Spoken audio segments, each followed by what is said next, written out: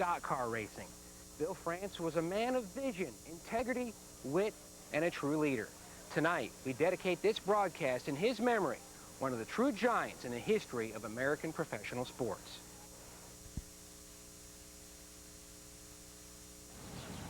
What a beautiful day. It is a nice day today. The kind of day you call in sick, you don't do anything but fish. Oh, I got issues with this thing. It doesn't swim right. Get big stupid. Anytime. You ready? Whenever you're ready, pumpkin. It's still hooked up. Stupid is or stupid does. Bail, hold, throw. Bail, hold, throw. There you go. I'm trying to teach you how to cast. That's not the Zebco 790 like I was accustomed to as a little kid. You want to go to a dirt track? I want to go to a dirt track. I'm done with this. Let's go. All right. We're out of here.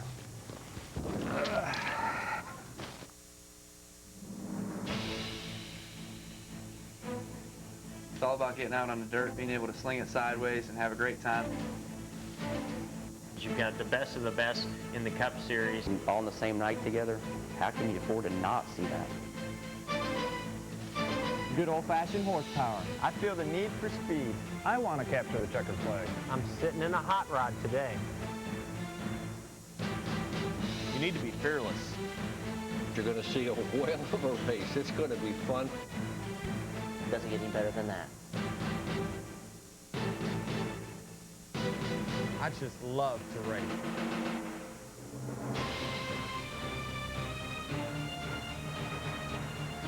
Eat my dust.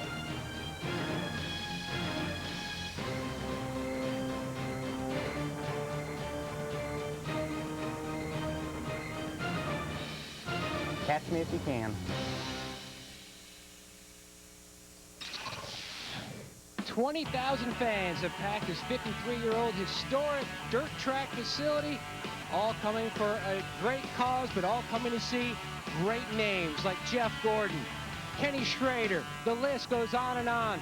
Drag racers, Formula One drivers, they've all come to Eldora Speedway. It's the third annual Nextel Prelude to the Dream presented by Old Spice. And Tony, we've talked about it for months, and it is finally here. The cars are all lined up. The drivers are here. Jeff Gordon is debriefing. He had a bigger debrief moments ago with the crew members from Hendrick Motorsports that they flew up here. We don't call that debriefing in dirt track racing. It's storytelling? He was telling the crew guys what happened in his hot lap session. So we only debrief in Nextel Cup and Indy cars and stuff like that.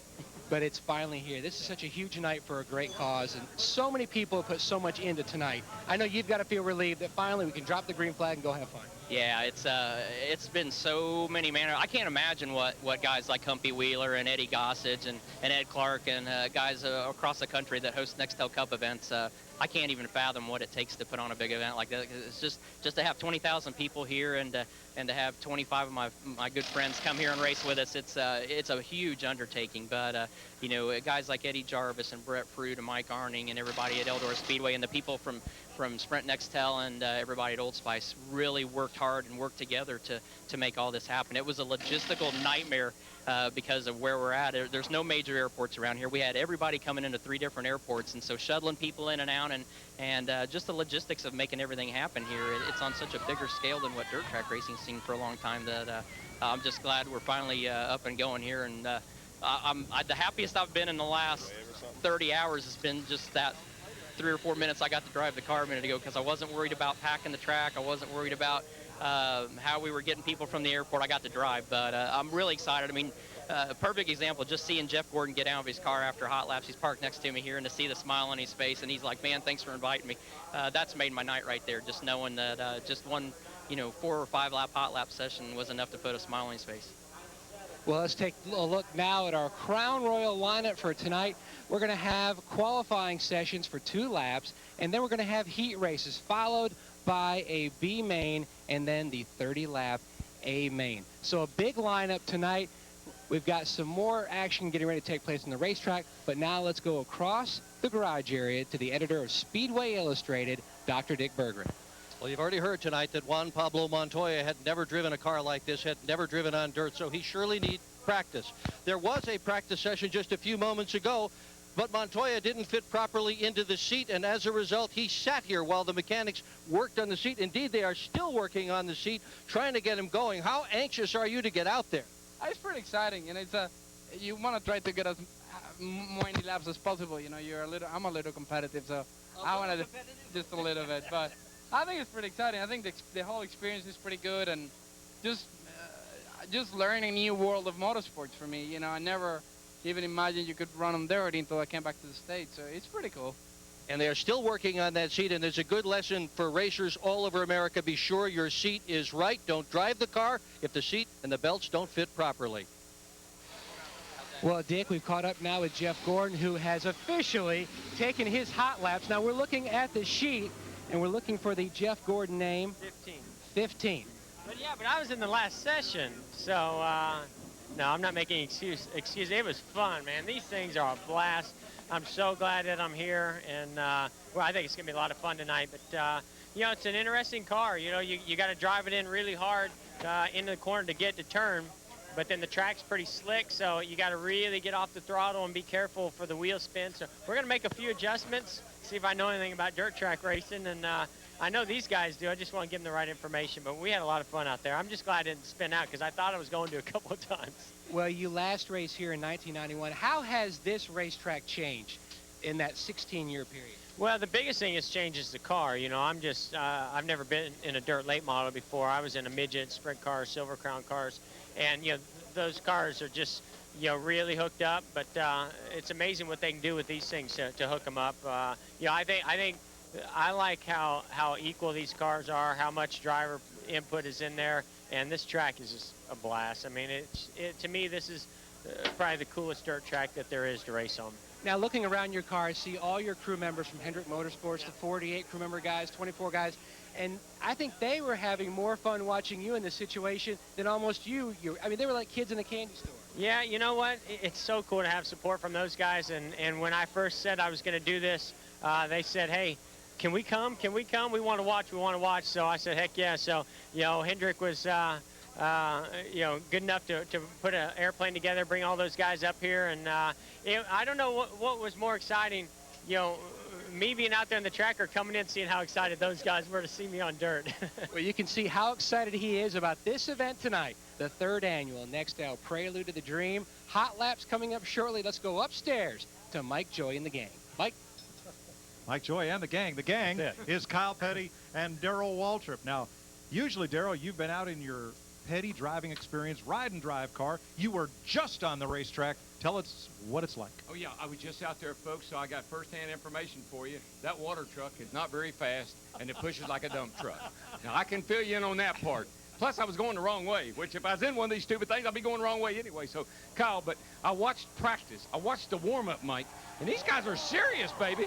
There's Darrell in the truck. There you are in the truck, going the wrong way, like you said, going the wrong. But you're exactly right. These guys are serious. It's funny. They sit over there and they talk about it, and they talk about the race, and they talk about coming up here and doing it for the Victory Junction Gang Camp and doing it for a good cause and having fun. They crank those engines, and their brains pop out of gear. Let me tell you something. They're going for the trophy. They're going to beat everybody. You heard the drag racers talking about beating each other. That's all they're concerned about. These guys want to run in the top 5, want to run in the top 10.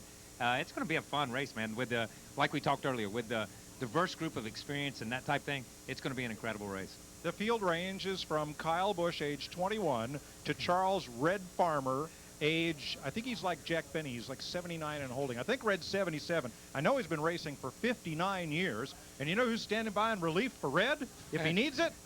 Dick Trickle. Trickle's older in dirt. And Red told me, he said, I don't think I can last 30 laps on this track. And let me tell you why. He said, this is like trying to run Talladega. He said, this joint is fast. These cars are a handful. They get off on the right rear. They're sliding. You got to fight the wheel here. He said, this track is like a quarter mile as far as how long it takes to get around it. 15 seconds, Mike. From Hot Laps, if I had to pick one driver to beat tonight, my pick would be Bill Elliott. Yeah, watching Bill, you were exactly right. You picked Bill right off the bat. Bill went to the high side right up next to the wall, and he was up. Everybody else was throwing up dirt. He was not throwing up a lot of dirt. He was on the cushion getting it done. And I'm going to tell you something, though. It's just like we talked about. When you look at those guys, you're going to see him, you're going to see Schrader, and you're going to see Tony and JJ. There's a few of them, but Elliott may be a great pick tonight. The guy that's going to get his first win of the season, it's not a cup race, but I think it's going to be the 07, Clint Bowyer. He was awesome looking going around there to me. I like him. All right, it's going to be a fun night. Tonight's pay-per-view telecast of the Nextel Prelude to the Dream is brought to you by HBO Pay-Per-View.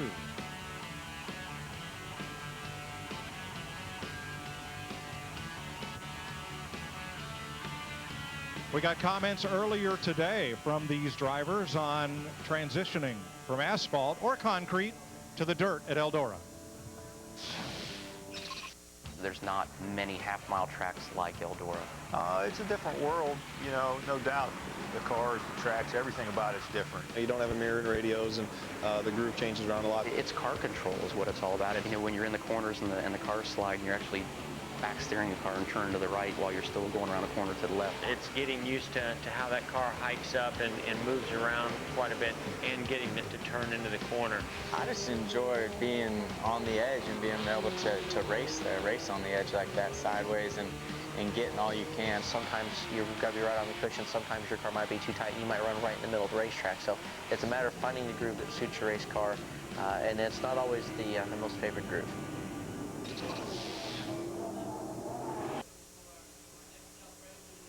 Second round of Hotlaps has begun.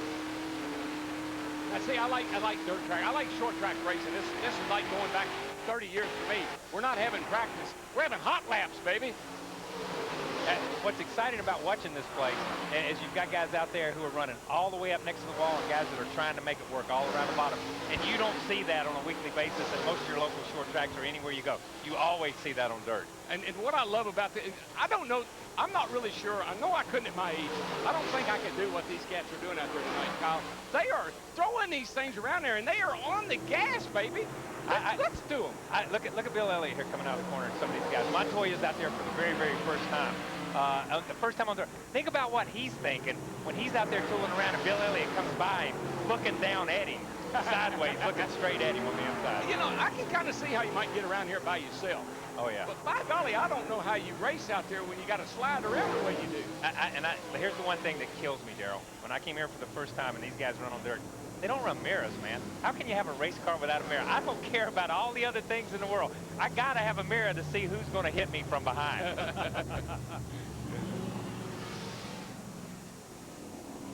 Well, that's the end of those hot laps. Yep. 39 is Ryan Newman. Now, only 4 drivers are driving cars here that they own. Everyone else is driving a car provided by a local racer who will run here this weekend and every week. And we're going to give you a little time to see if you can figure out who has their own piece here, and then we'll fill you in. But there are only 4 of them. Even Matt Kenseth, for example, is not one of them, because a lot of these cars tonight were repainted or vinyl wrapped in the colors of the Nextel Cup driver that's behind the wheel. And that was, you know, that was just for the people at home who are buying this on HBO, who want to see the pay-per-view, so that they don't have to look for Jeff Gordon's car. You see it, it's a DuPont car. You know what he's in. You know that, you know, when you look at the 99 car, it's an Office Depot car. So that was for those reasons. And these guys really went out of their way. These guys work on these cars on a weekly basis. You know, we run Cup cars. We just expect this stuff to happen. These guys that are furnishing these cars tonight, my hat's off to every one of them, because they prepared some great cars and made them look like Cup cars. So we're going to let you guess, kind of think about it, who's in their own car, and we'll tell you during time trials. Well, the other thing is these cars that are borrowed cars, loaner cars, if you will, they're going to race Saturday night. So there's some guys down there that are saying, hey, dude, you know, could you back off just a little bit? Don't tear my car up, please. We've all done that before. We've gone somewhere to a local track, borrowed somebody's car, ran it in the wall, and then jumped over the fence and ran whenever it was over. We didn't want to, not that we didn't want to confront him, we didn't want to confront his wife when it was over with, though, because that's who the car owner really is. The crew member, yeah. That's exactly right. I think as you watch these guys go around here, you'll see what I'm talking about, folks at home. This is serious business, right? I want you to watch that car right there. This dude, now, he is a dirt track racer, and he knows what he's doing. He's not out here trying to learn. He knows what he's doing. But that's not fair, okay? Because he's only 4 or 5 years removed from running these cars. Where Jeff Gordon just said it's been since '91 since he run one of these cars. So it's like the newer you are to the Cup Series, or the newer you are to round track racing, you've got a better chance on dirt. Now, in this practice session, everyone is driving a car with their usual number on it. The exception is that number 10 is not Scott Riggs. It's Ray Evernham. Riggs' car owner is driving that one. But, Kyle, just so we'll see how it works out. When you said it's not fair, let's see how it works out. Okay, I'm just saying it's not Jeff fair. Gordon. It's not fair. That's Jeff Gordon. And then these other guys, they've got a little bit of experience on dirt, and sometimes a little bit's all you need. You're exactly right. There's some guys who have really run good here. Kenny Wallace come over here a couple of years ago and just fell in love with dirt. Here's inside Kasey Kahne's car right here. And look at him work that wheel now. If we were at Dover last week, we'd say, caution. Yeah, that's the way I looked at Dover last week. I got to tell you a quick story. First time I went to a dirt track race, long time, I went with an open face and bubble goggles. And they didn't make me qualify. I went out and practiced a little bit, put on a show for the fans. They started me in the middle of the field. Come off turn 4, Santa Fe Speedway. I thought somebody was shooting at me. My dirt was hitting me in the face, and when it was over with, Mike, it looked like it had been a knife fight. Wow. My little open face helmet and bubble goggles didn't work too hot. There's Red Farmer. They say he's 74. I think maybe that's his official bio. We think that, well, if he's 74, he started racing at age 15. Well, in 1969, I ran my first race, really big race at Nashville, Tennessee, and Red was pretty old then. Pretty old. And that is an excellent way to put it, Red. Pretty old. He has just been pretty old for a long time. Look how intense he is explaining to him. He's out walking around the car. He's moving his hands. That right there looks like Jeff Gordon or Tony Stewart after they've run a cup race or after a qualifying effort to say, and this is what my car was doing. He doesn't have earplugs. He just turned his hearing aids up. He said, what? Right. And that's what old racers, all of us, you know, your daddy and all of us got them little hearing aids. Yeah, they just turn them down when they don't want to hear you. Here's Dave Blaney, owns his own racetrack, Sharon Speedway, which is great facility. He does a lot for the Victory Junction game camp, but he is no stranger to dirt at all. All right, we got to give you a few names and numbers here. Kenny Wallace is 36. That's a number he used to use in the Busch series. The 01 is Mark Martin, even though it's not an Army painted car. And the 80 is Eric Almirola, the Joe Gibbs development driver. Everyone else are the usual suspects. And I believe the car chief on the 01 car is Red Farmer's grandson. I believe I'm right about that.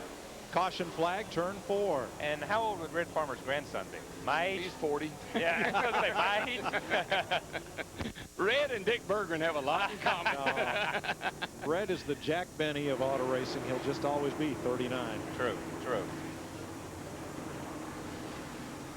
Some of these drivers have an impressive dirt track racing resume, and one of those is Dave Blaney. Well, I probably spent, I bet 10 full seasons with the World of Outlaws, pretty much. It was a blast. That's what I grew up doing, was racing sprint cars. My dad raced sprint cars, so, you know, to get to the World of Outlaw level was, you know, the furthest you could get in sprint car racing, and to travel all over the country and make a living at it was pretty exciting. I thought it was the best sprint car racing going. Maybe the best short track racing going, as far as learning how to drive, learning how to get a hold of those, you know, rocket ships of race cars. They are just, they're really fast and really hard to get a hold of. And I felt like if you could learn how to win races in those things, you could learn how to win in anything. Dave Blaney, World of Outlaws veteran and now Nextel Cup driver. Prelude to the Dream was not named for that little Honda car they used to sell. It's because the Dream is coming up this weekend. It's the 13th annual running of the $100,000 to win 100-lap dirt late model race. Last year they had 138 entries. It takes 2 days to run it. It's a dirt car racing sanctioned event, and the Dream is this weekend here at Eldora. And there's 2 racetracks as a kid growing up when I think about super speedways of dirt tracks. It was Eldora for one, Knoxville for the other. And then some of the bigger mile tracks, Springfield and some of those tracks. DeCoin was a great track to go to. But this joint here is one that'll get your attention. This thing is fast. Yeah, you know, I just grew up in the southeast where everything was paved, where they were mostly paved tracks. So dirt was something odd to me. And Eldora, my God, I thought it was out west forever. You know what I mean? Because it was Eldora, you know what I mean? Yeah. And to find out it's in the middle of Ohio when I first came here, I was just blown away at this facility and what it was. And there you see right there the same banking today on this track that we had at Dover last week. 24 degrees in the turns, 9 degrees at Dover, 8 degrees here on the straightaways. And this joint holds almost 18,000 people. And they're all going to, all these seats in some little camping areas as well. And blankets are going to be filled tonight. What I like is turn 2, because the grandstands are way up high on the hillside, and then there's what in the concert business they call festival seating or lawn seating below the grandstands, so you can get up close and get a few clods sitting out there. How close do you want to be? Let me tell you something. I went to run with Schrader a couple of years ago out of Peevely, and Schrader said, now if you stand right here between these two billboards, you'll get a good idea of what these cars do when they come down in the corner. It didn't take me but about one practice session and getting hit in the face like you're talking about with clods. And he's like, you're an idiot, man. It's obviously the first time you've ever been to a dirt track. And he was right.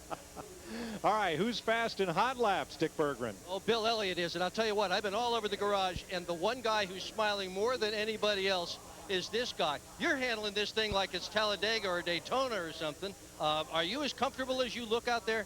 Well, I thought I felt pretty bad. I didn't think it looked that good, but you know, Ray Cook and the guys put a heck of a car together, and I mean that's the thing. You know, here it's for a great cause. I mean, for Kyle Petty and the Victory Junction gang, I mean that's what we're here for, and that's the main reason. And we just need to come have a good time, and the rest of it, whatever happens, happens. But I just enjoy running this stuff. It's great to come here to Eldora. I mean, Tony's done a heck of a job with this racetrack, and just to come here and be able to, it's kind of like going to Indy, you know, Indy and Daytona, all the history at those places. And you look at this racetrack, all the history that has involved at Eldora Speedway over the years, it's just an honor to be here. So many of the greats have run here, but none of the greats have run here with the power plant you have under your hood. Who built that thing? Ernie, my brother Ernie, and it's a heck of a motor. It's got way enough motor, but he does a good job on that stuff. He always has over the years, and you know, this is kind of a test project of his, and we'll just see how it does tonight. All right, have fun tonight, my friend. Thank you. What do you think way enough motor No, means? but that was cool, but did you see that little grin he got in his face? You know, way enough motor. When he used to run away and laugh everybody, he'd just say, oh, I ain't nothing but an old short track motor Ernie built for me to run down here at Talladega. Folks, be sure and check out the new Track Pass Race View from NASCAR.com. Video gaming meets live racing. You can watch live racing action from 3 virtual camera angles and listen to your favorite drivers' in-car communication. Go to NASCAR.com today. Some of these drivers have not been on dirt for a long, long time, like the one who's with Matt. And Ray Evernham ran modifieds from 79 to 83, and then again back in 91. When was the last time you were on dirt? I did a little exhibition thing at US 13 in Del Mar a couple years ago. Didn't turn out real good. I think we were wheels up at one point there, but it's been a while. I think I might have been on dirt maybe 6 times in my whole life. You can't wipe the smile off your face. You are having a great time. I am, and you know, this is something that's really special to come here and be able to be part of this, and for Tony to ask me or let me be part of it is just a amazing deal. You know, we can help Victory Junction, and to be on this track with all these great drivers it's a dream come true. He couldn't have given me $1 million and made me any happier. Now, you were 10th fastest in the first session, but you were a little concerned about the guy parked next to you. You were told to stay away from him. Yeah, we're not sure. He's a guy out of Virginia, and you know, like he might not look very fast in practice, but those guys have a tendency to sandbag. I just hope he doesn't have the Dover set up in that thing, because that didn't work very good either. And that would be his driver, Elliott Sadler, driving the number 19. Hey, Matt, Go ahead, Mike. Matt, while you're right there, ask Ray, because he had to explain it to Elliott Sadler, how you get one of these things in gear and get it going. Well, we've talked a lot about that, and while he's doing a little quick conversation with the crew, describe the conversation, talking about how you get this car in gear, because this is not like a normal stock car where you have the H pattern, you just put it in gear and put it in, drop the clutch and go. No, it's actually got 2 little shifter handles. One's low, one's high, and you put it in low and push the brake, push the clutch down to get it rolling, and then let off and snap it back into high, and with those 2 little handles. But we did tell Juan Pablo Montoya that was 2 shifters, and he needed to use one when he was on the top, and then when he went down the bottom, just take that little one and push it all the way forward. And what was his response? He was making notes. We'll see. I hope they're not changing a motor down there. Now let's go to Dick Berggren. Dick? I'm with Rowdy Busch. He's 22 years old. The last time he was in one of these cars, he was 15. So for a third of his life, he has not raced on dirt and never raced a dirt late model. How's it going? Well, it showed so far today. I hate it for these guys. We've had to put a whole new right front suspension on it. I got through one pretty good, got through the center 1 and 2, and had the wheel spinning, and the thing was just backing up the racetrack. So I kind of rolled out of it, and the thing got real tight, came back around on me, and then nosed it in the fence a little bit. And so tore it up, but you know, these guys are working awfully hard. I can see that. So hopefully we can get it back out and qualify in the show and just have a good night. Okay, wish you well. Thanks. We understand that Tony Stewart spent about 5 hours yesterday packing the track.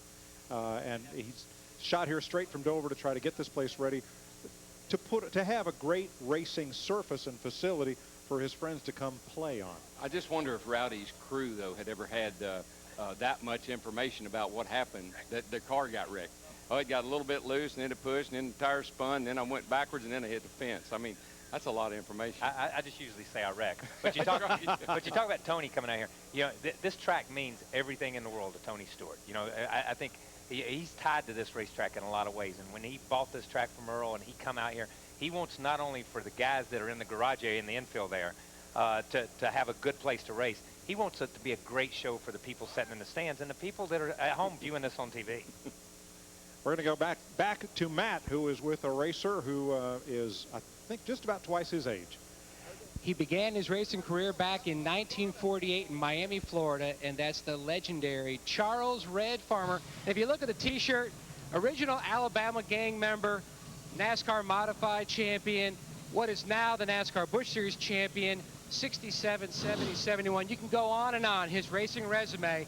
But on the fun factor, for you to come out every year, this has to be something. I know you guys drove up here 9 hours from Alabama. This is something that you always put on your calendar every year. Well, that's right. I ran the first one for Tony, and I ran the second one. This is the third one. I hope I'm able to run the fourth one because it's such a good cause to help the Victory Junction kids. And, you know, I've got 9 grandkids and 5 great-grandkids, so I know what kids are for. So anything I can do to help Tony and them to promote this thing, I'm going to try to do it. Well, how's your race car? Do what? How's your race car? Well, right now it's real tight. It's pushing the front end, getting in the corner. I can't get it to turn. We're trying to change the front end set before qualifying and see if we can get a little bit better. Now, if you can throw to Dick Berggren, you two will be able to hear each other. So go ahead and throw to Dr. Dirt, Dick Berggren. So Dick Berggren. There you go. There you go. What? I can't hear you, Red. Turn up your hearing aid. With Clint Bowyer. This guy could really mess it up for everybody else. You've got so much experience on the dirt, a car that you have finished in second place with at the Lowe's Motor Speedway a couple of weeks ago. You're going to take it easy on these guys? I tell you, I'm not the fastest by any means. You know, he's just looking at the practice sheet there, and we're 5th on the sheet. We're just trying to get it tightened up a little bit. It's a little bit too free, but all my experience is modified. These late models are something new for me, but it's, you know, a lot of fun being out here with these guys, and the track's a little bit slick, just trying to overcome it. You ready to go qualify? Absolutely. All right, let's send it up to Mike Joy. We're all ready to go qualify, and that's happening right now. 2 time trial laps. Your fastest lap will place you in one of the 3 qualifying heats. The heats will be staggered. The fastest 4 will be inverted. And the top 5 in each heat transfer to the feature. From 6 on back, you go to the B main. And look who draw pill number 1, Bill Elliott. Speaking of stagger, I noticed that they may not, I don't guess they have a cooler policy here, but I don't think they might want to consider the garbage bag policy, because I saw about 3 garbage bags being drug up into the grandstand. I'm pretty sure they didn't have Mountain Dew in it, at least not the kind we know. The man who put number 9 on the map in what was then Winston Cup Racing, winner of the Winston Million and Winston Cup champion, Bill Elliott from Dawsonville, Georgia, way up the racetrack. Getting on the cushion, baby. Getting up there where there's grip up there. And that's where he's run all in practice. From the first time he went out, he went straight to the top of the racetrack and ran exactly where he's running now. And this track does, I mean, it'll get really slick. It'll get real black, and you can see it already has. May have to throw a little water back on it. The guy that watered it early did a great job, but may not have gotten enough water down. That would be you? Well, me and my helper there. You and your helper. 18.913 for Bill Elliott on lap 1. Second lap was slower. That thing looks loose. That thing looks really loose, but I guess that's what dirt does, man. I don't know, man. I don't know. They all look loose. The funny part about this dirt, you know, you heard Bowyer, and Rudiman's out here right now, but you heard Bowyer talking about, you know, our car's a little loose, we got to tighten it up. This dirt track will change all night long, and that's the one thing different than asphalt. You've got to constantly be on top of it. All right, Daryl Rudebeg is out there. Brag on his Toyota now, will you? No, well, this I don't think this is a Toyota tonight, but let me tell you, his dad, Buzzy, one of the greatest dirt track racers ever was in the modifieds, and his brother or his cousin Wayne Rudiman wins a bunch of sprint car races. These cats know how to dirt race. He had the left front going into turn 1 about a foot in the air. He's always putting on a show. But he's got to go. I think that piece is a little tight. 19.082 the first lap. You can hear him really shut the car down when he gets it into the corner compared to what Elliott runs. but he really drives it up off the corner hard and straight. Second lap is slower. Elliott first, Rudeman second. Yeah, I think I have to work on that piece, dude. That's what Bill. See, got the Camry on the front of that baby. That's what Needs Bill. to say Tundra on that thing. I thought the Toyotas. I thought they were good trucks in dirt, man. Tundra. Yeah. If that's a Toyota, I'm Santa Claus. Where's my beard? Merry All right. Christmas. Ron Capps, 300-mile-an-hour man, driving the full throttle number 28. Now he drives He's for gonna the arc it in there. He drives for the Snake, right? And I'm Or gonna does tell he you what. drive for Chain Scene? I don't know who he drives for now, but I'm going to tell you, Capps has done a great job out here in the previous couple of years that he's come out here. He latched on that first year, and like he said, he had run in the top 10. He does a great job in this car, adapting from just going 300 miles an hour in a straight line to pitching this thing off in there sideways. Wow, he's quickest, 18.407. Listen to him when he gets in the corner. He like almost never gets out of the gas. He's back in the gas right there, driving it straight. You can hear him just feathering it, feathering it, feathering it. He knows what it's like to smoke tires up out of the corner, I can tell you that. Yeah, he drives for Don Schumacher this year. Yes, he's on that that's team with, I think it's the Brood car, if I remember right. I watch drag racing all the time, but these guys say it's hard to keep up with. The only thing he's not going to be used to is when he gets to the first corner and he's got to turn left and there's a lot of other people in there with him, because when he gets to the end, there's only two of them most of the time. You know that. So Capps is quickest, and here is the Rocket, Brian Newman. Driving, using his old USAC Silver Crown sprint car number 39. Jasper Engines late model. Well, just like we said last week, and we'll say it all night tonight, if somebody can manhandle one around here, you're looking at him right there. What a great second place run he had at Dover on Monday. That car looks really, really good right there. I'll tell you one thing, he's trying to run around here wide open, but he does that everywhere he goes. He did it at Dover last week. Why can't you do it at Eldora? P2 for Newman, 18.601. Look at him, man, he is up there. Second. He is rim riding, baby. He floats it off in the corner and goes right back to the gas on it. Oh, no. Hang on. I think he did that on purpose. I saw Ron Capps, we were talking about him, and he's coming around the bottom of the racetrack to go in the pit lane there. Watch what he does here. Watch this. Da-da-da-da-da-da. Time to go in the pits. Whoops. These cars have a ton of rear brakes, okay, and you got to, and that's a prime example of it. They've got rear brakes, so when you hit them, it snaps them out and it sets the car getting in the corner, so you just have to stab it. And now you remember what Doc in the movie Cars told Lightning? You got to turn right to go left. And here's the man that knows how to turn right to go left. You bet. If you're over 40, give it up for Red Farmer, age 74, coming to the white. And you know Red Farmer's got it tuned in when everybody else was talking about all this other stuff, and Red was talking about making a front end adjustment. Right. Just a small camber or a caster change or small geometry change. He might have wanted it to steer a little bit easier. What do you think? Could have. I'd have just changed power steering problem. 18.863 on lap 1. That's third fastest. Second lap, a little slower. Next up, Matt Kenseth.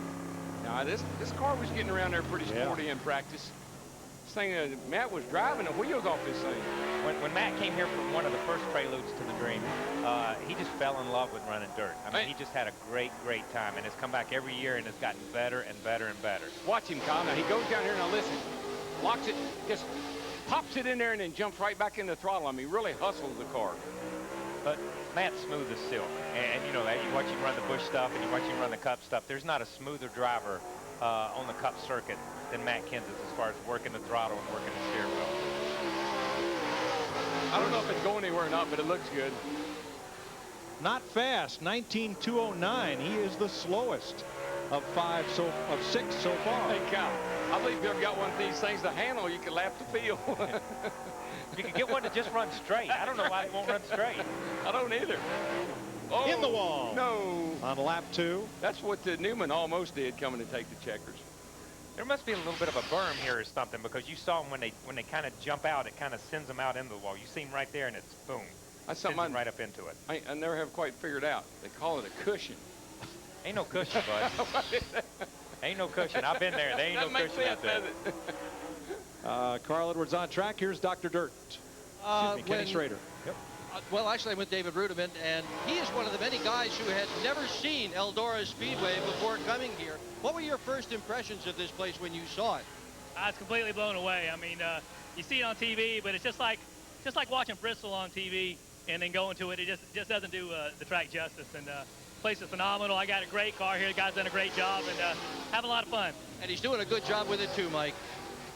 Kenny Schrader is, just a moment, fastest, 18:24. That thing is Schrader right there, and he's down on the bottom. He's not up in that cushion up high like the other guys were. He's down there where there's some grip, and he is digging. I think we saw a couple of cars that went out early. They were up in the cushion, throwing up a lot of dust. Kenny is right in the middle of the racetrack to the bottom, coming off the corner, getting into the black stuff, and down the straightaway here, he was a full lane over in the middle of the straightaway compared to other people. There's very few guys I know of that is as versatile as Kenny Schrader is. Tony Stewart comes to mind. Tony Stewart could race here tonight. He could go in a stock car. He could go tomorrow night and drive a sprint car somewhere. He could go Sunday afternoon or Saturday afternoon, drive a stock car, and then go somewhere on Sunday and run an Indy car and be good in every one of them. And he's the guy that does that now. The guy that when I was coming along that did it is Kenny Schrader. And he's the one that set that standard for everybody, I think, in a lot of ways. And AJ was the guy before that. When we were kids, was the guy before that. Boyd. So you put Kenny Schrader in the same breath with AJ and Tony Stewart. That's a huge thing. Rowdy Busch using his number for the NASCAR Craftsman Truck Series 51. Second fastest, Kyle Busch. Now this car, I think he learned from Kenny. He's running a little bit lower line. Whoops, he ran her up the hill that time. But they got that car handled a little bit better than it was in practice. Of course, the right front tire was stuffed up under the firewall in practice. That's true. Maybe he just knocked the bad suspension off so they put a good one on. Kyle Busch, second fastest. And he's got Rowdy on the roof. I'd be a little worried if I was the rest of these boys. From Modesto, California and Pittsburgh, Indiana, the DuPont 24 for four-time Nextel Cup champ Jeff Gordon. Now, you know, this is just, to me, this is a contradiction. It's an almost, Jeff Gordon doesn't drive a car sideways. No. I have never seen him in a car sideways until tonight. He looks nice right there through 1 and 2, and I'm going to tell you something. He's on the bottom of the racetrack, and that's where he spent all his time practicing. We saw Ron Capps qualify down in the middle and on the bottom, and that's the same place Jeff was. The last time Jeff Gordon was here, it was for a USAC midget race 16 years ago. He won it. He's fastest, 18:078. Yeah, pretty fast right there, boys. You know, the last time he was here, you know what he did? Of course, it's been 15 years ago. He won. Hey, look, he's looking good right now. They all get up on this berm coming down through here. Second lap for Gordon, 17:998. What's the track record around this joint anyway? What's the track record? That's amazing because he almost jumped the berm here on the front stretch and almost had to roll out of it, kind of like we Never saw mind. Matt Kenseth and some of those guys. Guy back there said 15 seconds. No. We are not in the 15-second range. The track record here at Eldora, this type of car is in a 15-second range. And they may see that in the Dream. When they start running the Dream here, they may see that, but I don't think they're going to see it out of this group. Kasey Kahne way up the track in the number 9, who raced USAC Silver Crowns here in 2000. You see that car going to turn 3, it hits the bumps, it kind of washed up. Yeah, it's not exactly where he wanted it to be coming off 4 there. This car's just not turning like no, it goes straight, and then he has to really juke it to get it around. Listen to me commentating. The car's not turning like it wants to. I'm not out there driving. How do I know whether it's turning like it wants to? Well, if it makes you feel any better, that's the way it looks. Yeah, well, I'm not going to say anything else about the minute drive. You got a headset on. That's why you're here. I don't know about that. All right, first lap for Kahne, 18:335. Second lap, 18:383. So Kasey Kahne is third. He thinks he'll just keep going. He just wants to keep going. He likes this thing. He's got it set up for the long run. Yeah. Look, when you're out there running and you got pull-offs and you got to turn right and left, you don't know how many laps you run. Give him a break. Yeah. I think got it set up for the long run. I think if he kept going, he got down into 15s. From Chesterfield, Virginia, the Virginia Karting Association state champion on dirt in 1995, Denny Hamlin. When we were here last year and it rained us out the first day, Denny Hamlin was the most disappointed young man I have ever seen in my life. He wanted to drive that race so bad that day. He had been to practice. He was pumped up. 18:714 for Hamlin. He is 7th right now. Listen to those little things dig up that back straightaway. They're going uphill back there, man. I tell you, that's a big pull up that back straightaway.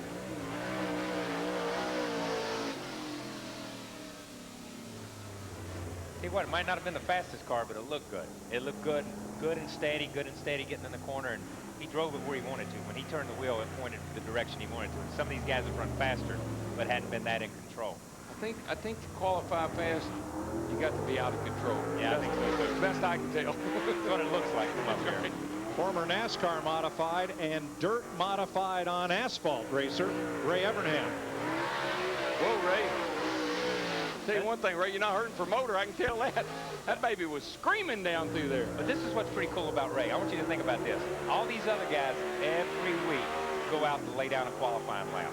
And they've got to do it. They got to pump themselves up and they got to get ready. Ray is an owner. He watches his drivers go do it. Today, he's got to get pumped up to go out there and lay down a qualifying lap. 19.429 on the first lap. He needs more rear grip. Yeah. He just can't get, he's making a lot of noise. I think he's spinning the tires too much. Yeah, he's really not hooked up coming out of turn 2 over there. It just stands up on the rear tires. He's all right. Man. That lap was, well, looked better. Kind of mirrored the first one. Yeah, he's just not got enough rear grip. He needs to get a little bit more forward bite up off the corner. Making a lot of noise and not going anywhere. Sounds like that water truck to me. That thing was right, baby. And looking good, too. And that sounds like the water truck, too, you know. Now, here goes my buddy right here. I think this is the guy to watch right here, boys. Clint Bowyer, dirt modified champion at Lakeside Speedway, Kansas City in 2001 and 2002. Listen to him. I love the way he jacks it down in there. Oh, it's on the hood. Sorry. Jack is in Daniels. That's it. I chose him to win the Coca-Cola 600 because I wanted the headlines to say Jack and Coke. That's funny. Uh-oh. He 18.517, and that is 6th. I believe he's working the invert. What do you think? He could be working the invert. Yeah, I think they're going to invert a number of cars. I think he's working. I told you, these guys still remember the invert. I guess that's what I'm trying to say about being young. They still remember that. And trust me, when you run enough of these races week in and week out like some of these guys do, you learn to work the invert. And for those folks that wonder what we're talking about, that's where they go down, they'll spin a little bingo ball around and a number will pop up, and that's how many cars they invert to start the race. And that number will be 4. 4 here. They've already chosen that number. Oh, they've already got the number. Chosen okay, that. good. So these guys know, so it's like a chess game right now, what they're playing. First time on dirt. A dirt track virgin, so to speak, Elliott Sadler out of Emporia, Virginia. Now, he's kind of driving like I would, Kyle. Yeah, he's trying to... I'm going to back off. I'm going to get her right down next to that inside wall right there, and that's where I'm going to ride. And he's trying to drive it fairly straight. I know he thinks he's really hung out, but he's driving it fairly straight. All the short track racers I ever raced with, they told me 8 tires have got a whole lot more grip than 4. Yeah, that's... So you get down on the bottom if she's flat. Whoa. Whoop. But his first lap was 7th quickest, 18.788. That was a good lap. There must be some grip down around the bottom. The mud may still be a little damp down there, and he's able to get a little tackiness. Well, Ray told him how to get it going. Let's see if it works. We'll you'll be at Pocono this next week. You'll have more lingo. You'll have to unlearn all these terms. That's exactly right. I don't know. Pocono's kind of like dirt. Pocono's kind of like dirt across the tunnel over there. You just get there and just pitch it. All right, let's recheck this. Sadler is ninth fastest as he limps it home after a spin in the backstretch. And Kyle, I just want to wish you great success over your next 6 weeks here doing this TV gig. But I just want you to know that when Larry McReynolds comes up and says, tell Kyle, the boys in the garage, we'll send you a few messages. That's good. That's all I need is messages from the garage area. That's it. Yep. Larry says, I don't know why I went in the garage this morning. Oh, he did. He said that Monday. After our rain out show Sunday, a couple folks got a little carried away on their predictions for next year. Oh, yeah. And their analysis of what had happened this season. Yeah. And nothing wrong with that. Larry's language was appropriate. It was a rain fill. And we were filling up the bucket. There's nothing but lies told during rain fills. We all know that. Bobby Labonte, the 2000 Nextel Cup champion. Now, Bobby came out here, when he came out here the first time, too, he fell in love with dirt. He's one of the ones, I'm going to go ahead and spill it. He owns his own dirt team, and those guys do a great job. And that car shows it too, Kyle. That thing, I like the way he drives off in the corner. Pretty nice entry into the corner. Then he can pick the throttle up, and he really is putting the power down much better than some of the other cars have. Bobby Labonte is fastest. P1 for Labonte. Boy, you can see it too. I mean, that car, he goes in and it just stays where he wants it. And look, that car looked more like Schrader's car. And, you know, Schrader busted off a great lap there about 3 or 4 cars ago, right in the middle of the racetrack, rolled it in, got off the brake, let the car roll free, and come off fairly straight. Bad news for the field. Bobby Labonte's second lap is faster, 17.677. All right, Jumping Jack. Christopher Yaley, known as JJ around the racetrack. Maybe he'll turn her sideways. What did Buddy Baker say? Half wide open and half turned over.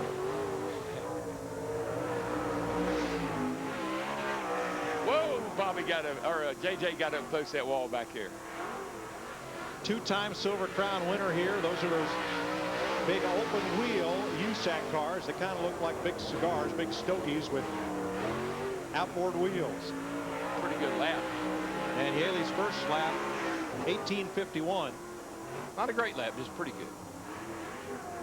I'm going to tell you something. He can drive here. I saw him drive those things down in Darlington, what, Thursday night before we come into Darlington?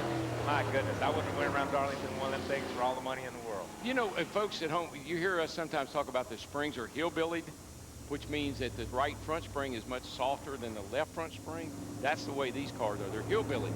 Got about a 350-pound spring in the right front, about a 600-pound spring in the left front. That's how they get rolled over and turned. You see the body. There's a couple of good camera angles here. You see the body. The body almost lifts up off the wheels or off the chassis and twists to the right. The tires stay in one place, and like you say, the hillbilly spring gives it that effect. Mark Martin on the green. Mark had his future driver with him today. Little Matt was down there, and he was grinning ear to ear. Yep. You know who else? Matt Kenseth had his son Ross here, and Ross has been turning some hot laps. We'll get Dick Bergeron to tell us about that after time trials. You throw Matt in that car right there. Oh, yeah. He'd get around here. Yeah, he'd get up on the wheel map, but I'm going to tell you. And that's what's great about this sport. We talk about it all the time. Everybody brings their sons, and their sons are interested in doing this. Mark Martin, front row. Mark Martin's first lap is second fastest, 17.891 on Mark's first lap. We're waiting on his second lap. There's not a doubt in my mind when we talk about versatile drivers. If Mark Martin put his mind to it, he could go drive an Indy car and be just as successful as anybody. Mark Martin can drive anything. He's amazing. Mark Martin's second lap slower. He is second quickest. And in the 71 Cruz Pedregon, 23 NHRA funny car wins. That's a quarter mile at a time in a straight line. So this is something different. This is battle of the straight liners here between he and Caps. And Caps, you heard Caps talk earlier. You know, he wants that bragging rights when he goes back, when he heads up to Chicago this week. The Cruiser. He just kind of, oh boy. That's over the cushion. He jumped. That's called jumping the cushion. Jumping the cushion. Yeah. First lap pretty good, 18.672. Not a bad job. Not a bad job at all. But you know what? Not flashy. Just kind of took it around there and didn't get it all sideways. Yeah. Jumped the cushion over a little bit, but not a bad run, really. Now, Cruz is involved in oval track racing. He owns a USAC midget team. Think they ever let him drive it? Yeah, on occasion. That'd be cool. Dave Blaney, World of Outlaws sprint car champion in 1995. Look out.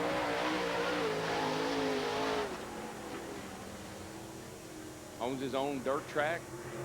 Had a lot of success in his whole family. World of Outlaws, and nearly won this race last year. His father and his brother and his whole family and all his kids, all Dave's kids run those Bandoleros and Legends cars and all that stuff, and they're just a great, great family and a great racing family. 18.967. Not that sporty. knows dirt, though. Okay, so let's maybe some of these other guys are set up to qualify, and Dave's set up to race, man. Just still a little bit. Old dirt track guys like him, been around a long time, know the dirt, know the system. They know the dirt. Think about inversion. We used to go to the dirt tracks many years ago, and the old guys that go out in the dirt track and take a knife and cut a core out and see where the calcium was and see how when it was going to come in. Yeah. All right, now right now, to answer your question, if there's going to be 3 heats, the invert drivers would be Ryan Newman, Cruz Pedregon, and Denny Hamlin, because right now they're 10, 11, 12. Carl? I'd hedge my bet with this guy right here. With Carl Edwards? Oh, yeah. Carl Edwards is a good dirt track racer. Yeah, and he just ran a groove through 1 and 2. Nobody else has run. He went in high and cut straight back across the racetrack and came off low. And I like the way he just he's not throwing it in the corner. He's kind of driving it in there and really getting up off the corner nice and straight. Well, was he driving slow to go fast? 18.247, 5th quickest. Pretty good lap. Might have a little something for him here, boys. Now that bumps Denny Hamlin out of the top 12. He will not be on pole in his heat.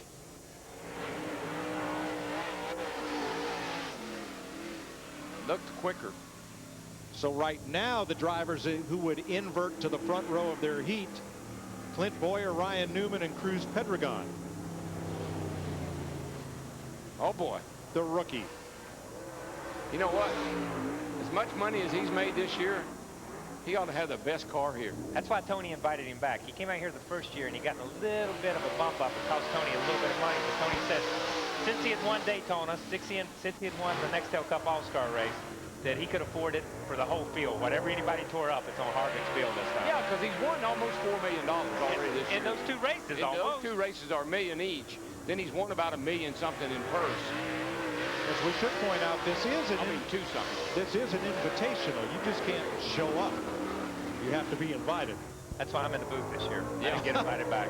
19.404 for Harvick. I've been kind of pouting about not getting to come and not, I think my wife won't let me drive. These cars go too fast. And so I told Tony that, and he said, "We got something you can drive." That's how I ended up in the water truck.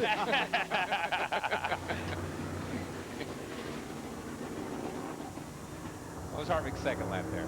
19.278. It's faster. He's still last. Yeah, that's not good. Harv, crank on it. Is that Smitty in that golf cart? It looks like he done it. Could be. Mike Wallace, who is not the most recent winner in the Wallace family. That'd be Mike's daughter, Chrissy, who's here tonight, who won a late model race at Hickory, North Carolina. First time that had ever happened in 58 years. And there she is. And I can hear her now. Now, Dad, let me tell you what you're doing wrong.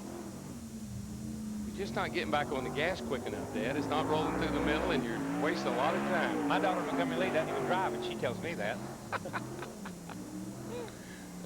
Oh, this is ugly right here. Yeah, that one took off the racetrack on him. I think. Look out, little man on the hood. Because you were headed for the fence. 19.166, first lap for Wallace. He was getting ready to knock the gecko off the front of that. Yeah, yep. The little gecko guy threw his hands over his eyes right there for a minute. We got to.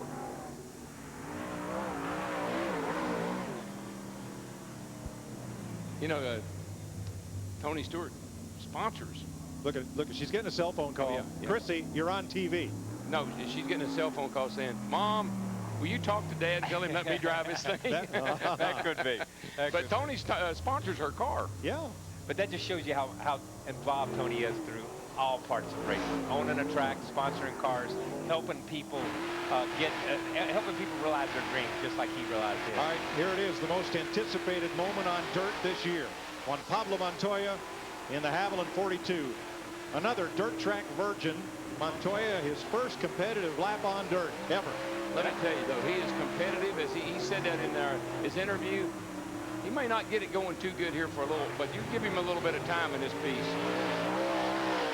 You know, how many people do you know, no matter what they do, can rise to the top, whether it's in IRL or kart or Formula One, go in the Cup, and then be willing to step back and say, "I've never done this, but by God, I want to do it." And I'm going to tell you something. That's an incredible first-time lap. Look at him in there. Look at him in there working, though. I mean, 1909. This is hard work getting a car around this racetrack. But I'm going to tell you something. One thing Montoya has always had when you hear the commentators from every form of racing, it's car control. They used to praise him in Formula One, how he could come out on cold tires and bust off a lap. And that's what this is all about, busting off that lap. Well, you know how AJ became, there's his wife, Kahne. She's the photographer, family photographer tonight. Can you imagine? She may be looking for divine intervention. He just spun her out there getting it in the pits. We've seen that a couple of times. And Montoya's scrapbook. Can you imagine Eldora right behind Monaco?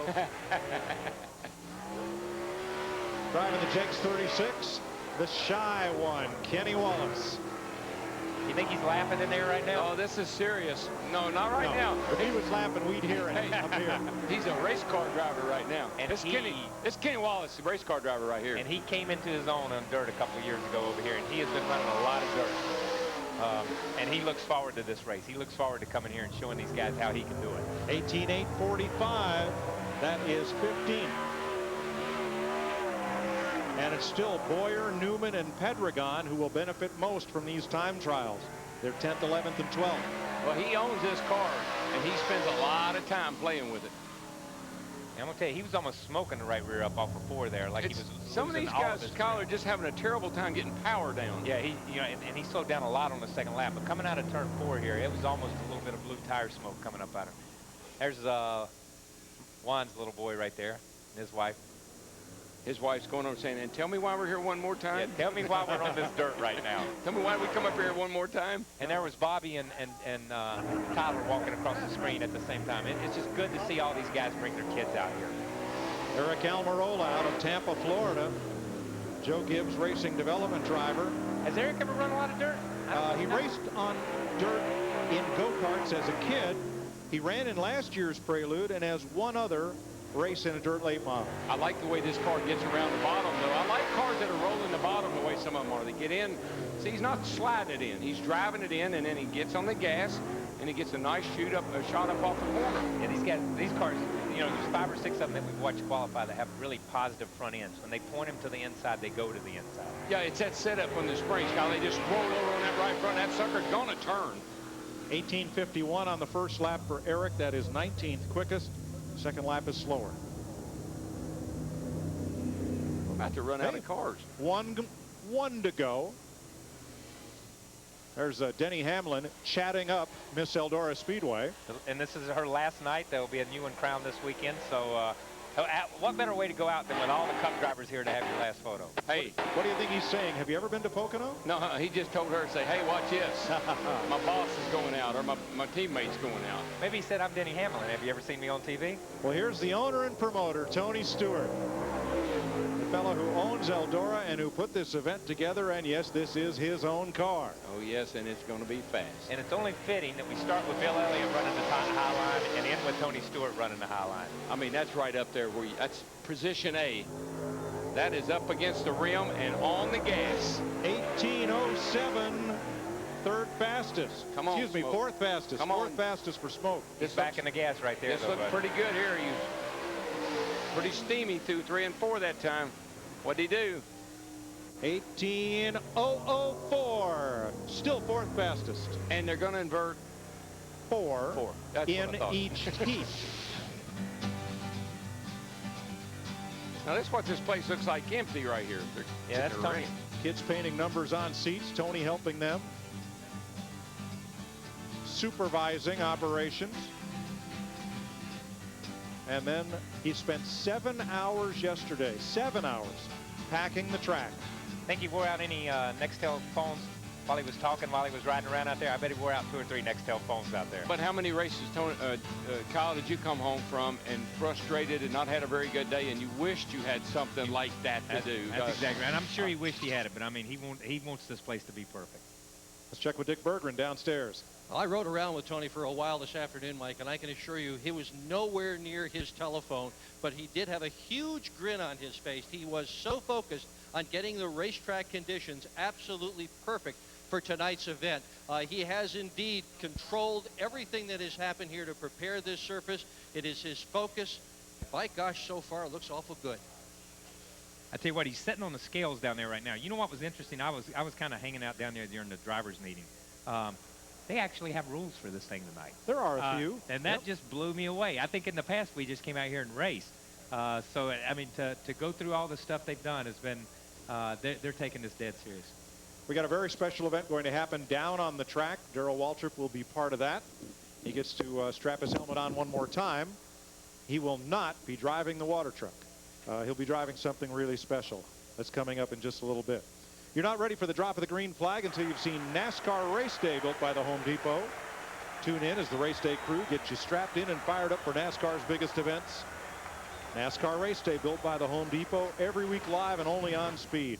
Kyle, I'll tell you, they had a crowd out there outside the speed stage at Dover you just wouldn't believe, in the rain on Sunday, and there was one fella standing right next to the fence, and his back hair had been shaved with a big number 20, and it was very visible and legible from the stage at quite a distance. Maybe he can get on Harvick and Tony's, you know, haircut and waxing thing, trying to raise all the money for the Victory Junction game camp. But I tell you what, the fans in Dover are phenomenal fans anyhow. We did a track walk for the NASCAR Foundation for a number of charities on Saturday afternoon after the Busch race, and there seemed like thousands of people out at the speed stage. So that was pretty interesting. I don't know what went on out there Sunday, man. I was trying to stay in out of the rain up there Sunday. We got a special treat for folks watching on HBO pay-per-view. A little history on the famed Eldora Speedway. Chick Hale has been racing here since 1954. He's going to tell you about the racetrack.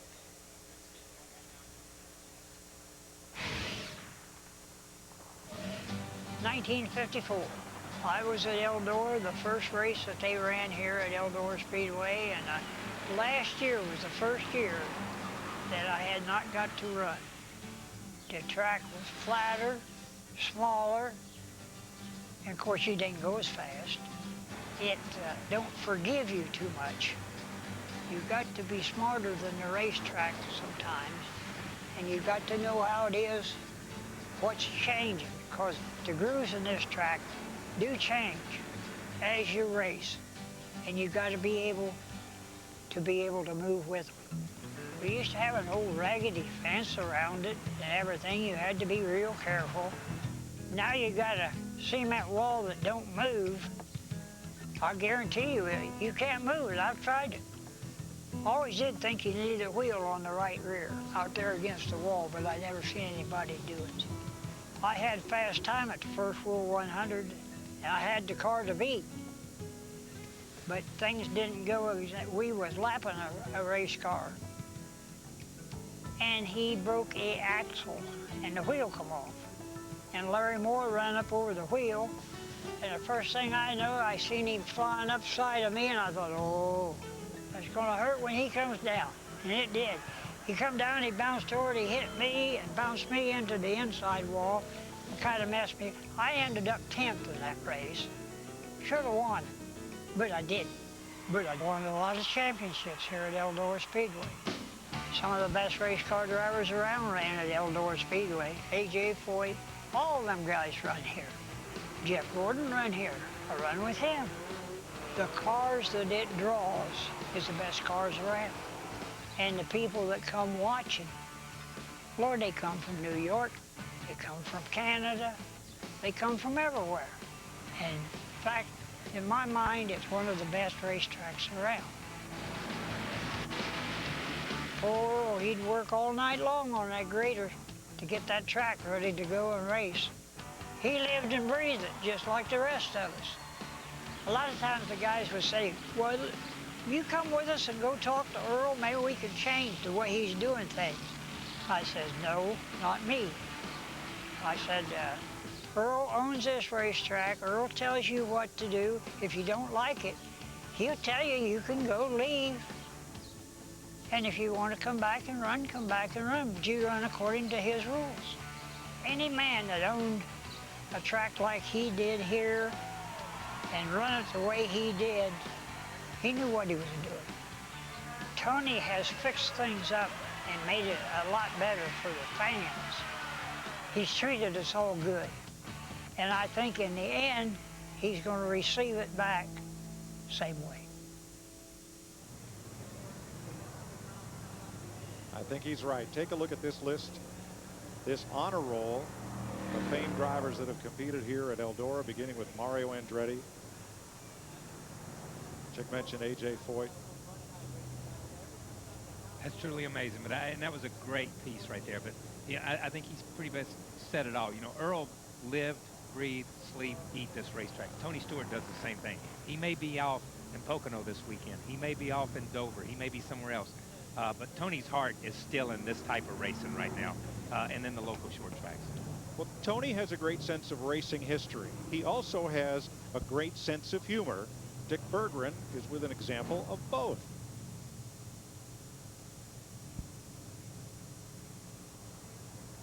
I'm on the backstretch where there is an interesting tunnel. Now, there's no tunnel here at Eldora for fans, but there is a tunnel here for the competitors so that they can go underneath the racetrack, get out of or into the pit area whenever they want to. When Earl Baltus first built this thing, people just kept coming to him and saying, I love the tunnel, I love the tunnel. So Earl named it the Love Tunnel. And when Texas Motor Speedway first opened, on one of the very first days they ran, Tony Stewart nearly didn't make it to the driver's meeting, stuck in traffic. So promoter Eddie Gossage, having heard Tony's complaints about access and egress, built a special ramp and called it the Tony Stewart ramp. It only seemed fair when Tony Stewart got this racetrack that he renamed the tunnel the Eddie Gossage Tunnel. That's a great piece right there. It is. That's He's got good. a great sense of humor. Ingress and egress. You know the old P.T. Barnum joke about he had his, his big show and there'd be big signs and arrows this way to the egress. Everybody wanted to go see the egress, and when they went through the door, they found out that was the exit. Oh, see, that's why it just should be enter here, exit there, or in and out. That's why I don't That'd get be too easy. Yeah, that's why I don't get that gulls and buoys when I go to seafood restaurants either. I don't understand that stuff. Gulls and buoys. Gulls and buoys. Gulls and buoys, baby. Quite a lineup here as they go over the rules for the heats and the features. There'll be, of course, a B main and an A main. Yeah, and right now we've seen them. They put some more water down on the racetrack. They're out there running the racetrack back in while these guys are having their thing. And it's just like Chick just said. This racetrack constantly changes. He said he's run here since 1954, and the groove constantly moves around. And it's like we saw during qualifying. There were guys at the wall, there were guys on the bottom, there were guys in the middle, and all busted off good laps. When you look at the top 3 or 4 cars that qualified, they all ran in different places on the racetrack. And that's why I say that the guys that are running dirt and understand how to run dirt are going to be able to move around and move around really good. Let's see what they have to say down here.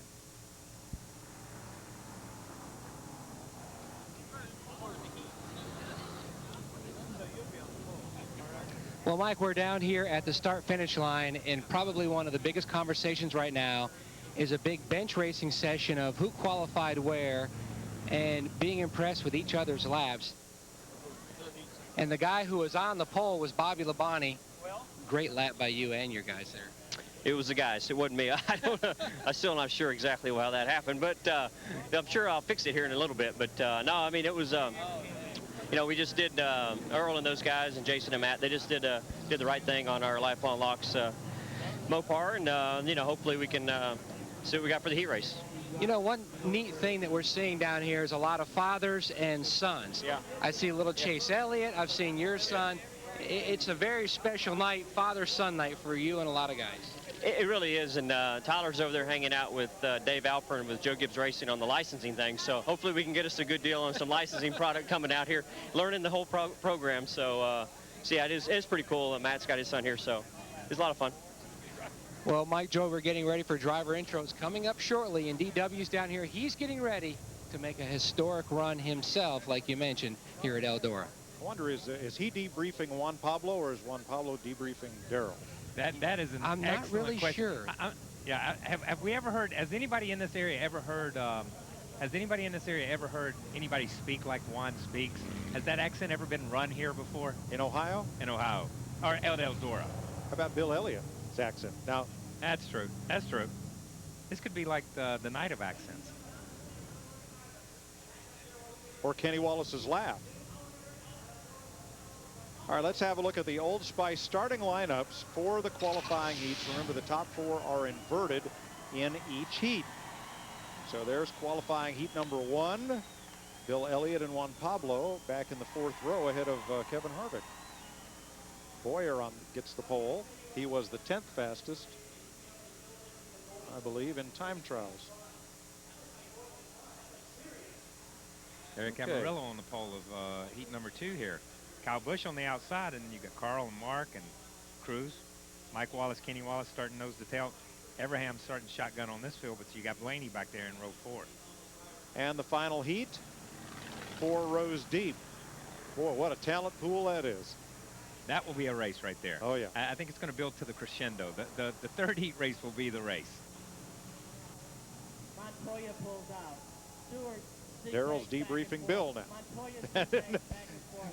It was all in Elliott Sadler's arms. That was it.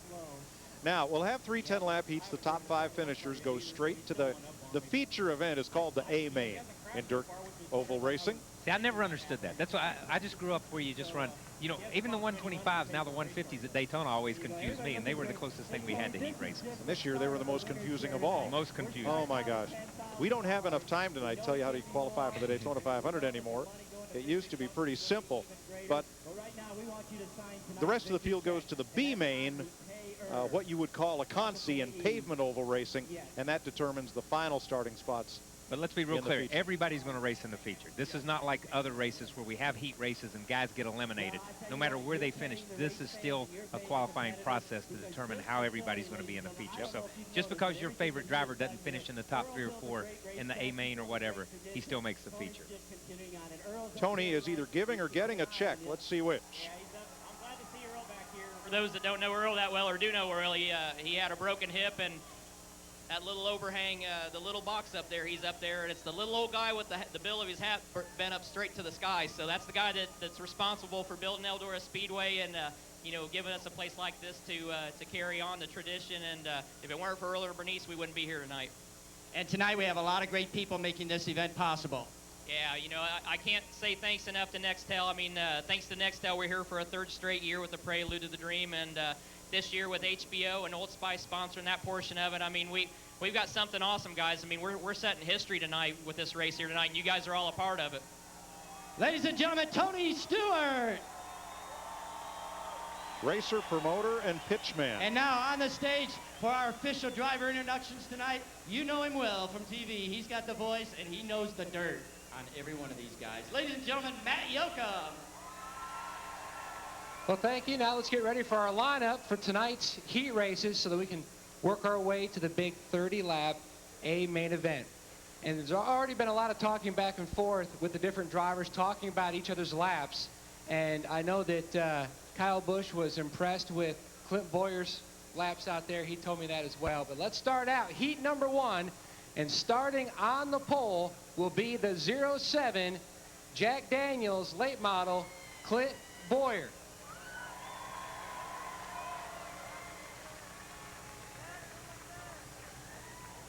By the way, great lap. It was just about right. It looked to me like. Yeah, you got to work that inversion perfect. Well, I tell you, we wouldn't want to just have a little bit of a tire game out there, just like real racing. You know, the slow cars were on 20s and the fast cars were on 40s, and put the harder tire on, so I think we'll be a lot better in the heat race. All right, Clint Bowyer will start on the pole, starting on the outside front row. From drag racing, Ron Capps.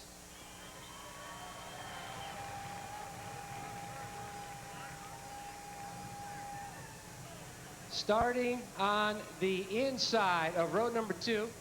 How you doing, Capsy, by the way? Good. Hey, glad to see you back here on the dirt. It's good to be back. I appreciate Tony. Any NHRA fans out there? That's good to hear. Gary Selzy just called me, and he's in a bar in Brownsburg, and they got the place packed watching a pay-per-view. So we got a lot of NHRA fans cheering us on. But I appreciate Tony inviting us, and the Cruise is here this year. Great cause, of course, but just to be invited with these guys, a great bunch of drivers, and just having a blast. Good luck tonight. Thanks. All right, that's going to be your front row. Let's go to row 2 now. Starting on the inside, the number 99, Ken Schrader. On the outside of row number 2, driving a DuPont Chevrolet 24, making his return to the dirt since 1991, Jeff Gordon. Row 3, former USAC national champion, driving the number 39, Ryan Newman.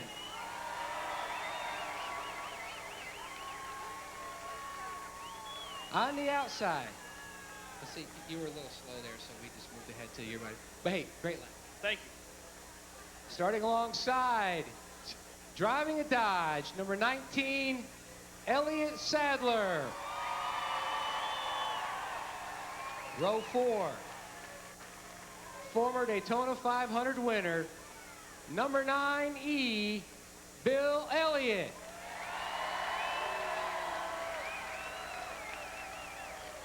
Making his debut tonight on dirt, from Colombia, driving the number 42, Juan Pablo Montoya.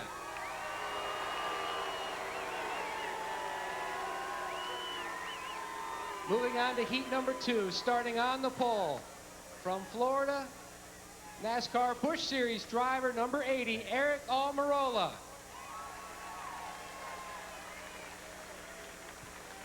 And by the way, he was so slow in qualifying, we forgot somebody who was actually in the very first heat. Number 29, Kevin Harvick.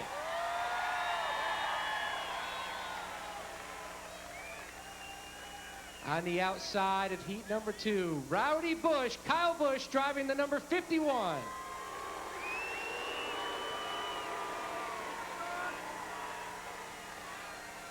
Moving on to row 2, driving the number 99E, Carl Edwards. On the outside, row 2, driving the 01, Mark Martin. From NHRA, driving the number 71, Cruz Pedregon. Number 36, a former winner of the Nextel Prelude to the Dream, number 36, Kenny Wallace.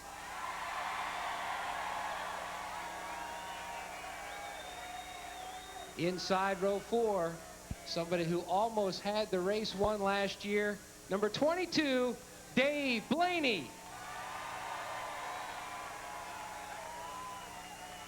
On the outside, row 4, heat number 2, number 7, Mike Wallace.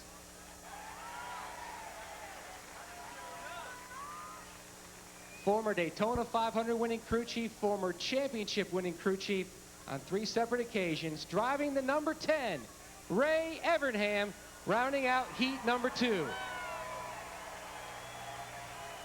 Moving on to heat 3, starting on the pole, number 18, former USAC national champion, J.J. Yaley. On the outside, another USAC national champion, number 9K, Kasey Kahne.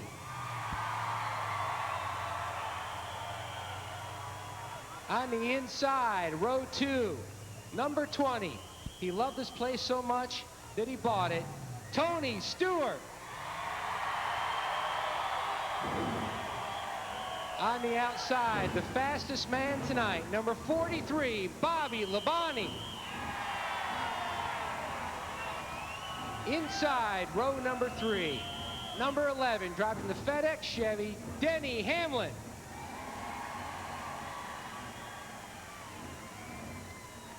On the outside, a legend driving F97 all the way from Alabama, Red Farmer. On the inside, 00, David Rudiman. And on the outside, making up the final spot in heat number 3, former NASCAR Nextel Cup Series champion, number 17, Matt Kenseth.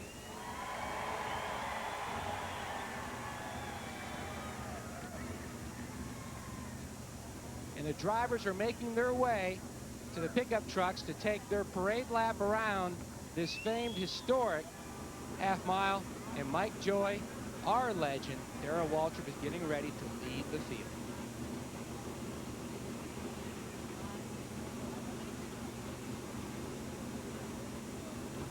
Thanks, Matt. Everybody climbs aboard one of the Chevy Avalanche or Silverado pickups that's been provided for the parade lap. And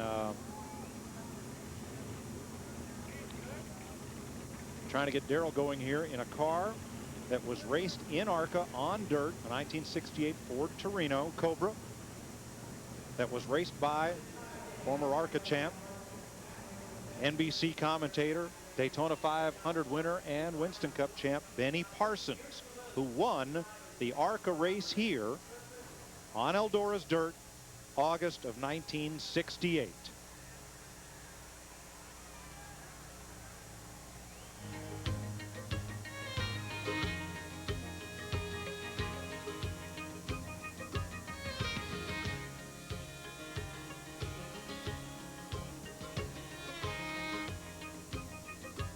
Well, the decals were a little different, Kyle. But the desire was the same. It didn't make any difference what the cars looked like. These guys love to race, and those are great pictures of Benny with L.G. DeWitt, with Red Farmer. With John Markham, the head of ARCA. The founder of ARCA. And what a cool tribute to bring that car out here and think that Benny Parsons had won a race here and won an ARCA race here in 1968. That's a really cool deal tonight. That's a nice touch by Tony and by everybody here. And in those days, you know, most all the ARCA drivers didn't have but one race car. Dirt, asphalt, big track, short track. Didn't make a lot of difference, did it? That's the way it was. ARCA was a short track series, and they picked up dirt racing, and they came to Daytona. That was their big race.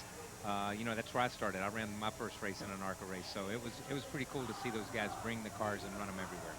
Now that's a stock car that looks like a stock car. It's got a roll cage, and it's even got door handles. And that's what's cool about those cars. You know, when you go back and you look at them, and you remember the 17s of David Pearson and the Holman and Moody Fords and the Roadrunners and the Superbirds, they were stock cars with stock handles, and that Torino was just a pretty car from the time it came off the drawing board. Now, this car was the Torino Talladega. So it had a little bit of that sloped nose on it. Right, little sloopy nose up in front of the hood, and the big spotting feature is the grill is flush with the nose. It's not a recessed grill like most of those Torinos had. Yeah, and we hear the fans scream as Darrell rides around, and that's a tribute to Benny, I think. You know, all the drivers are behind him and kind of following Benny's car around the racetrack one more time here. But that's a huge tribute as he comes down the front stretch here. It was August 11th, 1968. Benny Parsons drove a Ford Torino to the checkered flag, beating Iggy Katona, Paul Wensink, and Andy Hampton here at Eldora.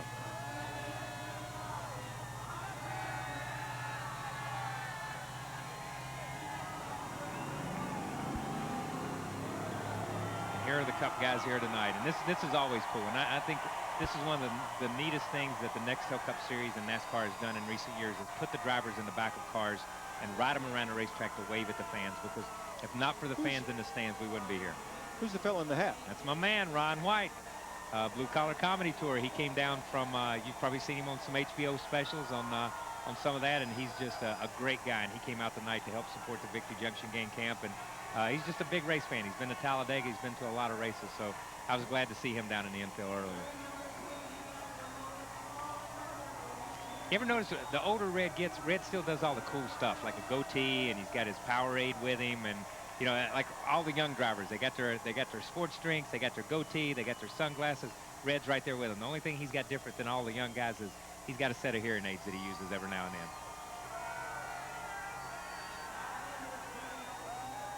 Listen to the fans here. This shows you how much these fans appreciate what Tony's put on here tonight, and what Old Spice and HBO and Nextel, what these guys that have come from Busch Racing. You know, Old Spice has been a great sponsor in the Busch Series for a number of years. Nextel obviously being our primary sponsor on our series now, and HBO, this being their first venture into pay-per-view and a pay-per-view sports event, especially a motorsports event. What better place to do it than in a place like this, where the people here really appreciate what they've done and what Tony's done. Having a blast on dirt, that says it all right there. HBO, having a blast on dirt. So time trials are completed. Still to come, qualifying heats, which will transfer some drivers directly to the A main, the feature, and the rest to the B main. And that will set the field for the Prelude to the Dream. 30 laps around Eldora in late models. They say 24 degrees of banking, Kyle. From here, atop the start-finish line, hardly looks like 24 degrees. You know, it does hardly look like 24 degrees, but we talk a lot about the Miami Homesteads tracks and some of the tracks where they've gone to progressive banking. Okay, dirt tracks are basically progressive banking. It's not a constant all the way to the top. It starts flat and it bowls up to the top. So when you see that 24, 27 degrees of banking, it's at the very top. Down here on the bottom, it's just like Wilkesboro used to be. It's as flat as a pancake.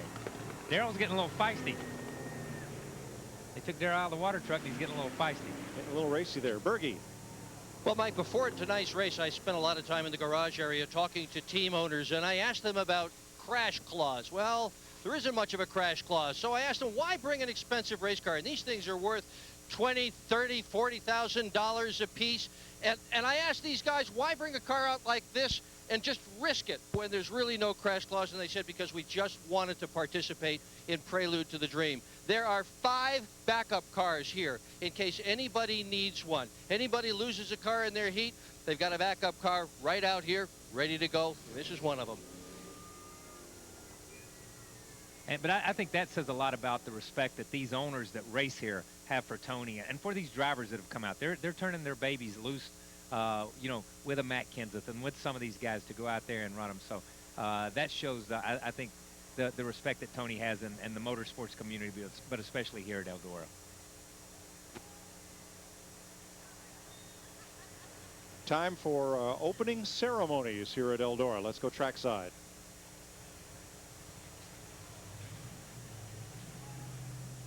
Let us pray. Please rise and let us pray.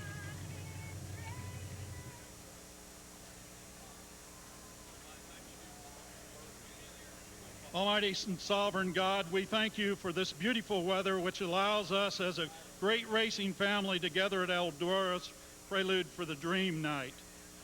For Tony Stewart, his organization and staff, and the vision to invite us as friends to join with many of the racing legends for a fantastic night of dirt track racing.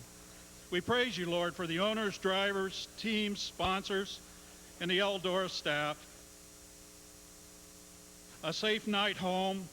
We thank you for the freedom that we experience this evening because of troops that have fought in the past and are fighting now. We thank you again.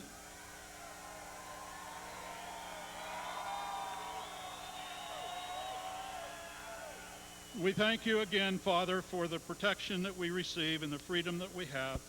And now, Lord, as we go racing, we hear the roar of the engines. Our hearts are pounding with excitement to see a safe night of competitive racing. We ask all this in the precious name of the Father, Son, and Holy Spirit.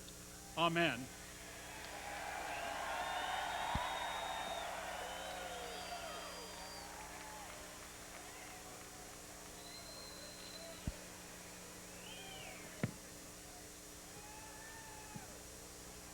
Now, curb recording artist Bombshell. Oh, say, can you see by the dawn's early light what so proudly we hailed as the twilight's last gleaming, whose broad stripes and bright stars through the perilous fight o'er the ramparts we watched were so gallantly streaming,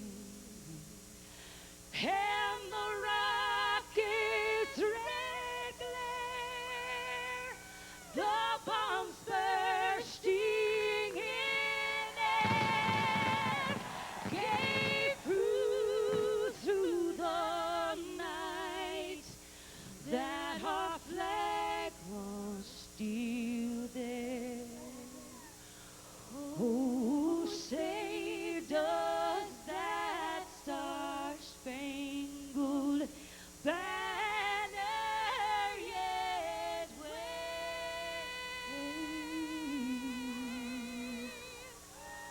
for the land of the free?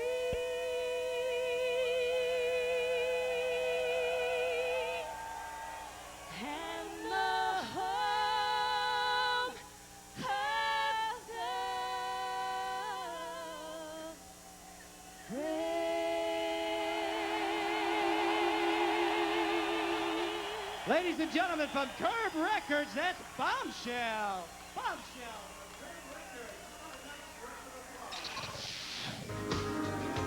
One grain of sand can turn the tide. One single spark can light the night. One simple dream, one gentle word, one act of love from someone can start a chain reaction. It all begins in the heart, in the power of one.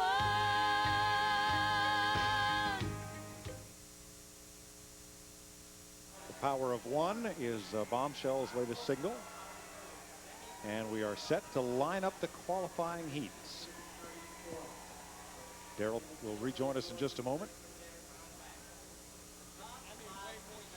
Let's have a Coca-Cola recap of qualifying tonight. Bobby Labonte fastest, Mark Martin second. Brett Farmer was 18th. Juan Montoya 22nd. 3 qualifying heats to set the field coming up.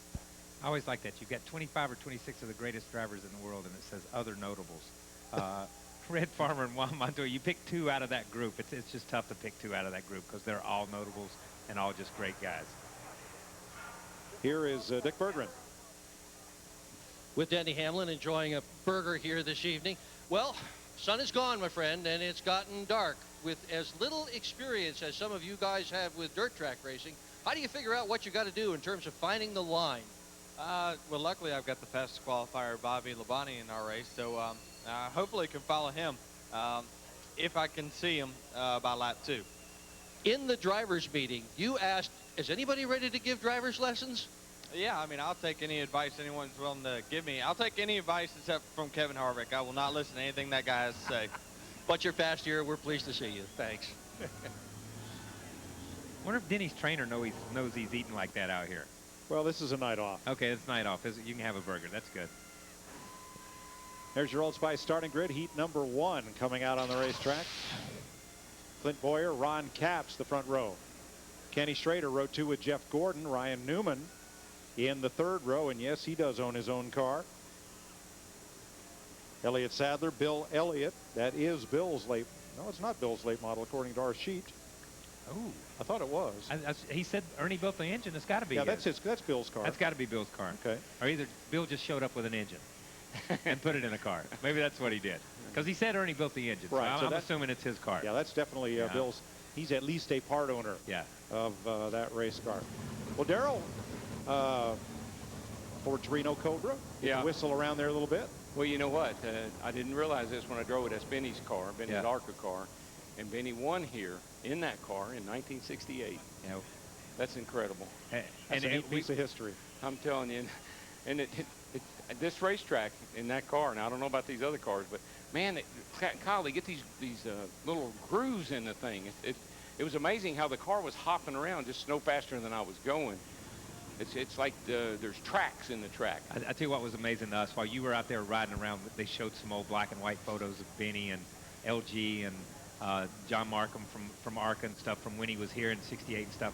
But the crowd reaction from up here, you could hear the crowd reaction when you went around and they knew that was Benny's car. That was just that's one of the coolest things I've seen at any racetrack lately. Well, you know, even back then, Benny Parsons was a champion and a fan favorite everywhere he raced. Everywhere he raced. People just love Benny. Benny's one of those guys, you know, when they started calling him Buffet Benny just because he would eat and that stuff. Benny was the kind of guy that you would have over to you know, Sunday dinner every Sunday. If you could get him to your house every Sunday because he was just that good a guy, and that came across. He was a genuine guy, and it came across to the fans, and, you know, he's always been Mr. Nice Guy. Like I said, I don't think I ever remember in all my career anybody being mad at Benny Parsons. At Benny Parsons. About something that happened on the track or anywhere else as far as that goes. I agree with you. Speaking of John Markham and ARCA, I was running ARCA race at Nashville. And I was on the pole by a good bit, and Markham came down, old fellow, you know, he gave everybody a silver dollar all the time. Gave me a silver dollar, and I said, what do you want me to do with this? He said, you like to fish? I said, no, sir, I don't. He said, you mean to fish? Yeah. You like to go out fishing? I said, no, sir, I don't fish. I just race. He said, you go out here and stink up my show. We're going to come in. You're going to sit here for a while. And we're going to talk about fishing. I could not believe you said that. When I run that first ARCA race at Daytona, he said, now here's the way it works. If you get too far ahead, There's just a caution. I'm just gonna go ahead and tell you that. So don't nobody stink up my shows and get too far ahead. That's where I heard that first time, stink up the show. Jeff Gordon getting ready to go, and he has quite an impressive resume on dirt, even though it is not in his recent past. How about that young fella? He won a USAC midget race at Eldora in 1991 when he was also USAC Silver Crown champion and 1990 USAC National Midget champion. Quite a progression from those little open wheelers. His first big sponsorship meeting, his mom had to drive him there. He was 14 and convinced Valvoline to sponsor his sprint car. And the rest, as they say, is history. Well, I give him a lot of credit. Since 1992, he has created a whole new audience for our sport. The youth movement started with him. Qualifying heat number 1 rolls onto the racetrack. This is exciting. It's like Tony said in his interview a minute ago. This is history. These people you're witnessing history tonight. When you see this many Cup drivers and this much talent at a place like this, you know, I know the Dirt Series, from sprint cars to dirt modifieds to whatever, has some of the greatest drivers in the world that drive on dirt. But to take these guys that run at Daytona and run at Charlotte and run all over everywhere. Communication problem right here. Little communication problem. Where's Donnie Wingo when I need him? He just learned the Wingo lingo. Now he's got to learn a whole new lingo here for this guy.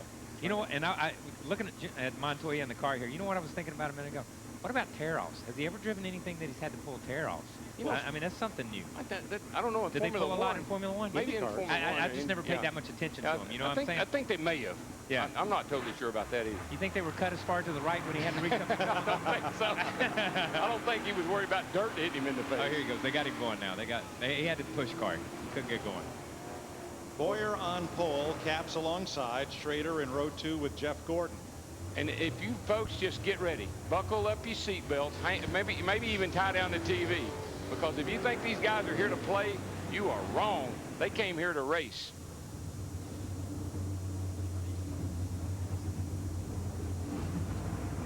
This is like anything that race drivers ever do, Colin. You know this. What starts off as fun, it's all fun until somebody gets to pushing somebody around. It's all fun going to the hotel until they drop the green flag. That's right.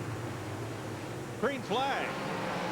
Clint Bowyer jumps right out there. Schrader gets second from Caps. Gordon on the outside. Jeff Gordon for third. Gets it. I'd say you're looking at probably 3 of the best dirt racers here tonight. Gordon in the 24 and certainly Carl Edwards in the 99. Oh, the Spinner, 9. Bill Elliott. The 9 goes around. Ryan Newman had been battling Gordon for third, and Gordon slaps the wall in turn 2. I think he may have hurt that Ron thing. Caps, slow down. Caution's out. Yeah. Well, do they have radios? I'm not even sure if they have radios. They don't have mirrors. They do have communication with the tower, and they went through some of that stuff over in the drivers' meeting, that they would come over the radios and let them know when there was a caution, which is a great thing in an event like this. So you don't depend on spotters and other people that necessarily call the caution.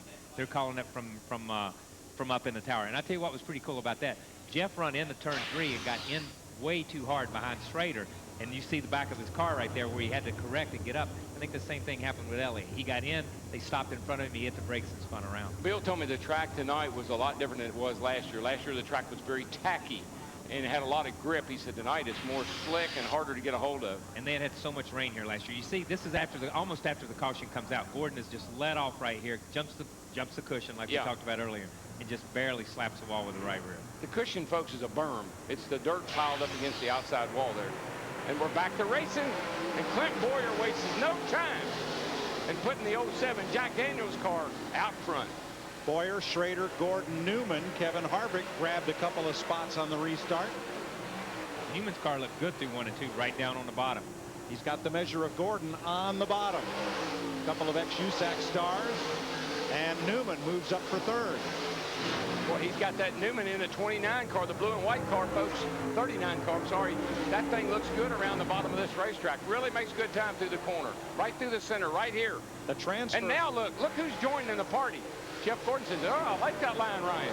That's where Jeff ran all in practice. He just went to the hot side when they started the race because that was the open lane. The only car running the top is Elliott. Juan Pablo and Elliott side by side. Elliott makes the pass. Tell you what, do you think this isn't physical? This is just a heat race. You wait till you feature tonight. Red Farmer was telling me, I know, you know, Red's a very physical man. He runs these things all the time. He said, this place is one of the most physical. It's like running at Dover. Second place battle. Newman has it in the 39. Make that third place battle. Gordon wants it. These two guys are racing like it's the last lap at a cup race. Halfway, here's the battle for the last transfer spot. Tell you what, you got to tip your hat to Kevin Harvick. He has not been very good on these dirt tracks. And he doesn't like it all that much, but he's done a pretty nice job here in this heat race. He's done a great job just starting, jumping around a couple of guys. And I'm going to tell you something. Bill Elliott has come from the back, and he's passed 3 or 4 cars and is making time on these guys. He's got to pass run out a lap. Got to pass one more, Kyle, to stay out of the Kasey. He's got his eye set on Ron Capps. I think he'll get him. Capps is 5th. Last transfer spot. Capps goes to the low side, and Elliott goes to the high side and jumps up there on the cushion. Look at his run he gets coming out of the corner. Capps just drifts out in front of him. Here's the battle. These two guys right here are after each other, man. Now Jeff has forced Ryan up off the bottom, and now Jeff's trying to make it work around the bottom. That's 3rd place. 5th is still a great battle. Capps just gave Elliott the nerf down the backstretch. Only one of them's going to make the show. Well, they better settle it pretty quickly here because we're coming to this next time out, 1 to go. Clint Bowyer. And he is as we said earlier, Clint Bowyer is stinking up this heat race. Boy, Ron, just... My God, I'm going to tell you, Bill Elliott just gave Capps a little shove going down the backstretch, and that's not bump drafting right there. Here it comes. Bill got the position that time. Bill just let him know where he was at. That's all he was trying to do. Capps cut him off that time. Checkered flag for Bowyer. He wins it in a walk. I tell you what, if Bill Elliott had a few more laps, he'd win this thing because he is coming, baby. He's up on that high ride. He's high, wide, and handsome. Coming around. Coming to the flag. Right new. Oh! No, we didn't need that. That's not good. Bill had a run off turn 4, and Ryan was on the bottom, Bill's on the top, and they just came together. And there is a berm down this front straightaway wall here. There's Bill. You can see him hanging upside down in the car. Now, this is one of those times when you tell the safety workers, no, no, no, don't cut me loose. Flip it over. They'll get it back over. They got a great safety crew here. These guys have run all kinds of cars here. They've got a great safety crew, a great organization here. That was just, Ryan didn't know he was there. Bill got a great run coming out of turn 4. But once again, that shows what we talked about. These guys are going for it, boys. They went for it right there. You don't see that. Newman finishes 4th. Elliott finishes 5th. Both qualified directly to the A main. Now, this is the 28 and the 9 over here. The 28's drifting up in front of Bill. Bill's got that high line working now, and the 28 needs a little room. And all Bill did was just let him know, hey, I'm here on you. And you know, because there are no mirrors in these cars. And you see Capps does a great job coming out of turn 4 here. Capps gives him room to the outside. And now, yeah, this is Ryan and Bill, and there's just that little berm right there up against the outside retaining wall that launched those 2 cars over.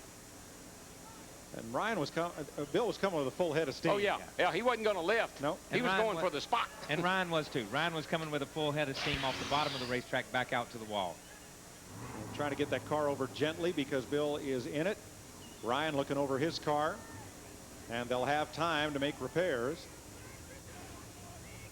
Tony Stewart out there as well, helping direct the recovery operation there. No. And we do have backup cars if needed. These guys have all got backup cars, so... Let me ask you a question, Darrell. If you just did that, you want to get back in a car? I don't care if I got 20 or 30 minutes to wait. That might be the wrong thing. You know what, Kyle? I'd say let's push it over there and just look at it. Yeah, that's exactly. You get any good pictures? Ryan's got parts to his. And a big cheer for Bill Elliott as he climbs out and up on the roof of his car. Trying to flatten out that roof and straighten it out. You know, there's Bill and there's Tony right out there in the middle of it. And that shows you once again, Tony's right in the middle of the show. Yeah, well, Tony, the last thing Tony would want. And here's Ryan. Look at him laughing at it. Well, that's the best part. That is the best part, that these two guys get out, talk about it and laugh about it. Nobody's mad about it, and that's just it. You hate it for the guys who own, obviously Elliott owns his car. You hate it for the guy that owns Ryan's car. I'm sure Tony hates that more than anybody else for the guy that owns Ryan's car. I believe that may be Ryan's car. Oh, okay. Matt? That's all right. Well, first we caught up with Bill Elliott. What was that like? It wasn't that bad. Just got together and just kind of one of them things. Well, we've got 5 backup cars. That is one of your own race cars? Unfortunately, it was one of my race cars, but it was running good. I kind of got a groove on the high side and got hooked up pretty good. We'll see what we got. I don't know if I'm going to worry much about it, though. And now over with Ryan Newman is Dick Bergeron. And Ryan Newman is looking at the remains of his race car. What happened out there? We just got cornered there a little bit off before Elliott, I guess, was coming. Bill Elliott was coming, but I never saw him, never heard him or nothing. But just missed it a little bit there, just didn't have enough forward bite. But I got to thank Tony for giving us the opportunity to come out and play. We'll get her fixed, I'm pretty sure. Okay, so you're not going to a backup car? I don't think we need to. Good for you. Ryan Newman, okay. But and I'm going to say something here. That's where we get used to racing with mirrors and get used to knowing when people are there. Out here, when you run dirt, it's a special kind of guy that drives dirt. It's a special art to driving dirt, to knowing and feeling and hearing. Like you heard Ryan say, I didn't know he was there. I didn't hear he was there. I didn't feel he was there. And if you don't feel that, we get so used to it in cup racing with spotters and with radios and so much communication. But these dirt guys, they do it all off field. And there's an art to doing this. And these guys put on a great show. But like I said, that shows they were going for it. I might say that one exception to the rule should be that you give these guys a mirror. Yeah, just because we're used to driving. Just because we're used to driving with them. Yeah. And that's the only reason. You get used to using certain things. We've added mirrors to cars. Jeff Gordon showed up at Daytona this year with a mirror on the right side of his car up on the dash. Looked like an old bus mirror. But you could see so much better out of the right side of the car. So maybe that's something that we all look at. But, man, when these things are hung out sideways, you're just looking at the people in the grandstands anyhow, so you're not really seeing. But it does give you an opportunity to check them down the straightaway. I've just always felt like when you get out of what you're accustomed to and into a strange environment, you don't think the same. You're concentrating on other things. You're not thinking about somebody being on the outside of you. I think that's the thing I always worried about when I drove somebody else's car or drove in some other series, is that I was so concentrating on my driving that I didn't pay any attention to what other people were doing. But that's a perfect word, think. You don't think about it. Here's the problem, deal with, driving a cup car. You don't think, you just naturally drive. Right. And when you're put in a position where you have to think, and not that we're idiots, but when you have to think about other things, then it kind of confuses your natural talent and your natural ability, and you get confused. Let's join Matt with our first heat winner. And with all the excitement, we've now made our way back to Clint Bowyer, the winner. So what did you learn in the first heat? Tires was everything. We put those 40s on and the old girl was rolling there. But, man, I came around there and I saw everybody upside down and all sorts of stuff. I was a little bit worried, but this is for fun. Guys got to remember that. But, no, I think, Shane and Dale McDowell, I really want to thank, especially Shane. He's been working his butt off on both these cars for Kevin and I to come out and do this. And, we both really appreciate it. Now, you won the first heat. Let's work our way around to his teammate at Richard Childress Racing is Kevin Harvick. And the first thing you said to me, I passed somebody, so I'm getting better. It's, once Bill went by me up there, I moved up the racetrack, and, it's just a lot of confidence in what the cars can do. So I'm definitely not very good at it, but I'm getting better, so it's a lot of fun. How different is the track surface compared to last year? Well, I didn't, last year when I was here, it was a lot of mud and a lot of rain, but the year before it was really grippy, and you could run, pretty close to, you just barely letting out of the throttle all the way and get right back in it. But this is a lot different than what I expected. And, you can run the bottom, you can run the top, and but we're just having fun with our little shell car here, and we didn't get last, so that's my goal, not get lapped. That's a big goal. Mike Joy? Thanks, Matt. Smiles all around. I think that's the best thing about this event. Perhaps not for the pit crews of Bill Elliott and Ryan Newman right at this moment, but if they can get those mounts prepared, repaired, or get the backup cars ready, they'll be good to go for the future. Take one more look at this on the last lap. And you can see Bill is coming off that corner hard, man, and Ryan car takes off up the track a little bit, not knowing that Bill was coming off on that outside as fast as he was. They just hung together, and you can see that berm of dirt along the edge of up next to the wall, and that just kind of lifts the car right up and runs it up the wall and turns it over. Bill said, did I bend the roof? Well, if I didn't, I'm going to do it now. Well, let's find out how one of the rookies fared in this event. Dick? Indeed. One of the great questions going into the night before the Prelude was, how's Juan Pablo Montoya going to do in his first night ever on dirt? Grade yourself. How'd you do? I've been fun. It's been fun. It's a shame I couldn't run a little bit more. It's hard. We missed all our practice. We had like 7 or 8 laps of practice only. and got qualified in that race. It's hard because it's still a little bit dusty. So when people run hard, it's like you kind of gotta guess a little bit how deep they're gonna go, and it's hard, but it's fun. I'm having a blast. Guess what? You're going to get a chance to race some more, and we're looking forward to that. Thank you. I thought he did a great job. I'm Yes. telling you, for like he said, to get 4 or 5 laps on the racetrack and then to come out and be able to race, I thought he did a tremendous job. It shows the talent he is and the natural talent he has. I kind of like what Clint Bowyer said. He said, come around 2 cars upside down. I thought this was supposed to be for fun. Yeah, just like we said, like a race to the motel, man. It's all fun and games. 2 young guns on the front row, Eric Almirola and Kyle Busch. Carl Edwards and Mark Martin. Cruz Pedregon, the drag racer, with Kenny Wallace. Dave Blaney back there with Kenny's older brother Mike, and Ray Evernham. We're going to take a couple of laps here to pack in the track where Bill dug it up a bit with his flip down the front straightaway. And then we'll be good to go for qualifying heat number 2 of 3. I guess if it had been Carl Edwards, he would have flipped right off the top of that wrecked car. So maybe we'll see him flip before the night's over with, and not like that. Hopefully not a back like flip. that, right? Tell you what, some good cars in this race right here. The 99 car of Carl Edwards, good on dirt, man. Really good driver on dirt. Dave Blaney's back there. He's been really good. Kenny Wallace has got his own car here, the Jigs car, yellow car. 1 to go. And Rowdy is on the outside of the front row. And folks, I got a good idea. You'll find out here in just a minute why they call him Rowdy.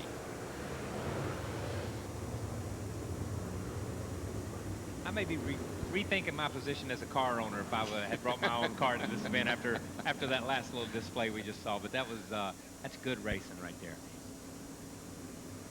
And that's just for a transfer spot. That wasn't for the win. No, just for the transfer, just to get in. That was just to get into the next race. 9 cars, 5 of them go straight to the A main. The rest of the field will have to run the B main to find their starting spots. Green flag. Good start here. Good clean start. Everybody gets off. Amarillo on the inside there, and the Rowdy on the outside. Who's going to get the line here? Busch to the lead. It's about all he needs, I believe. He'll set sail. If he's got clear racetrack and can pick his place, he'll go. Whoa, he uses it all, though, buddy. I'm telling you. Kenny Wallace on the bottom. Carl Edwards on the top. Edwards holds third. Wallace digging. He's going to get passed by the 01. Mark Martin. Mark Martin. Mark Martin's digging on the outside, looking good on dirt. Kenny really gets into turn 3 and up off the bottom good right here. And it's no big surprise to me, though, that Mark Martin's car looks like it's handling better than anybody's. I don't care what that man gets in. He's just got a knack for getting it set up to where it'll handle and where he can drive it the way he wants to. And look out, baby. We saw something there. Look at Kenny carry that left front tire up off the. He is getting tons of grip out of that rear to be able to pick that left front. And he knows Mark's there. You see him. He's giving Mark plenty of room to the outside. Unlike some of the stuff we saw in the first race. I saw Kenny run at Billy Sawyer's track, Virginia Motor Speedway. He drove a dirt modified for Al Hankey and John Holland, and did a good job in that team's backup car, running home in the top 15. Well, the challenge is these things have got plenty of motor in them. You heard Bill Elliott say that. The challenge is getting the power to hook the things up, not spin the tires off the corner. The guy that can do that is the cat's going to be the one to beat. Now they're well out in front of Dave Blaney. Right now, Mark Martin in the 01 is in the final transfer spot. And I'm going to tell you something. Kenny Wallace is doing all he can to stay off of Mark Martin. I mean, he is really giving Mark plenty of room right now. But Mark, I think if we saw another race, there'd be a slide move already. Well, yeah, but I think Mark showed him his nose, so Kenny knew he was out there. So that helps Kenny not to come up the hill in front of Martin. I'm going to tell you, Rowdy has checked out on this field about like in the first race. One thing, I know we talk about clean air in the Cup stuff. This thing got nothing to do with clean air right here. Caution. Turn 3, Mike Wallace. I believe this is just a clean view is what helps you here. Maybe that's what it is. Maybe that's what it's a different kind of clean air. Maybe that's what we ought to start referring to it as. It's not clean air, it's a clean view. Clean view. You know, we see it every week in the Cup. Whoever gets up front, they can kind of hold it. And these cars, obviously, look at them. There's a lot of aerodynamics involved in these things. Oh, yeah, there are. You see it with the front fenders. You see how the evolution of what the front of these cars look like compared to what they looked like only 3 and 4 years ago in the spoilers. Now there's a boy having a good time in the dirt. Yeah, show me a kid who doesn't. That's what dirt track racing is all about. When I was young and used to go with my father to Greenville Pickens or to Raleigh, man, I went home with rocks and gravel and mud in my hair and my ears, and those are some of my fondest memories. Yeah, that was little Juan there. There's Juan's little son there. Yes. Yep. Green flag once again. Almirola makes a stab at the inside, but Rowdy Busch is going to walk away with the lead once again. Now, you know, we saw Rowdy. He knocked the whole right front off of that thing in practice. But they fixed her up, and I think they actually fixed it better for him, Kyle. That thing is looking really racy now. He is. I'm going to tell you something. My man Dave Blaney made a move on that restart. And Got he's around trying. Kenny Wallace right now and dove it in under Mark Martin on that, going into turn 3 there. Mark, I don't think Mark realized he was there. And he is now in 5th place. Blaney is. He's in a transfer spot, and he's up to the wall. And that's a prime example of jumping the cushion right there. You saw the rear hung out, and then the front hook and turn right on him. He just got the right front out over the cushion. And you know, a lot of times you can do that in these dirt tracks and in these cars, and it won't hurt them. But I don't think this is Blaney's in trouble. He's got a. I bet he knocked it. Probably cut a tire down, rubbing it up against the wall. And 5th goes back to Kenny Wallace. So Kyle Busch driving the car you saw in the late model 101 piece earlier. It's owned by Mike Lawrence Motorsports. Jerry Bowersock is the regular driver, and Rowdy's going to get himself an Eldora checkered flag. He's in.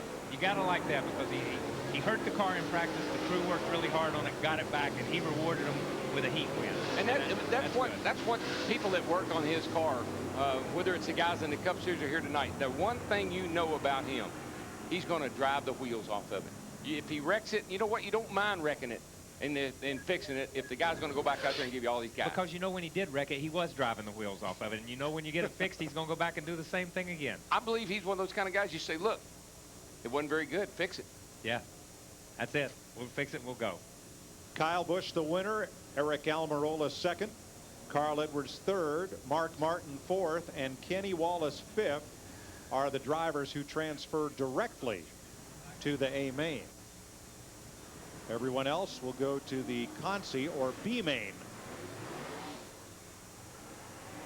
Heat number 3. All right, this is a good little race here to pick a winner. What do you think, Kyle? I don't know, man. You picked the best. You picked the winners in almost every one. You picked the winner in the first one from the very beginning when we got here. Clint Bowyer in 07. You say he's the man. Yep. Then in the next one, you said, okay, if Rowdy gets out front, he's gone. So I'm going to have to ride your horse today. Let's go with JJ. What do you say? Let's go with JJ then. I'm going to pull for Bobby, but let's go with JJ. Well, Bobby's car is in. Bobby had an awesome-looking car in qualifying, but you got smoke there right behind JJ, too, so I don't know. It just depends on how this is a tough race. This is probably the best race. It's a dadgum good one right here, boys. J.J. Yaley on the pole, 18. Kasey Kahne in the 9. Smoke Johnson in the number 20. Bobby Labonte, 43. Denny Hamlin in the 11. Red Farmer, the 97. David Rudem in the 00. And Matt Kenseth in the 17. I have to revisit that Smoke Johnson there in the 20 car now. That's Tony Stewart. Oh, Smoke Stewart. Okay. Yeah. Close. Good call. Green flag. Oh, Smoke Stewart is going to go to the bottom right off. Oh, this is going to be 3 wide down into turn 1. I think Tony's pulled that move on the restart here once or twice. Kasey Kahne, the leader. That one came out of nowhere, but he was on the front row, so that had a whole lot to do with it, I would say. Kahne, Stewart, Yaley, Labonte, and Hamlin discussing the transfer spot 3 wide with Rudeman and Kenseth. Good move by Rudeman right there. Rudeman can drive dirt. Yeah, that was a slide right there. He set it right up. He didn't have a very good car in practice or qualifying, but he'll get it right. Bobby Labonte moves up to 3rd, made a great move coming off turn 4. And he does have the only Camry in the field. Rudeman does? Really? Well, Blaney may be in a Camry. I'm not sure, but I know Dave's in. You can almost hear the throttle in them, how they just milk the throttle, just play with it. Now Charles Red, he's kind of bringing up the back here. I thought he'd run a little bit better than that. He's got to pace himself, man. Like you said, he didn't know whether he could go 30 or not. You don't want to throw an extra 10 on a heat race here, baby. You got to pace yourself. Yeah. I'm gonna tell you, these top 3 in this group between Kahne and Stewart and Labonte here, they're not driving off from each other, but these 3 are getting away from the pack. Like you said, this is a strong race. Yeah, well, if you think about Kasey Kahne, a lot of wins in the Silver Crown Series and a lot of wins in the midgets on dirt. certainly we know what Tony can do. The guy that's really doing a great job for a limited experience, I guess, is Bobby Labonte in the 43 car. Yeah, Bobby's doing a great job, and I'm gonna tell you, that group that work on that car, that he owns that team and works with, they're a great group of guys. I know Sunday morning in the drivers' meeting, he's always proud about what they do on Saturday night. Kahne has the fastest lap of the race, 18:007. Yaley and Rudeman 4th and 5th there. Boy, Kenseth trying to close. Rudeman has got that thing it's got it in the wind, baby, and he's got it sideways coming up off the corner. Rudeman's running that left front all the way. And here, look, here's Red Farmer going around Denny Hamlin here. Boy, making a run at Denny Hamlin. That is youth. What's Denny, 24, 25? Maybe. 50 years difference than their age. All right, upper right of your screen is the last transfer spot held by Rudeman in the 00. Next is Kenseth, another 2.5 seconds back. And the white flag's in the air for Kasey Kahne. Boy, that car, engine Kahne. number 9. Woo! You're riding with him on the bottom of your screen. He needs to take that thing to Pocono. Or he needed over Dover maybe last week. That thing is on a rail right there, man. And look at that. Rolled over. Kasey Kahne wins the 3rd qualifying heat. Tony Stewart comes home 2nd. Bobby Labonte brings it in 3rd. 4th is J.J. Yaley. And 5th, David Rudeman. And these guys are racing to the end. Red Farmer on the inside right here. Oh. Then Kenseth. Red probably says, well, that's the longest 30 laps I ever ran. Kenseth, Hamlin, and Farmer. And here's Dick Bergeron with Rowdy. Yeah, Rowdy Busch at his very first time at Eldora, his very first time in a dirt late model, and he wins it. This guy's not satisfied, though. Talking to the crew, what do you want these guys to do to make it still faster for the feature? It's just too tight in the center of the corner. You know, we roll in there and I get the car rotated and turned, and I'm not even really using much brake, and I'm still on the gas. And it just wants to tighten up too much on me. You know, it wants to bring the front end around a little bit, and I got to have the back staying out for me and then being able to aim and drive straight up off the corner. So we got a little bit more work to do here. We'll work on it some. I mean, we didn't get much practice laps, so as much as these guys have brought such a good race car to the track, I'm proud of them for that, and proud of them for all the work that they've had to do to it, because I fenced it in practice, so we've had to do too much already. With as little experience as you have with these cars, how do you know what they need to do to fix them? Well, it's just what I'm accustomed to, sort of, with the modified car. You know, I've raced those, I mean, 6-7 years ago, but I still have a feel and a sense of what I want my car to do. And you know, it shouldn't go in the corner sideways and then straighten up and then go back. You know, it should just kind of stay through there nice instead of all the way through the corner. That was the Eldora dance. Matt? Back in the garage, Dick Berger. We're back at the 39, and Ryan Newman, he is thrashing with this team, trying to get this race car back. They've already changed out a lot of the left front suspension pieces, spindles. They've got a new bumper out here. Parts and pieces laid out all over this racetrack. But, you know, when you look at tonight is not about points. It's not about prize money. It's about a very special place, 65 acres, which was a dream of a young man named Adam Petty. His brother gives us a tour of the Victory Junction. Welcome to Victory Junction Gang Camp. I'm Austin Petty. On behalf of my parents, Kyle and Patty, and my big brother, Adam, welcome. We're going to take a tour real quick, and I'm going to show you why Victory Junction is so awesome and who it benefits.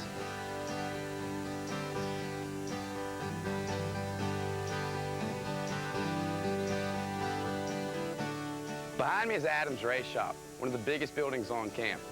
Losing Adam in 2000 to a racing accident helped build this place. So inside, kids learn about NASCAR and other racing events. Come on, let's check it out.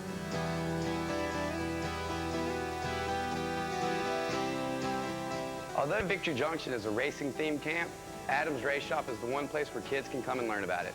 In here, kids can do mock-up pit stops, get into a full-size race car and do a racing simulator, or just learn anything and all about racing.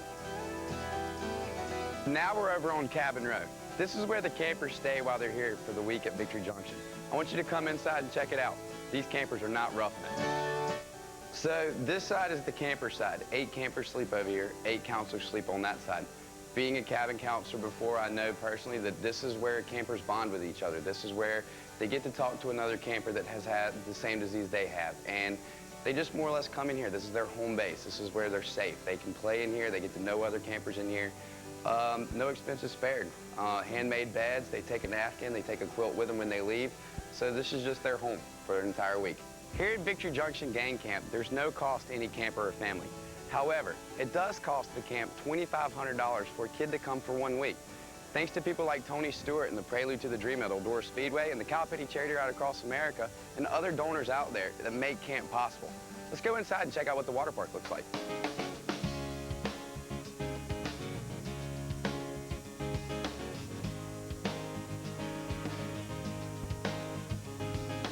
This is one of the coolest places at camp. Kids come here for the first time sometimes and swim. Anything from a water cannon, water slide, lazy river, basketball, deep end, and even kids in wheelchairs can roll into the pool with a 0-degree entry and swim with everybody else. So we've made our way down to Jesse's Horsepower Garage. This building is sponsored in the memory of Jessie Hazelwood, who was tragically killed at the age of 16 in a car wreck. She always wanted a therapeutic riding center, so her parents sponsored this building. This is a place where kids can come and ride a horse for the first time, play with some goats, some donkeys. We got llamas.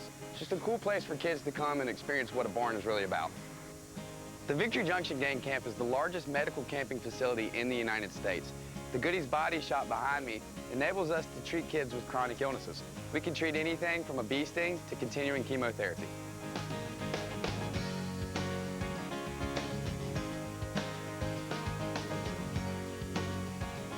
Here at Victory Junction, we try to take as much of the hospital away from these kids as possible. So if they come to the body shop, they're greeted by a very kid-friendly atmosphere. Video games, stuffed animals, movies, colors. We try to make this experience as fun as possible. So we've made our way up to the Bass Pro Shop's Catch, Kiss, and Release Marina. Here, on a 7-acre pond with over 6,000 fish fully stocked, a kid is guaranteed to catch a fish. When he gets done, he can hop on a paddle boat, canoe, maybe a pontoon, go out on the water, have a little fun. Behind me is the 55-foot-tall high ropes course. Handicap accessible, any kid in a wheelchair or any kid that wants to do it can get to the top in 3 different routes. They have a pulley system, they'll work with their counselors, get them up there, and they can overlook the 72 acres, which is Victory Junction Gang Camp. I hope you enjoyed your tour of the Victory Junction Gang Camp. Without your support, it wouldn't be possible. So for any more information on volunteering, camper applications, or donations, visit us on the web at www.victoryjunction.org. I'd like to stay, but I'm going to go hang out with some campers. Peace.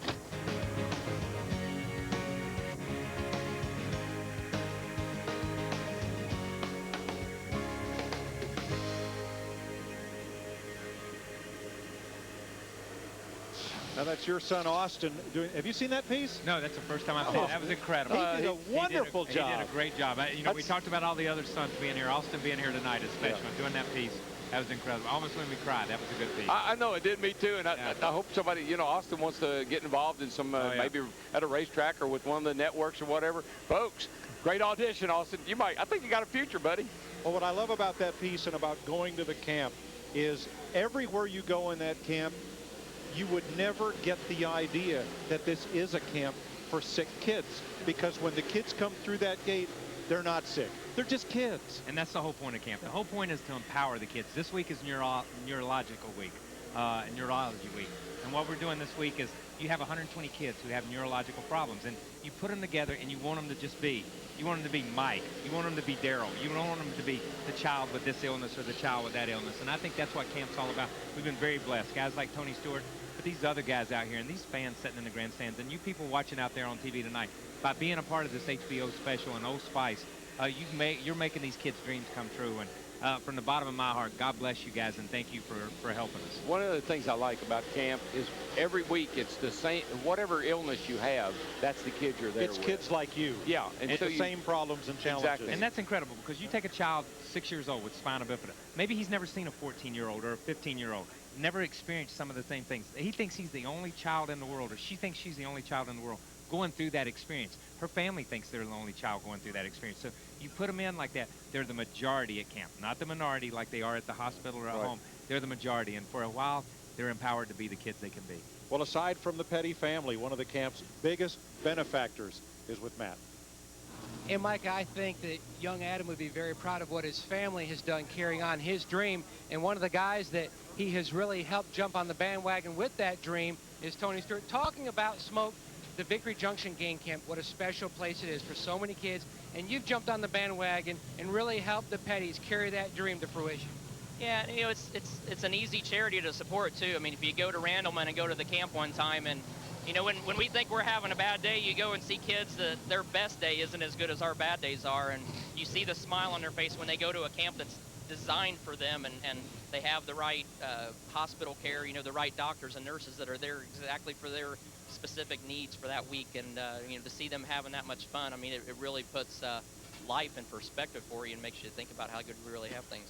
In the week that they're there, those 120 campers, they're just a kid. They're not a kid with anything. They are just a kid. And I know those kids would be very excited what they've seen tonight. Some e-ticket rides, some e-ticket drives. First off, as a promoter, your thoughts when you saw Bill Elliott tumbling down the front stretch? I didn't see it, but I saw the whole front stretch grandstand stand up, and then I saw people from down here running saying, he got upside down, and both of them are upside down. I was like, both of who got upside down? So I just jumped in one of the Eldora push trucks and went out there, and I saw Bill upside down. This is one of my heroes, you know, so I was just excited to hear he was all right, and then we just had to figure out how to turn it over without getting him hurt, tipping it over on him. Promoter hat on as well. This is a new surface this year. Grade it right now, what you've seen tonight as the promoter and driver. Well, I mean, I'm really happy with the fact that it's smooth, and you know, guys can run from the bottom of the racetrack all the way to the top, and as a racetrack owner, that's what you want. You want guys to be able to go anywhere and pass, so I'm happy with that. I wish I could get the dust down a little bit, but 2 out of 3 ain't bad. Well, we're at a dirt track. That's one thing that we do expect a little bit of. Let's go to Dick Berggren. Want to point out that all the drivers who are participating tonight are doing so without any compensation whatsoever. Everybody on the TV crew is doing the same. So the money that is generated by tonight goes to the Victory Junction gang. So you're not going to get paid for winning that heat, but you drove that thing as if it was worth $1 million. Yeah, I don't really care if I get paid or not. I'm having a blast. I think everybody here is to be at Eldora Speedway is just a great event for the Victory Junction, and I'm pumped, man. That was a blast right there. The Beitler family here gave me a great car. They painted up Mopar colors, and it's going to be fun. I think we'll start 7th in the main, so we got 30 laps to battle with whoever else wants to go fast. All right, so where is this racetrack going to be fast for the main event? Upstairs, downstairs, in the middle? If it's how it is now, it'll be across the whole track. It'll be very similar, you know, bottom, top, middle, wherever, but I don't know if it'll start patching a little rubber or if it's just going to stay like this. I hope it stays like this because it's a lot of racetrack right now. Sounds like we've got an opportunity to see a lot of passing, Mike. No kidding. Right now, the Modifieds, United Midwestern Promoters Series, are running on the track, and they're running top, bottom, sideways, so everywhere. In the middle, every good groove is a good groove right now. Here's your Coca-Cola recap of the qualifying heats as we get ready for the B main. And Darrell picked about every one of those. He picked Clint Bowyer. He picked Kyle Busch. We may have missed the third one. Yeah. The third one was the hard pick. That was a hard pick. JJ let me down a little bit there, but I tell you what, Kasey Kahne didn't let anybody down. That car is his. I'm more anxious to see Kasey Kahne, Clint Bowyer, Smoke.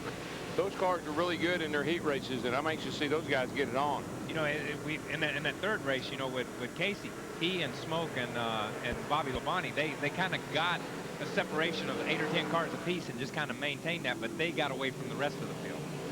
I'm really, you know, I'm not surprised in some of these guys, but the one guy that really surprises me is the guy we're getting ready to talk to, Mark Martin, and how smooth he is around this racetrack. And I didn't know he was that good on dirt. How's he doing, Matt? Well, I think he's doing pretty good, judging DW, like you mentioned, how smooth he looked out on those high banks. Now, Mark, you began driving in Batesville, driving that old number 2 in the 70s, but what's it like running Eldora? How scary is the high banks here?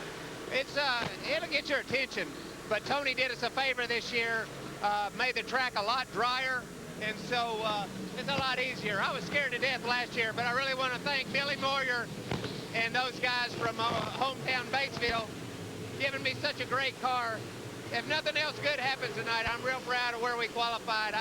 I was embarrassed a little bit of how we ran last year, and we laid down a great qualifying lap and didn't do quite as well in the heat race, but hopefully we'll get it dialed in a little better for the feature. I really appreciate them giving me such a great car to drive. Mark Martin, he's all jacked up, getting ready for that 30-lap A-main feature. Dick? And hell with Eric Almirola. Did a great job in that heat race, finishing in 2nd position. How much experience have you got on tracks like this? None. I came here last year for the first time, and it was my first time ever on dirt. So this is my second time on dirt. Man, it is so fun, and I'm just happy to be here. It's for a really good cause for Victory Junction Gang Camp, and you know, Garrett Durrett brought an awesome car for me to race, and just really proud to be here, and really thankful that Tony asked me to come. It's just it's an awesome experience, and now I know why these guys are so good when they go to the slick tracks on asphalt, because it's unreal car control. How did you find the line, and how did you figure out how to drive these cars into that line? I don't know. I don't even think I'm still running the right line, but yeah, I'm just doing the best I can and riding around. The track's really in my favor, I think, right now. Last year when I came, it was really wet and heavy, and you had to really be aggressive. And now you can really back your corner up and be a lot smoother and go faster because the track's so dry slick. So it's really worked in my advantage as far as the inexperience goes. So I'm just having fun. Good for you. Well, let's go from one of the rookies, Eric Almirola, to one of the real veterans here, Kenny Schrader. What do you think this racetrack is going to be like for the feature? It's going to be slick for sure, but I think it'll be multi-groove. It's going to be slick at the bottom, slick at the top. It's the way Tony wanted it, and they accomplished it, so you can run all over the place. With your experience, who do you like for the feature event? Who looks really strong to you, besides Ken Schrader? Now, I tell you what, Bowyer was good. I don't know. You know, there's 4 or 5 of them that are going to be good, and we're making some serious changes on our little Red Baron pizza car to try to make it better too. So how far are you sticking your neck out with all those changes?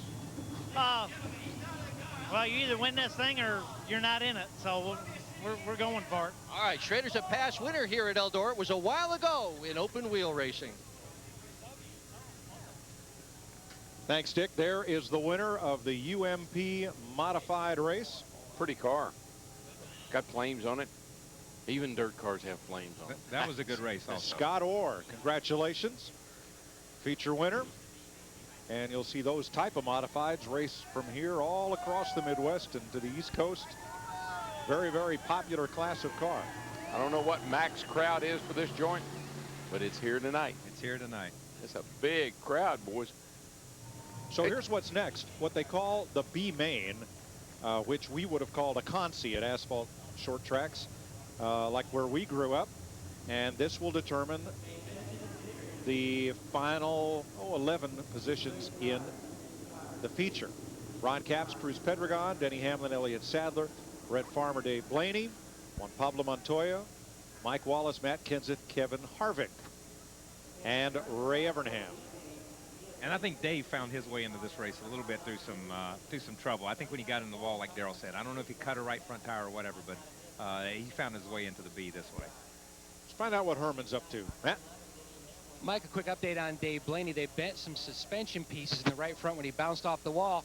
And I don't know of anybody who has more passion for dirt racing. You even have it on your website, Kenny Wallace's dirt track schedule.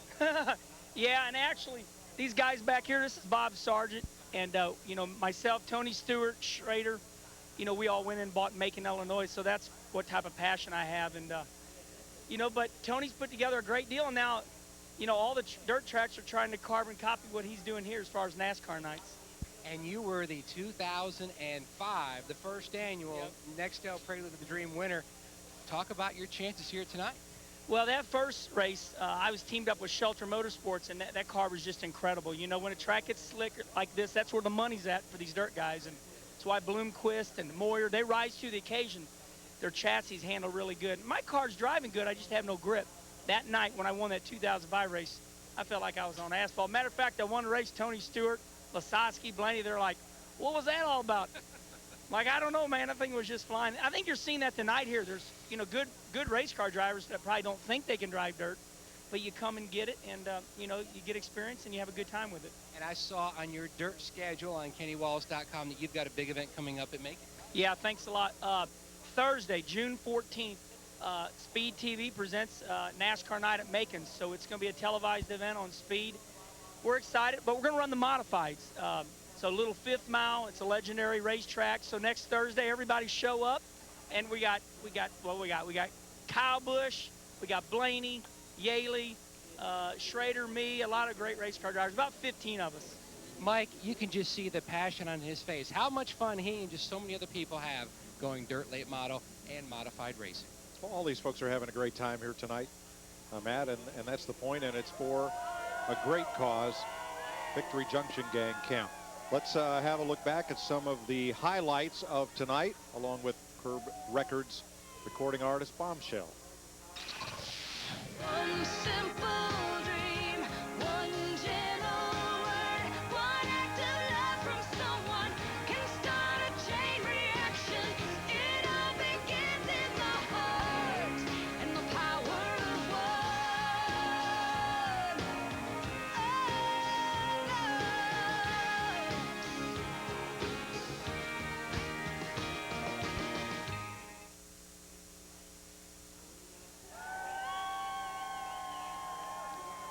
I don't think a single fan has got up out of their seat all night.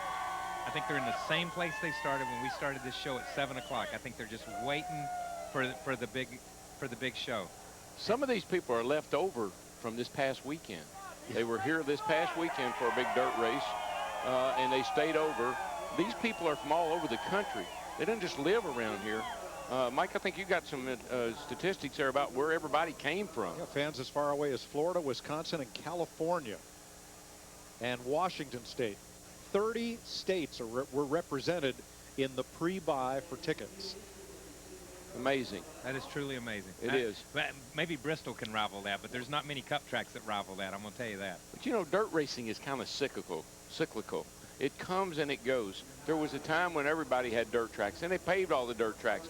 And now I think it's slowly, because of the efforts of people like Tony Stewart and others, it's slowly finding its way back again. But that's what it takes. It takes guys like Tony Stewart who have a passion for the sport. And it also takes guys like Kasey Kahne and like Ryan Newman and like Jeff Gordon, guys who came from dirt, grew up running dirt, go-karts, grew up running dirt, midgets, whatever it is, and still have that passion and still have that ability to go back and put on a show and show these guys that run here on a weekly basis, hey, you can make it to the big show too. This is dirt. This is a great show, but you can make it to Daytona. You can make it to Talladega and Charlotte and places like that if that's what you want to do. If this is where you want to be, stay here. It's still a great place. And this is the second coming of dirt tracks because dirt tracks for many years, like asphalt short tracks, were run by owner-operators who put the weekly haul back into the facility and back into the purse. And now some of these very well-heeled people from Major League Stock Car Racing are buying these tracks, and they have the money to invest to improve the facility. They have the connections and the marketing know-how to fill the billboards, and they attract the stars to fill the seats. I don't think dirt track racing has ever been healthier than it is right now. No, and it's not. You take a guy like Tony Stewart. Tony Stewart knows his driving career is a limited number of years, but his promotion career can go on indefinitely. And he took over from one of the greatest promoters ever, from Earl. And when you look at things like that, you know, he can continue this tradition and drop it off to a guy who's not even, who maybe is driving go-karts at this point in time. Yeah. We may not even know who the guy is. The other thing about it is, dirt track racing is not follow the leader racing. No. It's like drifters. People go watch drifters because they're exciting to watch. Dirt track racing is exciting to watch.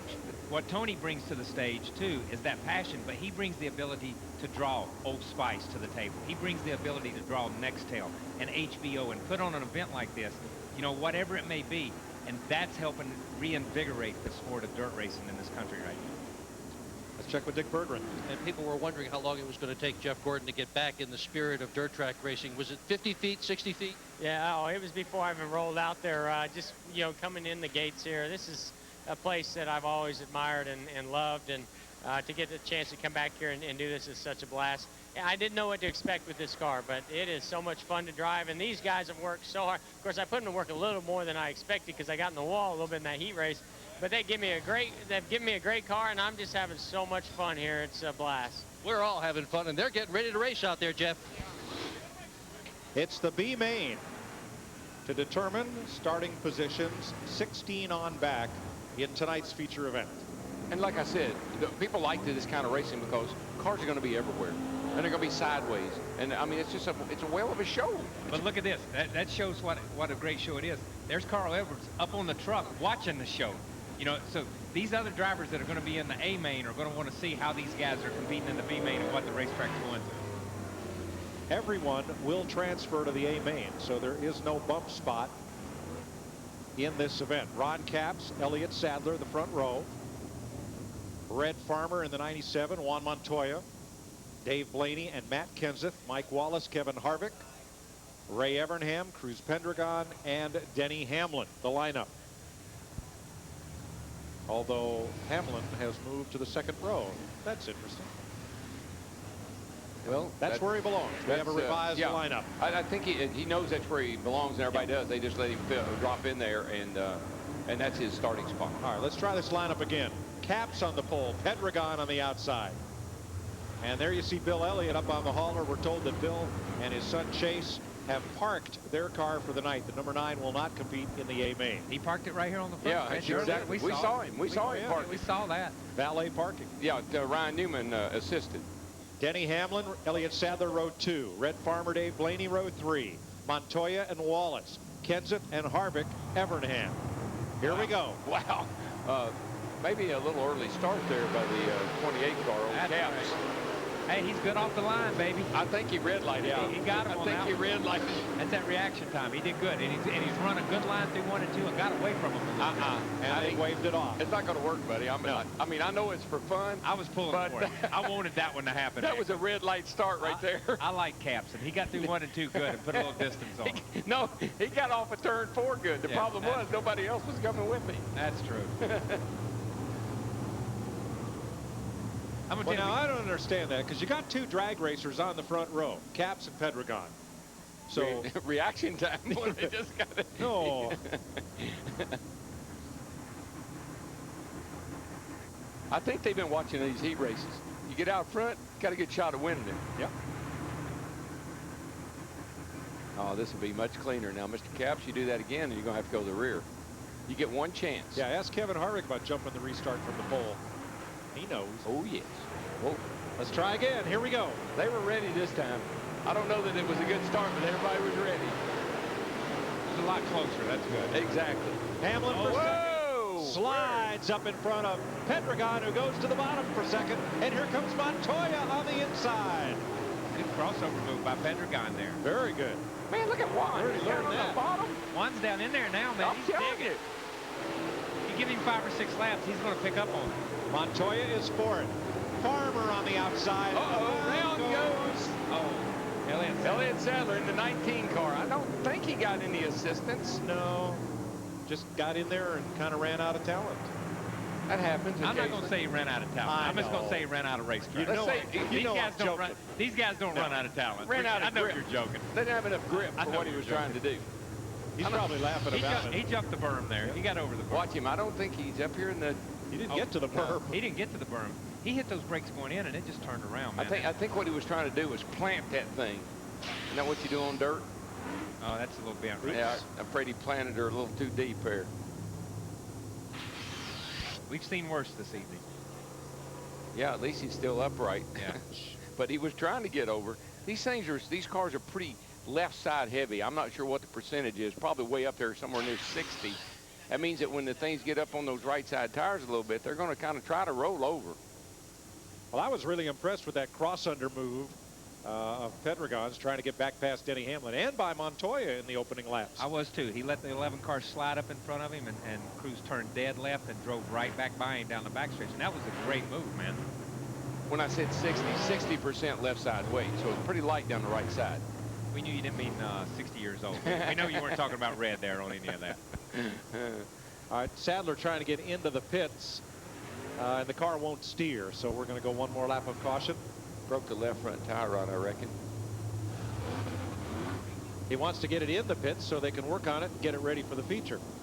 And he's there. He's done it. He gets it in the pits there. They just watered that down. It's a little slipperier. The left front will slide now. Right side looks nice on that car. Caps, Hamlin, Pendragon, Montoya, Kenseth, the front 5, then Red Farmer, Dave Blaney, Kenny Wallace, Kevin Harvick, Ray Evernham. We'll go 1 more lap. I hope Denny sees that cone setting in the middle of the racetrack. The way they do on the dirt tracks is you have to run to this side of the cone or to the outside of the cone. They've got it on a rope and they'll pull it back. Denny may just go the inside, man. Well, you can't pass till you pass that cone. You're not supposed to pass. Right. And what I always thought was funny is how they got it tied to a rope. You know, if NASCAR, they'd throw a caution flag and go out there and pick it up, but they just tie a rope to it and drag it right on off the track. That's it. Works perfect. Been working for 100 years that way. I've always said they needed debris retrievers. Yeah. Well, they used to flag a lot of these racetracks from the track, the track side on the inside of the front straightaway. I've started races with a flagman standing in the middle of the track. Yikes. Green flag. Here's Montoya. Where's the cone? Where's the cone? Oh, he missed it. He missed it, baby. He thought about it. That's pretty heads up, though. You know, very heads up, man. Kenseth coming on the inside. Yeah, they don't have those cones in Formula One. No. That's a good move right there. Montoya gave him plenty of room. He knew that Kenseth was there. We see Caps. Caps is checked out on these guys. He's See, Caps knew that. He watched those heat races. He said, if I get this thing out front, I'm going to check clear him. Adios. Clear view. Adios, boys. Cruz got a little nudge there from my man Kenseth coming up out of turn 2. Kenseth's got a pretty good looking piece down on the bottom. Searching that low line. Yep. Montoya still digging. Blaney, he's up against the berm, I mean, on the outside. So see, that's what makes the dirt track racing exciting. Three wide. And sliding, 3 wide, 1 high, 1 low. Yep, Blaney up in that championship groove. There's no follow the leader on this kind of racetrack. And I'm going to tell you, Kevin Harvick has followed him up to the high side and is making some decent time. Whoa, where's Caps going? Caps took a detour. Car hooked on him, Darrell, and he had to gather it back. Wow. And here comes Kenseth on the inside of the 17. Yeah, Matt's car is getting it, baby. That thing is coming around the bottom of that racetrack. And I'm gonna tell you, Denny's holding tight on the high side here. Yeah, but I tell you, look at that 17 go down in the bottom of that track, and right around Caps he goes, and he is checking out now, baby. Matt Kenseth started 9th, and he's your leader. He's got that thing figured out, man. Right on the bottom. He makes great time through the middle of 1 and 2. Halfway.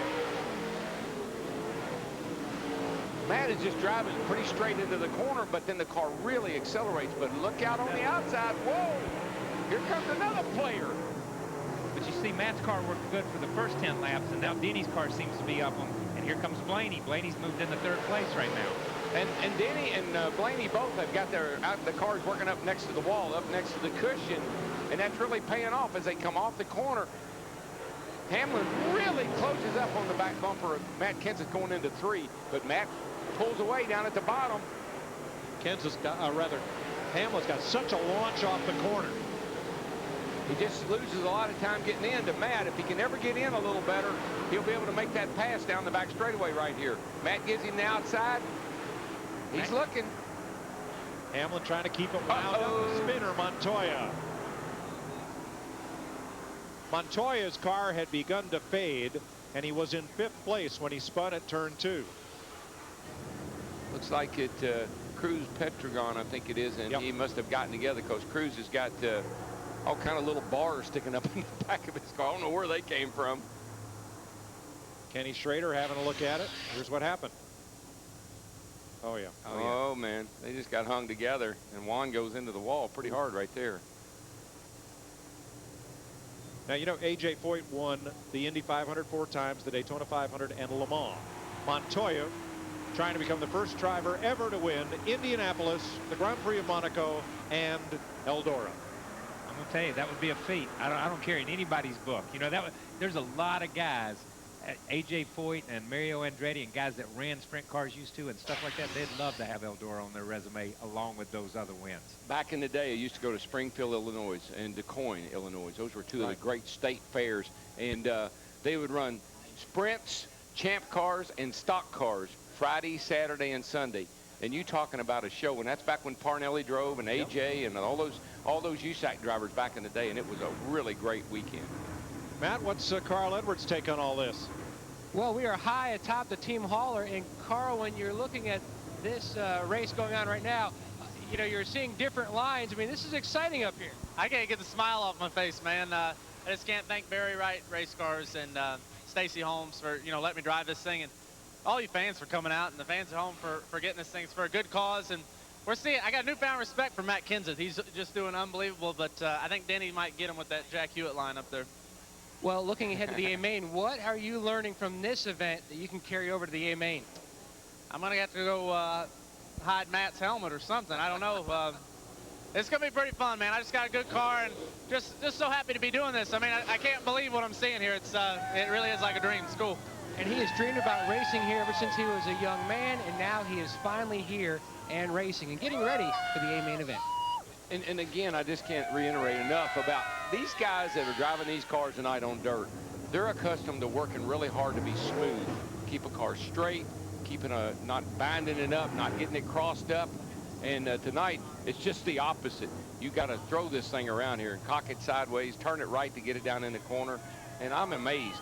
I am amazed that these guys can get around this racetrack the way they are, Kyle. The way they do, and it's car control, you know, and they do it with, they're driving the car not only, you know, we talk so much about the Cup stuff, be smooth on the steering wheel, be smooth into the corner. These guys have to be smooth on the accelerator here. They pitch it off into the corner, but they got to really feather it to get that grip and get what they need coming up out of the corner. And I'm totally blown away by the way they're doing it. And just think about it. It may not be, there's that bar I was talking about sticking up in the back of that 71 car there. That looks like the gurney lip off of his rear spoiler. Yeah, it does. That could very well be what it is. But, you know, I was thinking about Pocono. A little dirt tracking at Pocono isn't a bad thing, Kyle. It's only at 190 miles an hour. It's the just a lot difference. faster. You go down that long back straightaway, Long Pond straightaway, you want to kind of throw it into turn 2 there, and then turn 3, kind of throw it in there to get it up on the straightaway. But pitch it across the tunnel and unload it coming off turn 3 to get it down the straightaway. Now, this is kind of new. It took them a while to get Cruz Pedregon stopped because, of course, they don't use the black flag in drag racing. That's true. There's no reason to. How would you stop if they threw it at you halfway down the straight, halfway down the drag strip? All right. So this is, don't trigger the parachute. This is a safety stop. They're going to pull this off for safety reasons. I think they're winding the rubber band up, to tell you the truth. Yeah, they're getting it a little tighter. Okay. Yeah, there they go, a little more now. Yeah. This thing's going to take off. You wait. Watch this. All right. Righty-tighty, lefty-loosey. Yeah, I was getting ready to say 6 pop rivets and one will hold him forever. He's got it now. It's cranked. He got a little more. The rubber band's cranked. He's good to go. There's some fans. Yep. Got their goggles on. See, Cruz is not used to running this long. He's used to running about 4 or 5 seconds, and tonight he just didn't have enough tension on the rubber band, so he added a little bit more, and he's good to go now. Starter has the green flag in hand. We've completed 8 of 12 in this B main. Now this cone, you got to keep an eye on the cone, folks. Sitting down there on the straightaway, right at the start-finish line. You can't pass till you go by there. Pretty good rule. Kind of like our no passing to the left, all passing to the right. Here comes Cruz and Blaney. Blaney gets third, away from Caps. Harvick's coming on the bottom. I think the guy to be worried about is Blaney. Who's in the fence? Cruz. Yep. Yeah. I tell you, they just broke the rubber band on that car. That's what happened. Couldn't get it cranked tight enough. Goggles at the dirt track. Now, there's a great idea. No, it's even for fans. No, I'm telling you. Bubble goggles are all right for the fans, but ain't too good if you're out there on the racetrack. I was getting ready to say, bubble goggles are better for fans than they are for driving, aren't they, Darryl? I done tried that. It didn't work. All right. I know you've been dying all night to do this. Tell us your golf story. Oh, man. I played golf today. I hit my second shot behind the grandstand. I was playing in Iowa at the principal golf tournament, which is a Champions Tour tournament, and playing in a pro-am. And hit my ball behind the grandstand, and should I drop it or should I play it? And I decided I'd play it. We're going green here. Never mind. We don't need to hear no golf stories. Don't worry about that. That's what's the race, man. You got it set up. His ball's behind the grandstand. We'll get back to it at the end of the race. All right, green flag. Matt Kenseth, Denny Hamlin, and now Dave Blaney drops to the bottom. A spinner, Evernham at the start-finish line. Now, what was that? Was he trying to miss the cone, or? He wanted to hear the rest of the golf story. Yeah, I'm sorry about that. So it's behind the grandstand. Behind the grandstand. A covered, tented grandstand. Behind the grandstand. And my caddy and I, Luke, we're over behind the thing there, and some fans are there, and they're like, what are you going to do? And I'm like, doing the Michael Jordan thing, you know, off the railing, off the chair, down the bank, in the hole, you know, making the call. So finally I said, well, what can I do? And he said, either drop it or, you know, take a penalty, or you want to play it. And I said, let's play it. He said, how are you going to shoot it? I said, up over the roof, down the front of the roof, down the bank, on the green. By God, I called it. Then I putted it in for a par. The greatest golf shot ever, and only me and a couple of people are alive to tell about it. Kyle Petty, ladies and gentlemen. That was great. That's not a fishtail either. That's called a scramble right there. You scrambled on that one. That's a double up and down. We're getting ready to see Dave Blaney doing up and down here because he's been coming. He might just split the middle. Hamlin's running the top and Kenseth the bottom. If he doesn't run out of time, Blaney might be able to slingshot him. I don't know. He's getting down in that corner, man. He drives in there better than anybody. Blaney has been moving around. He got to the high side and made time on those guys, but now Hamlin's running his groove, so he's got to figure out another way to get around Hamlin. He can't run that groove anymore. Well, Denny's car's got so much forward bite off of turn 2 over there. Well, look at it. Go down that back straightaway. Yeah. Here's where Matt's got the advantage. He's down nice and low. He gets in the corner low. White flag in the air. Boy, this is going to be a drag race here, boys. Well, I like Blaney's line. He's in the middle, and he's out on top like Hamlin carrying. Not that time. I think Hamlin's going to. I think we could see another. I think Bill Elliott and Ryan Newman, if we're not careful here, because they're going to come off this turn 4. One on the low, one on the. This is going to have a save. Oh! That was close. That's what you call a slide job. Oh, that was almost a repeat. And we thought it looked like it, didn't it? Oh my goodness, that was almost a repeat. Hamlin. That was the first couple of laps that Hamlin had got at least to his door going down the backstretch and just couldn't make it work. Another lap or so, and he'd have been there. Yeah, this is setting up exactly like we saw Ryan Newman and Bill Elliott. You see Denny Hamlin up high, and Matt Kenseth down low. And this time, I believe they saw that other accident. Yeah, and knew better. I believe if we went back to that accident, I think the guy hanging on the fence looking at the car upside down the most was Denny Hamlin. I think he realized that's not where I want to be. What a great bunch of fans. And I'm telling you, this place has been packed all afternoon. We got here early this afternoon, and people have been coming in. I don't know. I think there's about 20-some thousand folks here tonight. 8 o'clock this morning, they started coming. Some camped out from yesterday, and there are, like you said, some left over from last weekend. And no telling how many millions of people are watching at home, right? Right. Millions. Got to be millions. I think these guys right now out there with the race cars are just saying, put me 4 on and let's go back. I'm in a groove right now. Well, they don't get to do much. I know Kenseth is anyhow. So Matt Kenseth wins the B main. Same safety equipment here we use every week. They got their Hans devices and their same helmets, pretty much the same equipment. And that's important for everybody that's watching this to see, and all the young aspiring race car drivers that are out there. It shows that no matter what you do, and you keep hearing these drivers talk about it being fun. Fun is fun, but safety's safety, and you should always wear everything that you've got to make it as safe as possible. Now, you saw what he said on the dash there just in front of the steering wheel, his 2 earplugs and the receiver that Dirt Motorsports requires. You don't have onboard radios to talk to the crew, but you do to listen to the officials. And hey, Dick Bergeron is with a couple of racing Kenseths. Dick. Well, Matt Kenseth, did you have fun in that heat? Close. Yeah, I did have fun. I'd have more fun trying to figure out where everybody is around you, but our car was a lot better there. It's real slick here, and we got some more grip in it there at the end, so that was better. This young man standing beside you, I understand he's a pretty talented race car driver. Who is this guy? Yeah, he's working on running his first late model race Friday night up in Columbus, so just turned 14 a few weeks ago, and he's getting into it. You didn't tell us who he was. That's my son, Ross. Oh, well, following in Dad's footsteps? Yeah, hopefully. You have fun doing this sort of thing? Yeah, it's a lot of fun. You get scared in the race car? Not really. What do you think of this place? It's pretty sweet. It's really fast. Would you like to race here? Yeah. Okay. Upstairs, downstairs, in the middle. Did Dad pick the right lane or what? Yeah. Blocked the crap out of Hamlin at the end there. Okay, let's go to Matt with that.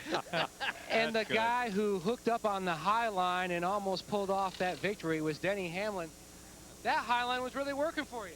It wasn't too bad. Our car was so loose on the bottom. I had to do something different to make up any ground. But yeah, the high line's good. It's rim riding's fun, but yeah, we get this thing tightened up, we'll be a whole lot better. What a difference from last year. You almost wrecked the Packer truck during the rain delay that we had here for the first time we came to Eldora for the Prelude. You came back and you had a little fandango there as well. So this is a big, big improvement.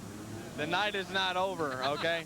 I don't know how well my progression, I don't know whether I haven't reached my peak yet or that's all I'm good for. So we'll see here shortly, but you know, we're actually tuning on the car now instead of the driver so much, but I do need a lot of help still. I think what's scary, you were looking and trying to read the wear on that left rear tire. This is dirt racing, and that might be a little scary for you. I think we're over cambered, and our bi-tweeter valve and our muffler bearings are a little loose. So once we get that fixed, we'll be good. Dirt track racing terminology, 101 or 102, whatever it takes for Denny Hamlin. You know, I once had a big sponsor deal with a muffler bearing company. Yeah. And yeah, I don't know. Their sales just went right in the dumper, and they've just deal not like fell they used apart. to Well, be. Just not like they used to be for muffler bearings. See, that's the difference here. They got tweeter valves here. We got widgets. On Cup, we have widgets. You know, the cars jump the tires. Here you jump the cushion. Next week we'll be able to buy a T-shirt that says Denny Hamlin's tweeter valves and exhaust bearings. All right. Now, when I was 16, I got suggested that I replace the muffler bearings in my 60 Chevy. And I know you've got a great story about new people at the racetrack about trying to find a long wait. Oh yeah, we send the first time you get a guy and his name on his shirt is new guy. Then you put it on with tape, and you tell new guy, go down to the 29 car and get a long wait. And he goes down there, and 3 hours later he's still there waiting. But he's got the long wait. He's got the long wait. They gave him a long wait. Yeah, you go down there, he goes down, he says, he wanted me to come down here and get a long wait. They said, well, just stand right there. We'll get back to you. Talking about muffler bearings, my wife had a real problem with the Volkswagen she had back when she was going to college. That was the first problem. She kept trying to put water in it. Mad, help us out. He's going to get you, man. You know, Ryan's going to get that thing put back together. And he's worked on it. I want everybody that's watching this, I want them to see that Ryan was in there with hammers and pliers and pickle forks and jamming that thing, trying to put it together. Yeah, here's the other thing, too. He's going to pay for it, too. Hey, Matt, are you there? I've got you, DW. You know, now, drivers, they always hear from their car owners when they scratch up the paint job. And your car owner, I think, is going to be unhappy with you because you more than took a few decals off this car. Yeah, but I mean, I need to talk to Tony Stewart because, like, I've never seen this place before, but I can help him. Coming off turn 4. Off of 4 there, it needs to be. Judge it by your car, maybe about 12 inches, 14 inches. Yeah, if you could have got me 6, I might not have took the decals off. But you're having a great time. It's awesome. I mean, it's wild. It's fun just being on a track with those guys. I'm doing the best I can not to wreck, but I ran out of a little talent there. Looking at your racing career up in the Northeast, does this place compare to anything? No, and it's one of those places that you hear about, like Indianapolis. You know, you want to go. And like I said, I can't just say enough to be here, be at this place with all these fans, and to be at Eldora and to have made some laps and to put a Darlington stripe on at Eldora. I might have to buy the quarter panel and take it home. Well, we're getting ready for the big A main coming up. Now let's go back to Dick Berg. And I'm with Dave Blaney, who's had a lot of success in open wheel cars here at Eldora, but an up and down night tonight. What do you think? You're saving the best for last? Man, I hope so. That'd be a good story, but I don't know. We just haven't been very fast. We're sliding all over the place, and we got one more shot at it here. See if we can get it hooked up for the feature. All right, we've been talking about fathers and sons. Goat, swing your camera over just a little bit to the right. That's Lou Blaney. That's Dave Blaney's dad, a great race car driver for many, many years. So many fathers and sons here tonight, Mike. And you know, Mike, you go to a racetrack sometime as a driver, and there's Chrissy and Mike Wallace. I'm pretty sure Chrissy's saying, Dad, let me drive it. Let me get in there. I can do it. Look at her. She's right now. Come on, talk to me, Dad. Let's make a deal. I can sell insurance. But so many times you go to one of these racetracks as a visitor. You'll come to Eldora because you've heard about it. Tony will have you come in and run as an added attraction for one of the races. You don't get the same feel that you would get here tonight when you're here with all your buddies. I mean, they're out here tonight having fun with the crowd that you race with every week. So you don't feel like you're a loner or anything. You're here with your peers, and I think that's what makes this so special. Yeah, and you know how that is. You, even coming up and you racing in Nashville and racing other places, when you would go to another racetrack, you were the outsider going into that racetrack. Those 20 guys raced against each other. They knew all the moves. You were the guy that came in and kind of was like the fly in the ointment. They didn't know what you were going to do or how you were going to handle things. And it was hard. So when these guys are out here racing together, they know each other. They respect each other, and they understand that. And it's fun to come do it with a group of guys. To these guys out here tonight, you know, you've heard them all talk about it. You've seen it on their face. To them, this is like a Bass Pro Shop fishing trip. This is like a good day on the golf course. This is hanging out with your friends, hanging out with your peers. but at the same time being competitive with Yeah, it. every time you go to the racetrack, you want to be the show. Tonight, you just want to be a part of the show. And we have yet to see a driver shot where that driver doesn't have a big grin on his face. Let's get to Matt. Mike down in the Ron Capps pit area, finishing 4th in the last race. Now, we've talked a lot. You're a drag racer, straight liner. We're on an oval, a dirt track, and you've got to sit there, and this is what we call tear-offs.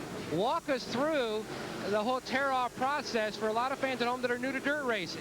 Well, what you do is it's real thin layers of clear material, and what you do is you take these on one side and you fold one, put one over, fold one, put one over. So when you're out there in the middle of the straightaway, you reach up, grab the available tab, rip it off, and some fans will see it come off during the straightaway, and then off goes a clean one. So it's like having clean windshield for about another lap, but if you run out of them, you're in trouble.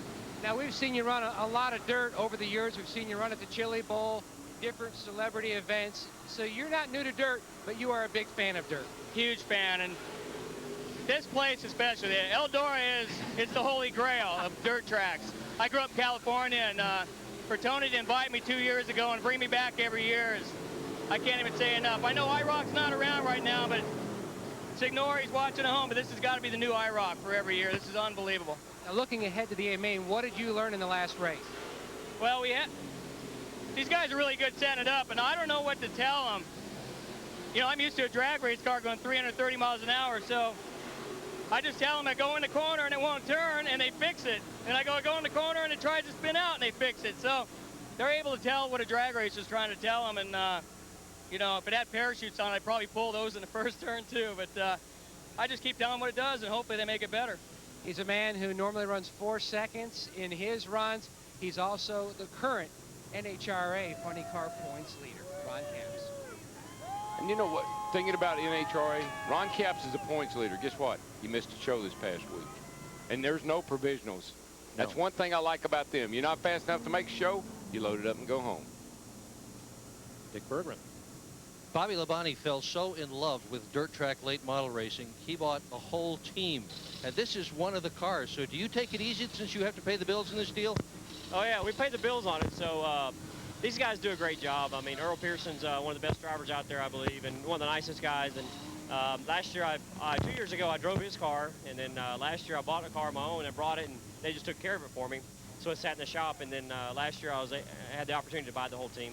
So I did, and got everybody with it. And everybody's been great. It's just been a blast to be a part of. And, you know, it's just small enough where it's fun, but and it's not too big where you worry about it too much. But these guys, Jason and Matt, they do a great job, and it's a lot of fun to be a part of. And you know, yeah, I do pay the bills, so that's not a good thing. But the way Earl drives, he takes care of his stuff and he brings home money. But tonight, you're driving the car, and these cars are so different than the Cup cars you drive, where the rear end turns in the car, left front goes jacking up in the air, much lighter cars than we're accustomed to. How'd you get used to this thing so quickly? Well, this is my 3rd time in it, and I didn't go practice this year. Last year I went practice for a day, but it didn't seem like it helped me out. So this year, early, I mean, they just been working on it, and they race every weekend, so they kind of know what goes on, and so they're just really good. So it's a lot easier to adapt to something when it's really good. Good luck in the future. Thank you, Matt. And down in the Mike Wallace garage area, and Wallace's making history is not something new, but what this young lady, your daughter Chrissy, did last week at Hickory was very special. Oh, it was an incredibly special event. You know, Chrissy won the a late model feature at Hickory, North Carolina. It's the first time in the track's history, 57 years, that a female's ever won the race in their premier division. So really cool. We were in Dover. I got a phone call. Real excited. She came up here with me tonight. She says, you know, if you can't drive that thing, I'll get in and drive it for you. And the way I'm running tonight, I think I need to put her in for the feature. Well, did you bring your fire suit? Maybe we can sub you in for Dad. No, we'll just pull Dad's up and just fit it somehow. No Mex is no Mex, just no matter what. No matter what, we'll fit in it. So where are you racing weekly? Are you running Hickory just there, or are you running other places? Weekly, we're running at Hickory Motor Speedway in the late model stock. Tuesday nights, we're going to run in the summer shootout in Lowe's Motor Speedway. But this Friday, we're going to run at Tri-County. And I'll tell you what, I don't know who has a bigger smile, you or Kenny or the other Wallaces over what she did last week. Well, you know, Matt, as you know, when your kids do something special, it's very special. You watch them grow up, you watch them graduate from school, And Chrissy's the one that says, I want to be a race car driver. I want to drive race cars for a living. I want to succeed at it. And, you know, she fights a big uphill battle as being a female. There's, you know, and just, she won. And that's just a really cool deal. Very, you know, just very proud of her. And, you know, Kenny made a really nice comment on Speed Channel last week about it. And it's just a great deal. You know, you see your kids grow up. But what about this here at Eldora tonight? This is a great deal. Victory Junction Gang Camp. Everybody here is having a great time. And, wow, what an event. What an event. And, Mike, for the first time in 57 years, a young lady went to victory lane at Hickory Motor Speedway, and it was young Chrissy Wallace. And Mike, I've been hearing about Chrissy. Mike's been talking about her. Kenny's been talking about her for quite some time. And everybody said that this young lady was somebody to keep an eye on. And when you hear that at a young age, it's just somebody you need to keep an eye on. Yeah, that's a cool story right there. We talk about fathers, sons, and daughters. How about a second-generation sprint car racer with experience on dirt and asphalt that's in this race? That would be J.J. Yaley. He has 2 USAC Silver Crown victories right here at Eldora, 2000 and 2001. And the Phoenix native, felt like he was born in a sprint car. His dad, Cactus Jack, had a lot of wins in open wheel and still turns it left from time to time. Dick? Well, J.J. Yaley has also won in a midget, and he has won in a sprint car here at Eldora. So is this kind of a homecoming for you to run this thing tonight? But don't leave out Silver Crown. I won in a Silver Crown car too, but oh, I said that. Okay. It is, you know, not in one of these things. This is the second time a dirt late model, and they drive really different than anything I've ever run here. It was just the car was a little bit too loose in the heat race, and he says they got to pick the throttle up earlier, which is just totally backwards from what I'm used to. But they made a bunch of changes. Hopefully the car's going to be a lot faster. It's just cool that they painted the thing up interstate green, and they've been working their tails off, that's for sure. If you had to use one word to describe the way these cars run, what would the word be? They're awesome. They're just cool. They look like race cars, and they have so many trick things that you can do with the suspension to make the cars have forward bite that, you know, right now the racetrack's really, really slippery. They can do all sorts of cool things to make the cars really tight and have a lot of grip and put on a good show for everybody. You know, for all the J.J. Yaley fans, it's nice to see you covered with mud again. Good point.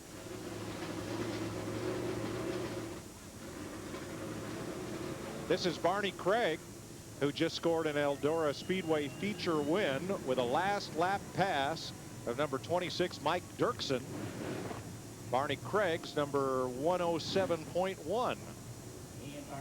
That was a great the light rock car. Light rock. Light rock. Light rock, heavy on mud. Light rock, heavy on mud right there. That was a great race, though. That was a good little race. He'll get to meet Miss Eldora.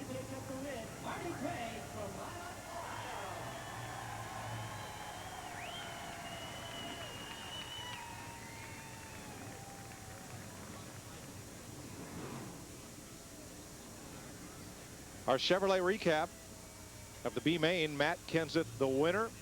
Elliott Sadler, Juan Pablo Montoya had problems. Ron Capps led the first 5 laps, and Cruz Pedregon had to stop for a little bit of on-track repair. Darrell saw something I haven't seen in a long time in that late model race, a 55 Chevy.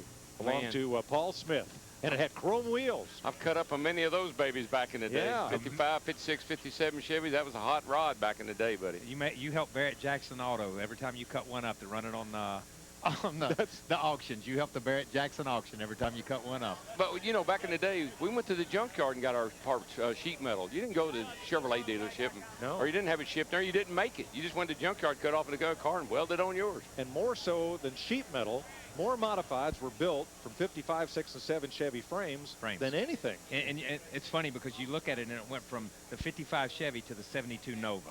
It Yeah. just, you know, it jumped, and that was the car body for the next big car body was the Nova. It was like the car tomorrow. Yeah, we went from the big 55 Chevys up to the little 72 Nova. When the 55 was new, this fella had been winning races for 8 years already. Yeah. Red Farmer. He had a 56 Ford that he drove. I don't know. He drove it till the body just fell off of it. Red never fixed his car. You could never tell where you hit him or he hit you because it had paint scrape marks all over it. He just hammered out and keep digging. But he raced 5 nights a week. He and Bobby Allison, Donnie, Neil, they wore me out back in the late 70s and early 80s, traveling all across America with what we then called late model sportsman cars. I mean, you'd run 5 nights a week.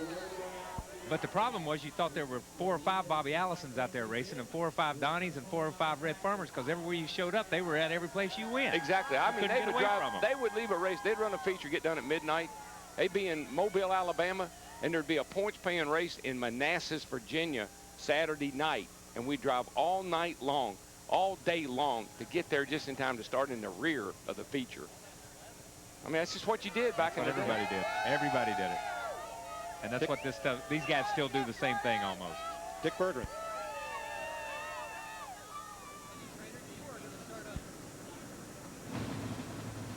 Kenny Schrader, you are going to start on the pole tonight. That thundering herd behind you when the green flag drops. What are you going to do?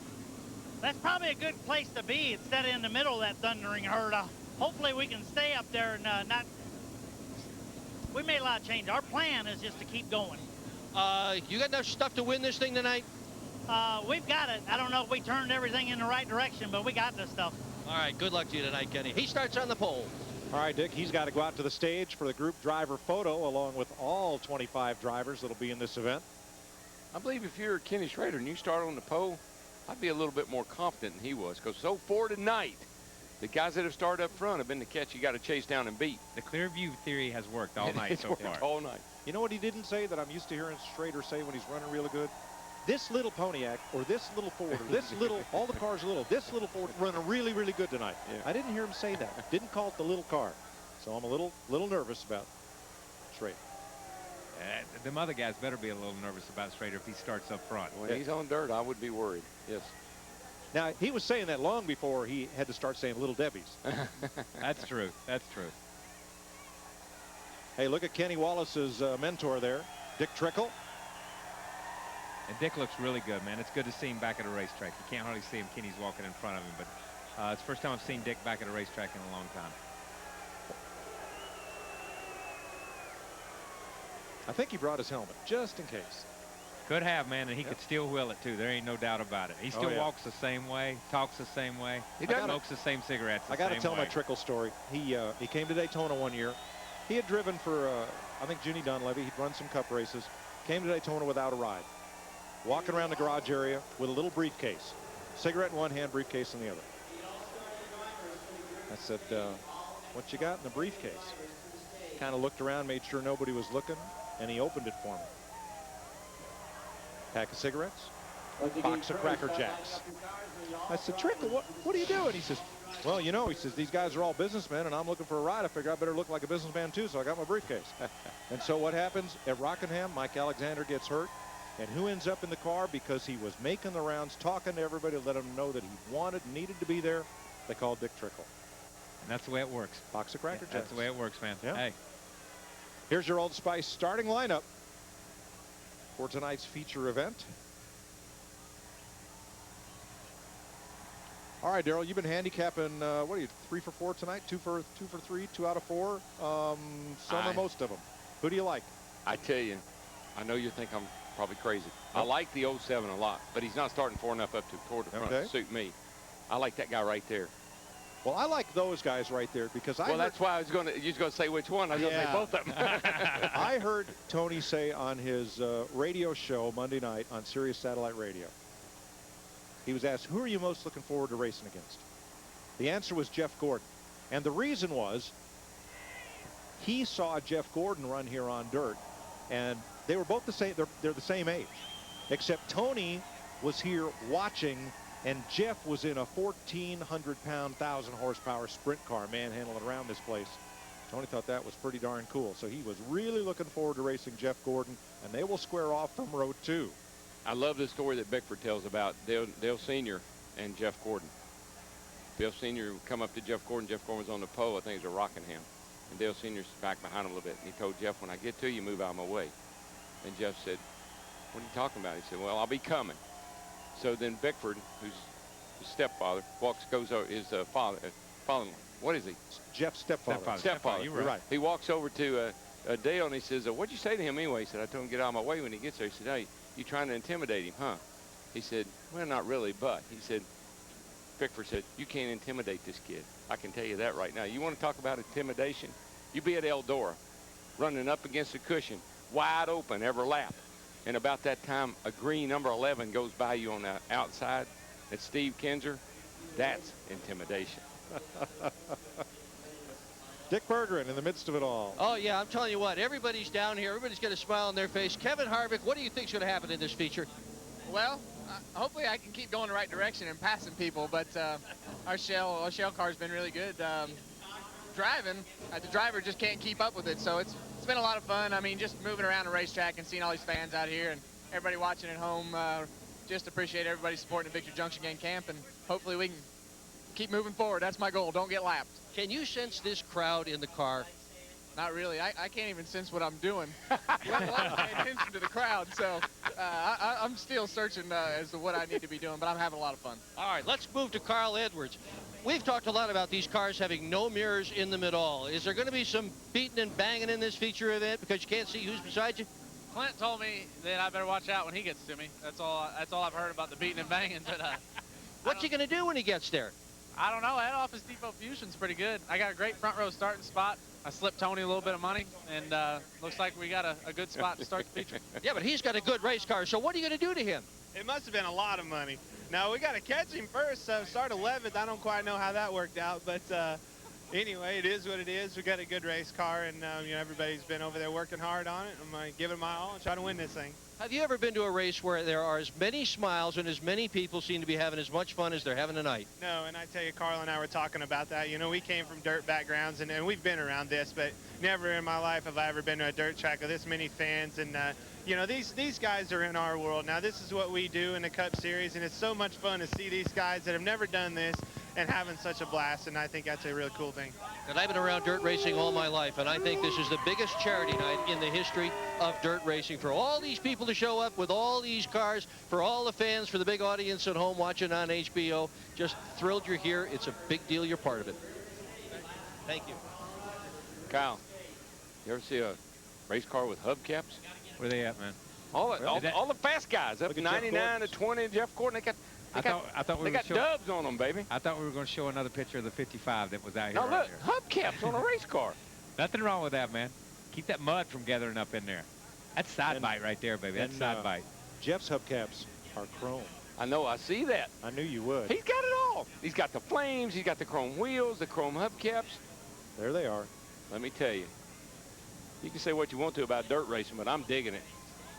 You know, that was interesting. Listen, you know, seeing Jeff and Tony sit there and talk to each other, and talking about Tony sitting in the stands and watching Jeff race. And then now, after so many years, having the opportunity to go back and put all these guys who have seen each other race at some point in time, whether it's watch Schrader race on dirt or watch Red race on dirt or watch Tony or Jeff or whoever, and you just heard Bowyer talk about, you know, now these guys are in our world seeing some of the stuff we've done, because he still considers himself a dirt driver in some way. So to get everybody on a track at one time, that's an incredibly cool thing. Now, we've already introduced the drivers to the crowd. We did that before the heat races. They are trying to get all the drivers marshaled for a group photo before they climb into their cars. And how many times did we do that in our career, Darryl? And how hard is it to get all the drivers herded in one place? Yeah, everybody's on a different agenda. They need to always do that at the drivers' meeting. You know what I mean? If you don't take the photo at the drivers' meeting when everybody has to be there, then don't take the photo. You know, one thing back to the cars. These are cars that are built specifically to race on dirt. They've got the chassis, the way the cars are set up. These are strictly dirt racing cars. I'm not saying you probably couldn't take one and run it on asphalt, but they are built and designed to race on dirt. Back about 16 years ago, Dirt Motorsports took their dirt modifieds and created a series of asphalt races for them. And they were a sight to see at places like Thompson Speedway and the New Jersey tracks.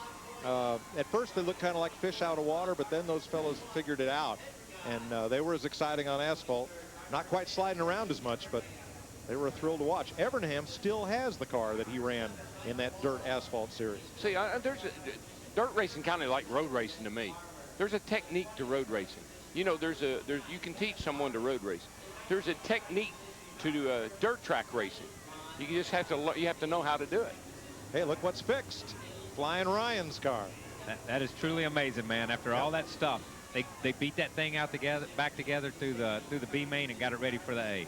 Because after he climbed out, I saw Tony Stewart walk over to the car, point underneath, and he was shaking his head sideways like no way. Let's show you what happened again between Bill Elliott and Ryan Newman. Boy, look at Ryan's car. I mean, it should have gone over. If Bill's car hadn't have been there, it would have gone over. And Ryan's car got up on its side and slid and then came down hard. So you know the suspension points on that side, whether it be shock mounts or coil springs or whatever it was, you know they were bent or they took a pretty good blow right there. That's another thing about a dirt car. It doesn't tear it when they wreck. It doesn't tear them up nearly as bad. Because your slide, the cars will slide and they'll just get rid of energy because they're not on the asphalt. And Darrell, because there are traveling series for these cars, the builders engineer the cars. I mean, you have tear-offs on your visor, and your suspension parts are much the same way. There are parts in the suspension that are designed to give so that the mounting tabs in the frame doesn't have to. Right, because they like you said, going to race these cars Saturday night. Right. So they can't go to the frame shop and put a new snout on them or any of that kind of thing. And a lot of these guys don't have backup cars. So you got to be able to repair them at the track. As soon as something happens, you got to be able to repair it right there so you can race in the feature. The feature is what it's all about. It's getting to the feature, and we're talking about the race they're going to run for this weekend, the Dream. These guys are going to run these cars again. They've got to rebuild them. They've got to be capable of getting in an accident on a Thursday night and being ready for the heat races and everything on Friday night to be able to get to the feature on Saturday or Sunday. And when most people dream about the Dream, most drivers dream about the Dream, the nightmare they see is Scott Bloomquist. He's won 3 of the last 5. That's truly amazing. That's truly amazing that somebody, and we've heard these drivers talk about being here for 3 years in a row and how different the racetrack was 3 years in a row. Coming back year after year and the racetrack being tacky one year or really dusty one year or whatever it was.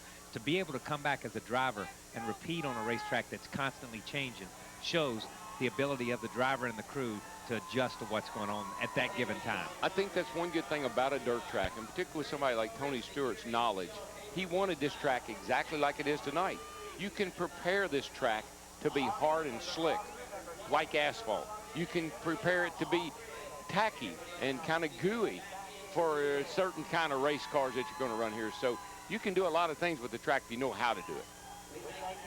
All right, the drivers are strapping in for the A main 30 laps around Eldora. Matt? Starting all the way back in 24, drag racer Cruz Pedregon. And you have had an eventful night. Yeah, tell you what, we appreciate Advanced Auto Parts car coming out here looking like the funny car, but I actually got sucked into the wall there and knocked the front end off, so we're lucky enough to get this car in here. And I'll start at the back, but I'm having lots of fun. It's a pretty tough track with all the dust blowing, but hey, I want to thank the car owners, Mike and Mark Walker from 5150 Trailers, Advanced Auto Parts, Herzog, everybody. I'm having a blast. I told Tony Stewart, sign me up for next year. I'm ready to come back. He is ready to come back for the 4th annual Nextel Prelude to the Dream. So he's going to climb aboard a backup car to be able to run this feature event after his primary machine was damaged in the B main. I think we have just about everybody on board. Can you imagine how many times Red Farmer has climbed in a race car? I'm going to tell you, I can't believe you said that because I was just thinking the same thing. And he just jumps up there on the windowsill and climbs in like he's 21 years old again. Slides right down in there, been doing it for 50-odd years. That was truly amazing. I was just sitting here. I cannot believe you said that because I was just sitting here thinking exactly the same thing. How many race cars on a Friday night or a Saturday night or a Sunday afternoon that he's climbed into in his lifetime and climbed out of? Yeah. You know what I mean? That's just, that would be a statistic.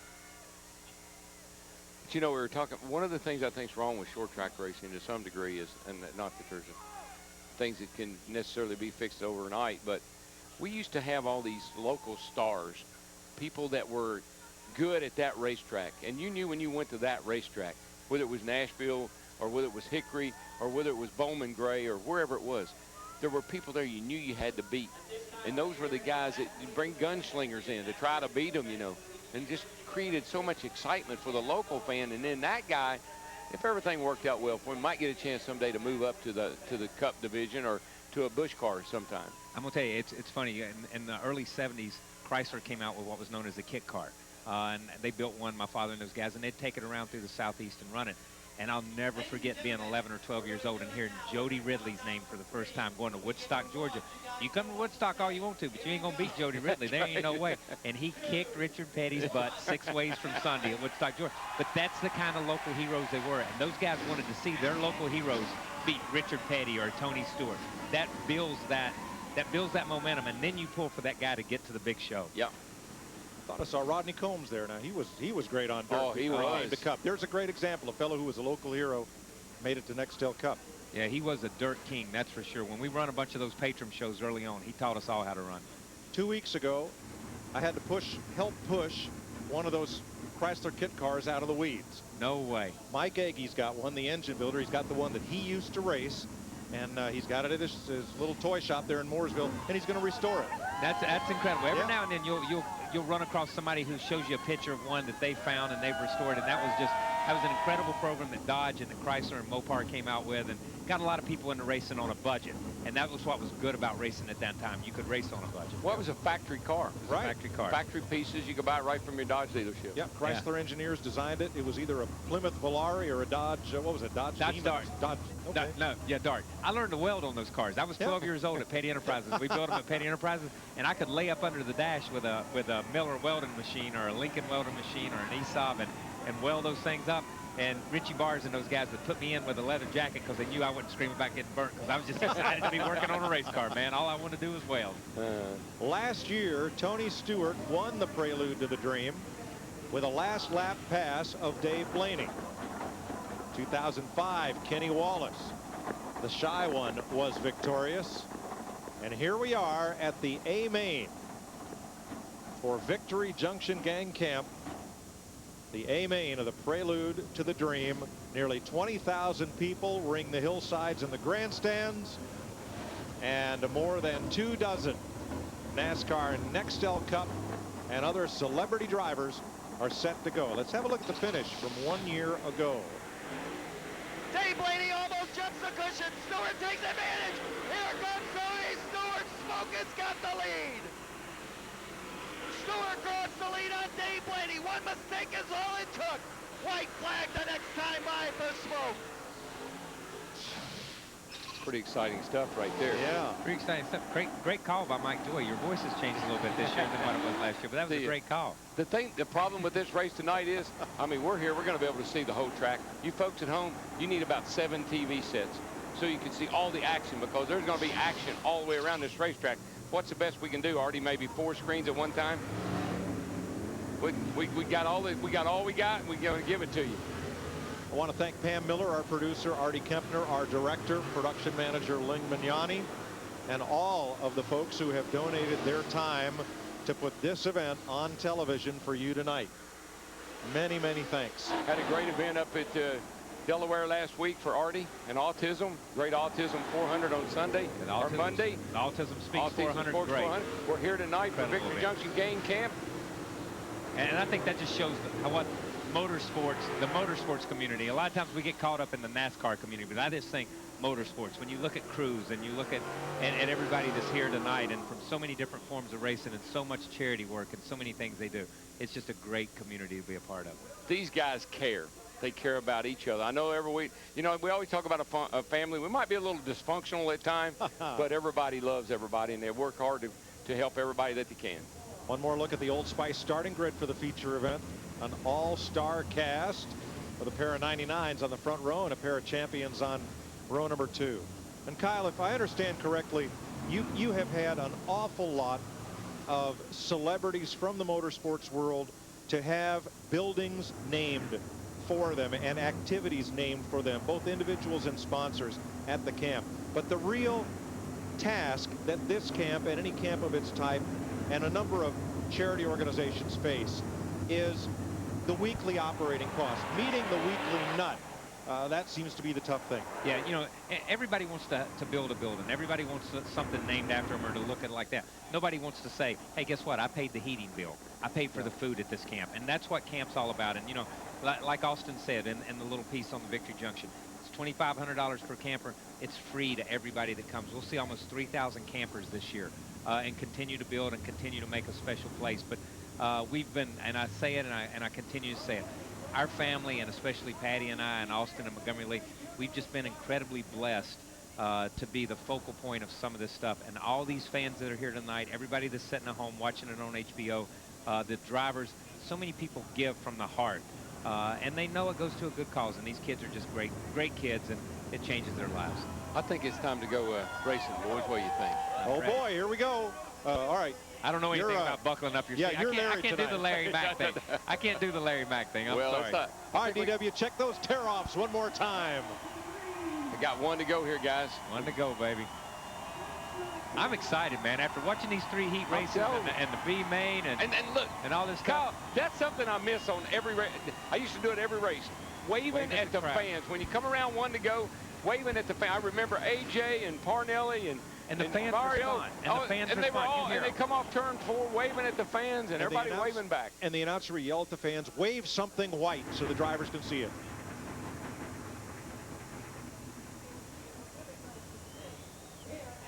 Fireworks. Fireworks coming out of each corner. That's pretty exciting. Those are big sparklers. Man, I'm telling you. Right. All right. This could be big. 30 laps. This is probably the most important command I've ever given. Boogity, boogity, boogity! Let's go dirt racing, boys!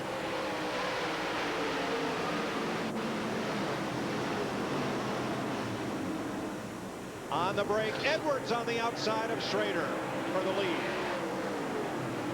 Schrader battling back on the bottom.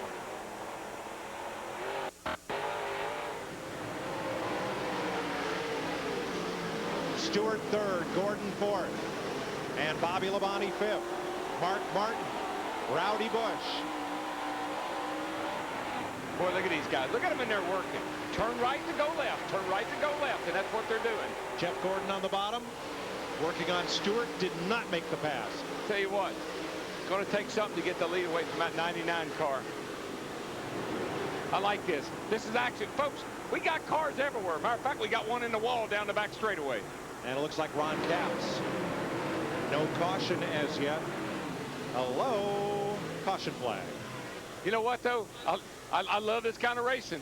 They make sure they need a caution before they throw one. Yeah, we saw that earlier. We saw these cars do 360s down the backstretch and 190s or 180s or whatever and just keep going, no caution. Track manager told me earlier, if we throw the caution for debris, you'll have no trouble finding it. That's right, that's what he said. You will know where it is. That's good. All right, let's get the old cone out here. This is cool right here, babe.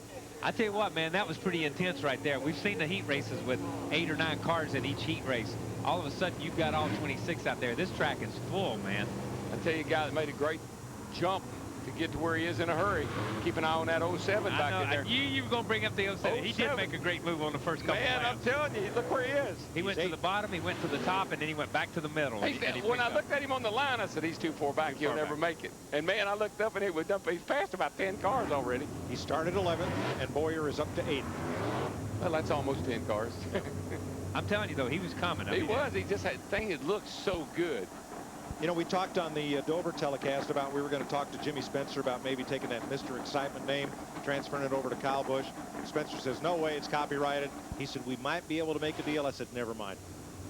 He's got Rowdy on his truck. That fits him. That fits Rowdy him. Busch just kind of fits Kyle. It fits him. A lot better than Shrub, I can tell you that. Oh, yeah. And let's face it, you can't duplicate Mr. Excitement. That is Jimmy Spencer. That was Jimmy Spencer during his time. Yeah. Man. He was. I never forget. Spencer never forgets all the great ones. I would love to see Spencer on a dirt track like this. Because in a modified, there was. That's where he got his name from. In a modified, he was electric. I mean, he was amazing. He was a driving machine. I'm gonna tell you that. When he was in a modified, he was and he did great in Cup too. But he was a driving machine. Green flag with 2 laps complete. Well, you can tell these guys have got their game face on. This doesn't look anything like those heat races. Here comes Jeff Gordon. He's got the bottom on Stewart. Jeff slides up. Got too much stagger. Closes it up. 3rd place. Stewart goes to the bottom, right back after him for 3rd. Jeff's car just doesn't get a good jump off the corner. Not as good as the 99s. No, not as good as the 99, but I'm going to tell you, to get around Stewart, he drove that thing off at 1 and put a slide move on him coming out of 2. He just stood in the gas and drove it straight up the racetrack. Yeah, but Smoke with it. He's gone to the top now. And I think that's going to pay off for him because that's where the 99s are running. Edwards the leader. Schrader 2nd. Gordon coming in 3rd. Stewart, Labonte, Busch, and Kasey Kahne. Then Mark Martin, Clint Bowyer, Matt Kenseth. Let me ask you, people get tired of me talking about Jeff Gordon, but you know, he amazes me. I mean, you would have thought coming here tonight, Jeff Gordon, he's leading the Cup standings and he's doing this, he's doing that. He's not going to put that much effort into this deal.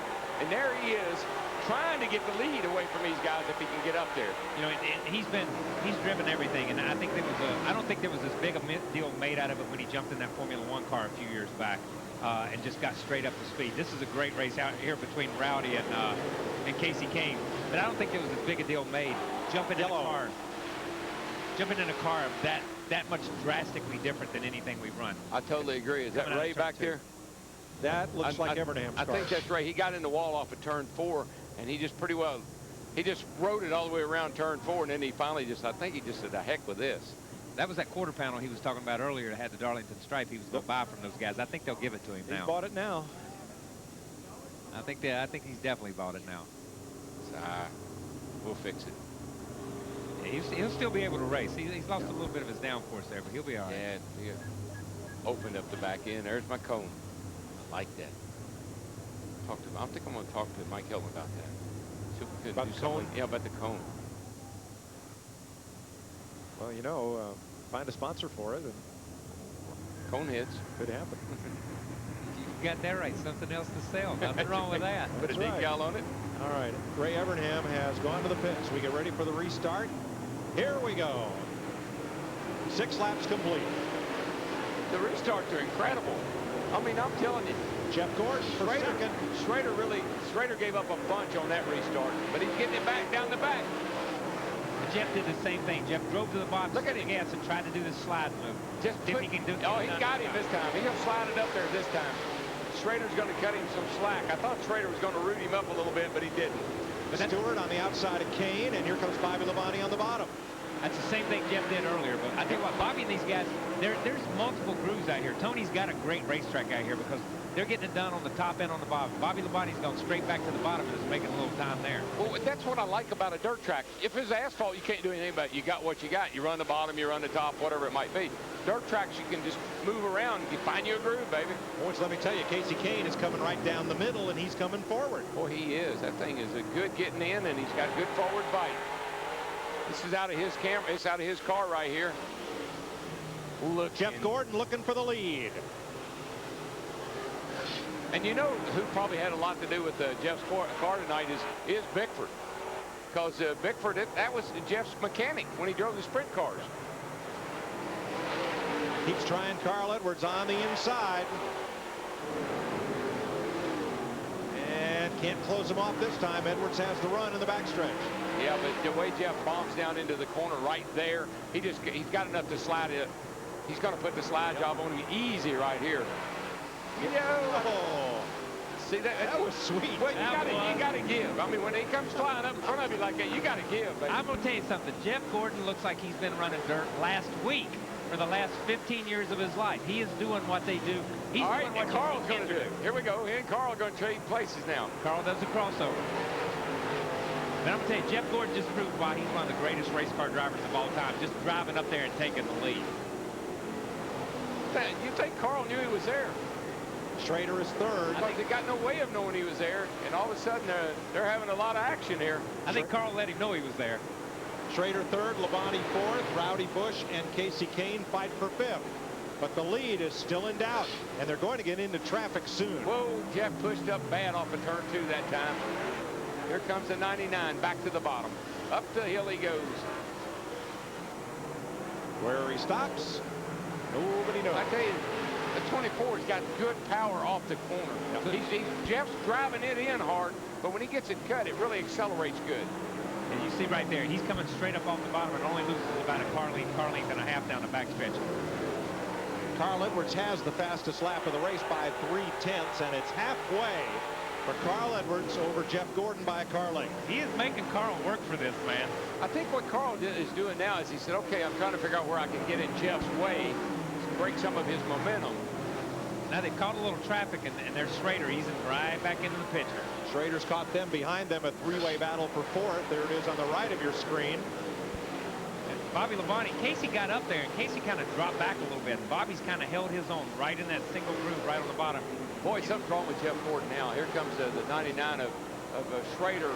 Jeff Gordon's having trouble off of turn 2 now, guys. I'm not sure if something's happened to his car, but he's really slowed. But you know what? As hard as he's been driving that thing into the corner and standing in the gas and driving it up off, he could have pushed the right front off of it. You know what I mean? We got to spin. Oh, Stewart crashes. Stewart and Kasey Kahne, boy, big time. And Bobby Labonte's in it somewhere, I think. Tony took a big hit down in turn 1. Bobby spun down to the bottom of the track. Tony and Kasey Kahne really made big contact. Wow, look at Kasey's car. Yeah, now this all started back at turn 4 as Stewart fires up. You know, these guys, all things considered, have been kind of hard on these cars tonight. They haven't been easy. They haven't taken it easy at all. And Labonte on the inside, 43. There's Rowdy on the outside. They make a little contact. Ooh, and Bobby gets up on the berm right there, and he can't get off. Here comes Kasey. That's what I always wondered. When somebody's in your way like that, how do you stop or how do you turn on them? Because you're in basically a slide all the time. That's always one of the things that worried me about dirt racing. Man, it ripped the body off that thing. Yeah, just ripped the body. And I think Kasey and Tony were the innocent victims on this thing. What, I think, this is in-car, which is. Bam. Oh, bam. Look how much jacking on that wheel, isn't he? He jacked on that steering wheel. Golly. And I thought he had it turned all the way to the right to begin with. He put 2 more rounds in it. Dadgum, smoke's gonna be hot about that. I get it clear off.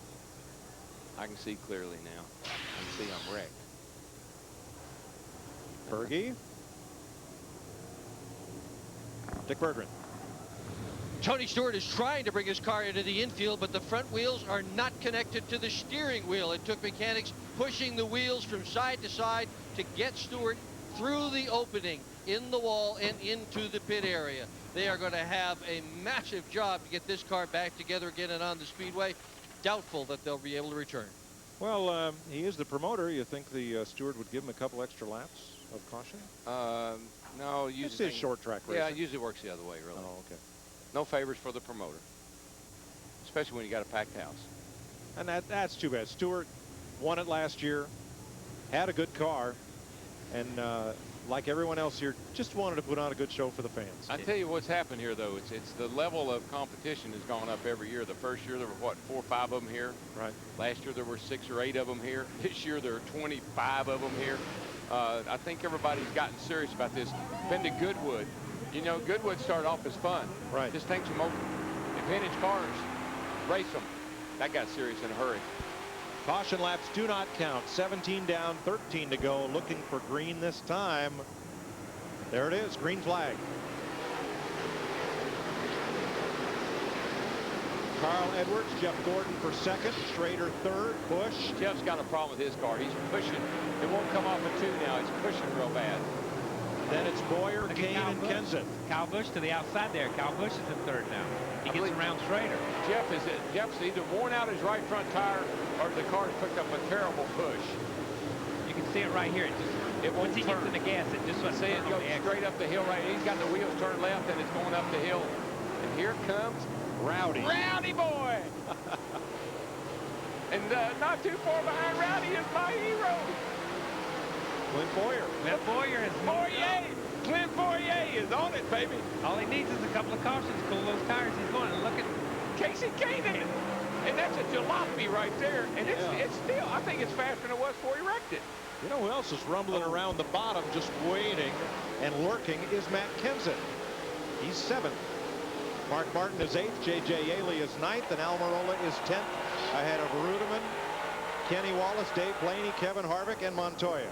I think Jeff has just pushed the right front off his car. Yeah, I think he's pushed it off, and he's just enough right now that he's been able to hold up Kyle. Whoa. I don't know if I do that very many times. Kyle gets a good run on him, but I think Kyle's afraid to mess with him right now.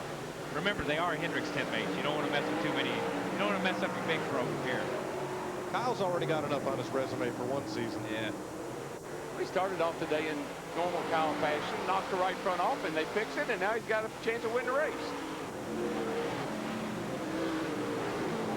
I tell you, a guy that he's back in there. I know I shouldn't even be talking about him, but Kenny Schrader does a whale of a job with that car he's driving. Yep.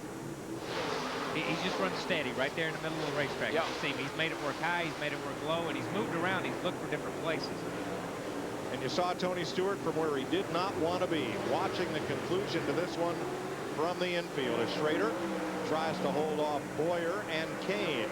Whoa, baby. Whoa, look at that, man. How do you do that? Oh, my God. That is incredible. Hey. And look, here comes Kasey in the jalopy. Hey, dirt racing's a contact sport. Here goes Rowdy Busch toward the lead. He's side by side with Jeff Gordon.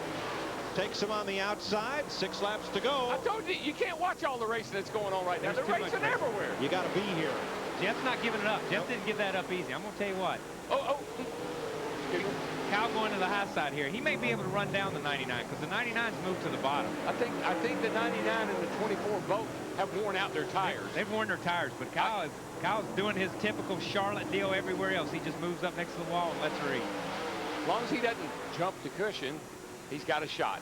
He's jumped her a couple of times already, but he just stands in the gas. I don't think he knows there's a cushion there. He's just driving the wheels off of it. We talked about it earlier. It always reminds me of what Junior always told me about drivers like him. You know, it's a lot easier to slow them down than it is to speed them up. Every time he makes a run, every time Kyle makes a run on Edwards, Jeff sticks his nose back up in there. Jeff, Kyle jumped the cushion. He's trying so hard. You know what he's doing? It's the Bristol. He's overdriving it just a little bit. He needs to back off a little wee bit, and he'll be all right. He's giving her 110. We only need 100. 28 laps. Right here, if he could just keep it off of that berm. He just can't get in the water. Now, he got it that time. He got it that time, Kyle. He got a nice run off of 2 that time. There he goes. Lap car just ahead. White flag coming. Boy, I tell you, this is going to be a 3-way battle right here. Jeff Gordon's cooled his tires. He's back in the hunt. Brian Newman just ahead of the leaders. This is the last lap. He's going to slide up on Kyle, Jeff is, but here we're going to... And that lets Edwards get away. Now Newman... He didn't get away by much because, let me tell you, when they come off of turn 4 right here, it's going to be sheet metal flying. 3 wide finish, and it is Carl Edwards. What a finish. What a great race, man. What a finish. Schrader's 4th. The 07, your man finishes 5th. From back in the pack. Kasey with a wrecked car is 6th, and there's Kenseth in 7th. That was a great finish, man. That's a great race all the way around. We didn't have enough cameras here. That's what I said. I'm with you, Daryl. I'm looking here, I'm looking there, and I'm trying not to talk about it except what we're showing on Oh, my the screen. God. We did not have enough. Think you could do a backflip off that roof? I'm going to tell you, man. We'll find out here We're getting ready to find out. Look at him. That was incredible. That shows the talent of these guys, man. That was just phenomenal. Kyle Busch beat Jeff Gordon to the flag by 2/100ths of a second for 2nd place behind Carl Edwards. And that would translate to about 6 inches. Kenny Schrader 4th, Clint Bowyer 5th. Oh, man, look at Carl. Kasey Kahne, Matt Kenseth, J.J. Yaley, David Rudeman, and Mark Martin, the top 10. But the big winner tonight, Victory Junction Gang Camp in North Carolina. And you know, that's incredible. And I want to say this. You know, we saw Tony on top of the truck, and I know he's disappointed. But Tony made everybody here a winner tonight. All the fans were winners. All the drivers were winners. And he's changing the life because of this. Here we go. The kids. He made them winners also. Yeah! Stuck it. Right. Do it off a dirt car too, baby. Yeah, Kyle, I just want you to know it's an honor and a privilege to be here with you tonight. And all these people that's come out, and this is a great evening for you and for the camp and Tony and these fans have made it all just so worthwhile. And thanks to HBO for the program tonight. Mike, thank you for being here. I've had a great time. I can't imagine not being here tonight. I know. I want to thank you guys for allowing me to be in the booth with you guys, and Old Spice and HBO and Nextel and Tony Stewart, especially Tony Stewart, Eddie Jarvis, who's done so much for us. So just God bless these guys, man. And all the folks that helped prepare this speedway and manage it for Tony and run it. This is just wonderful, and we're just blessed to be able to help you spread the word about Victory Junction and be here for such a noble cause. They're going to trot Carl off to victory lane.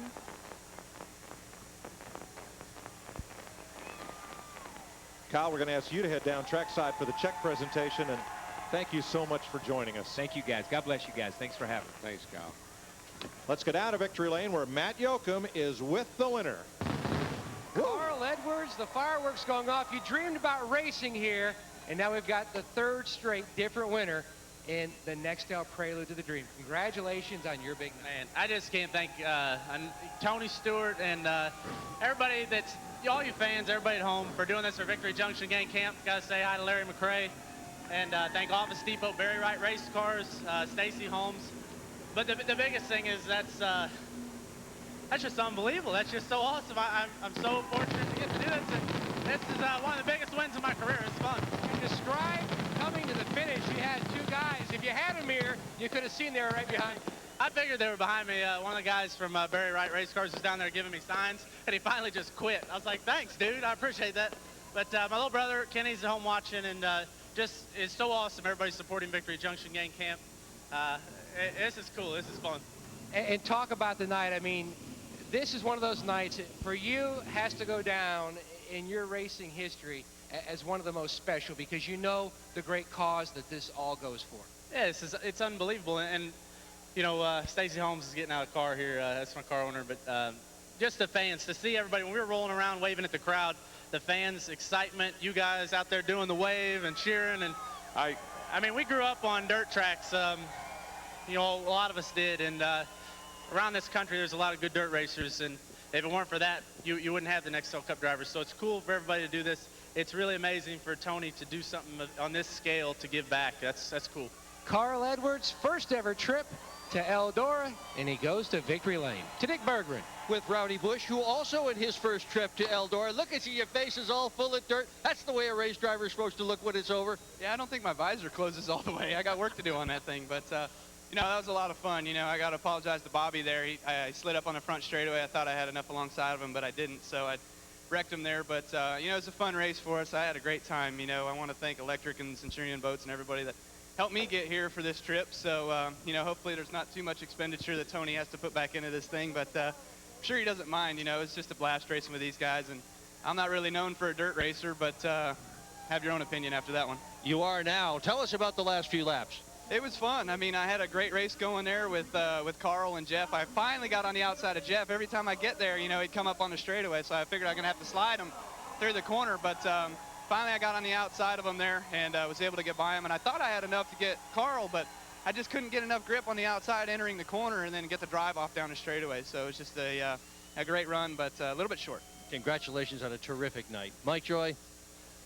Darrell, how about Juan Pablo Montoya? First time ever on dirt. He finished 15th, and first time on dirt for Elliott Sadler. Also gave a good account of himself. Well, there's just so many guys. I can't tell you how impressed I am with the way these guys all drove these cars around this racetrack. I'm amazed that they can slide these things around here the way they did tonight, and then they're going to go to Pocono this weekend, run 210 miles an hour down the Long Pond straightaway, smooth as silk, right in the tunnel turn. Here's our Chevrolet recap of tonight's feature event. 4-car crash on lap 18. But Carl Edwards won it over Kyle Busch by 0.3 of a second. Jeff Gordon another 2/100ths back. Give you a look at tonight's results. A check from Nextel, the folks at Old Spice, HBO, and all of you watching tonight have really helped drive the dream of Victory Junction Gang Camp. And Mike, this is the backbone of our sport. I don't care what anybody says. This is where fans are born. They learn, they follow racing from here. They want to go to Talladega. They want to go to Daytona, but they started here locally. They got local heroes, local race cars. This is this is the platform of our sport, and it's healthy here tonight. I can tell you that. NASCAR Nextel Cup has not raced on dirt since probably the mid-1960s. Think it's time to come back? Well, the car tomorrow, I don't know what kind of, it might be all right on a dirt track, but our cars are pretty big compared to what these guys are racing here tonight. I love what Tom Curley said the other day on the wind tunnel. Build the car, make the rules for your track. And Tony has the right rules for his track. Time for the check presentation. We're going to go down there where they will wrap things up. This has been a wonderful night at Eldora Speedway. Thanks to Tony Stewart, to Old Spice, to Nextel, to HBO, and everyone who made this possible. What a great night. It really was. I was so excited about being here. I'm so glad I came here personally to see these guys throw these cars around here tonight. Carl Edwards, you're the man. He's the best. If I was going to start a team tomorrow, he'd be my driver. Jeff Gordon, you're awesome. I can't get over how great you were tonight. Thanks, everybody. Matt Yoakum will close us out with a big presentation. Oh, yeah, Rowdy's not too bad either. A historic night for a very heartwarming cause. And Tony, the third straight year that this event has drawn 20,000 plus fans for so many special kids at the camp. Yeah, it really has. And I can't be more proud of this group of people that are sitting in this grandstands that weathered the storm last year, came back in the fall, and have come back this year to support this event. And everybody from HBO and Old Spice and Nextel and you know, Daryl and everybody up in the booth and Kyle and all Dick and you, Matt, and everybody that came down here and everybody that helped make this possible. I mean, I don't know how we could have any more fun than what we had tonight, and I bet we're probably going to be talking about Eldora a lot while we're at Pocono this weekend, so it's going to be pretty cool. I just want to thank everybody that came here tonight. You guys don't realize how much you helped contribute to the Victory Junction Game Camp tonight, so I'm really proud of all you guys in the stands tonight. And normally we'd have a check already written out, but there's so much that we don't know that we're going to be raising tonight. But KP, what a great night for your camp. Incredible night. You know, I think Tony said it. You know, it may be the Nextel Prelude to the Dream and all that stuff presented by Old Spice. But the people at HBO, Pam and Artie and everybody, Daryl and Mike and everybody up there, you guys doing this. But like Tony said, none of this is possible for the fans or for the kids at Victory Junction Game Camp if it wasn't for people like these drivers that you saw here or for people that sat in these grandstands and come out and do it. I think you saw why Jeff Gordon and Tony Stewart and Carl Edwards and these guys are the greatest race car drivers in the world and the greatest humanitarians in the world. But these people sitting in the grandstands, they're the ones that make it all possible. And thank you guys. God bless you guys, man. Are you guys ready to come back next year for the 4th annual Nextel Prelude to the Dream? I think that's a big yes. Now let's go to Dr. Dirt one last time, Dick Berggren.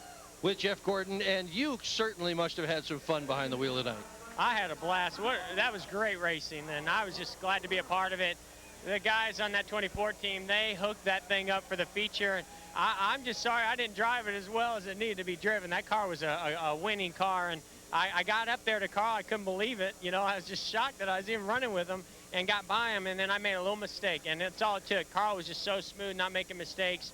And, you know, right there at the end, I saw Kyle go up to the outside making that work, so I just started searching around and actually started coming back to the front. I ran out of laps, man. I need another 50 laps. I was good on the long runs. Well, you can come back next year, give it another try. I probably will. That was just so much fun. These guys worked so hard. I got to thank Tony Stewart, the great job that he did at getting this kind of quality field here and doing it for charity and having all these fans. This is amazing. Great opportunity. I'm glad to be here. And Tony's with Matt. And Dick, when you look back to this night, Tony Stewart, Jeff Gordon, first time on dirt in 16 years, almost pulled off the big win. Juan Pablo Montoya, impressive. It was a special night all the way around. Yeah, it was, and you know, I think it shows the talent of all these guys. I mean, to get Juan out in a late model for the first time in his career, and to see Jeff come back after 16 years, I think it shows everybody why these guys got their opportunity to go Nextel Cup racing. But really want to thank all these drivers. It is such a huge undertaking, and it's a big commitment on these guys' parts to take the time out of their schedule. None of these guys would let me pay for fuel for their planes. They all donated their time, donated their money, and couldn't have done this without those guys. Just really proud of them, and it's pretty impressive. I mean, I got to watch a really good race from behind and got to watch even a better finish from in the pits. So just really want to thank all these guys that came and supported us and came out here and raced hard tonight for us. This event gets bigger and better every single year, and we appreciate you at home who logged on to whether it was DirecTV, Dish Network, or your local cable system and bought our HBO pay-per-view event tonight for a great cause, the Victory Junction Game Camp. And if you'd like to learn more about the camp, just log on to victoryjunction.org for more. We appreciate you being with us here tonight. Good night, everyone.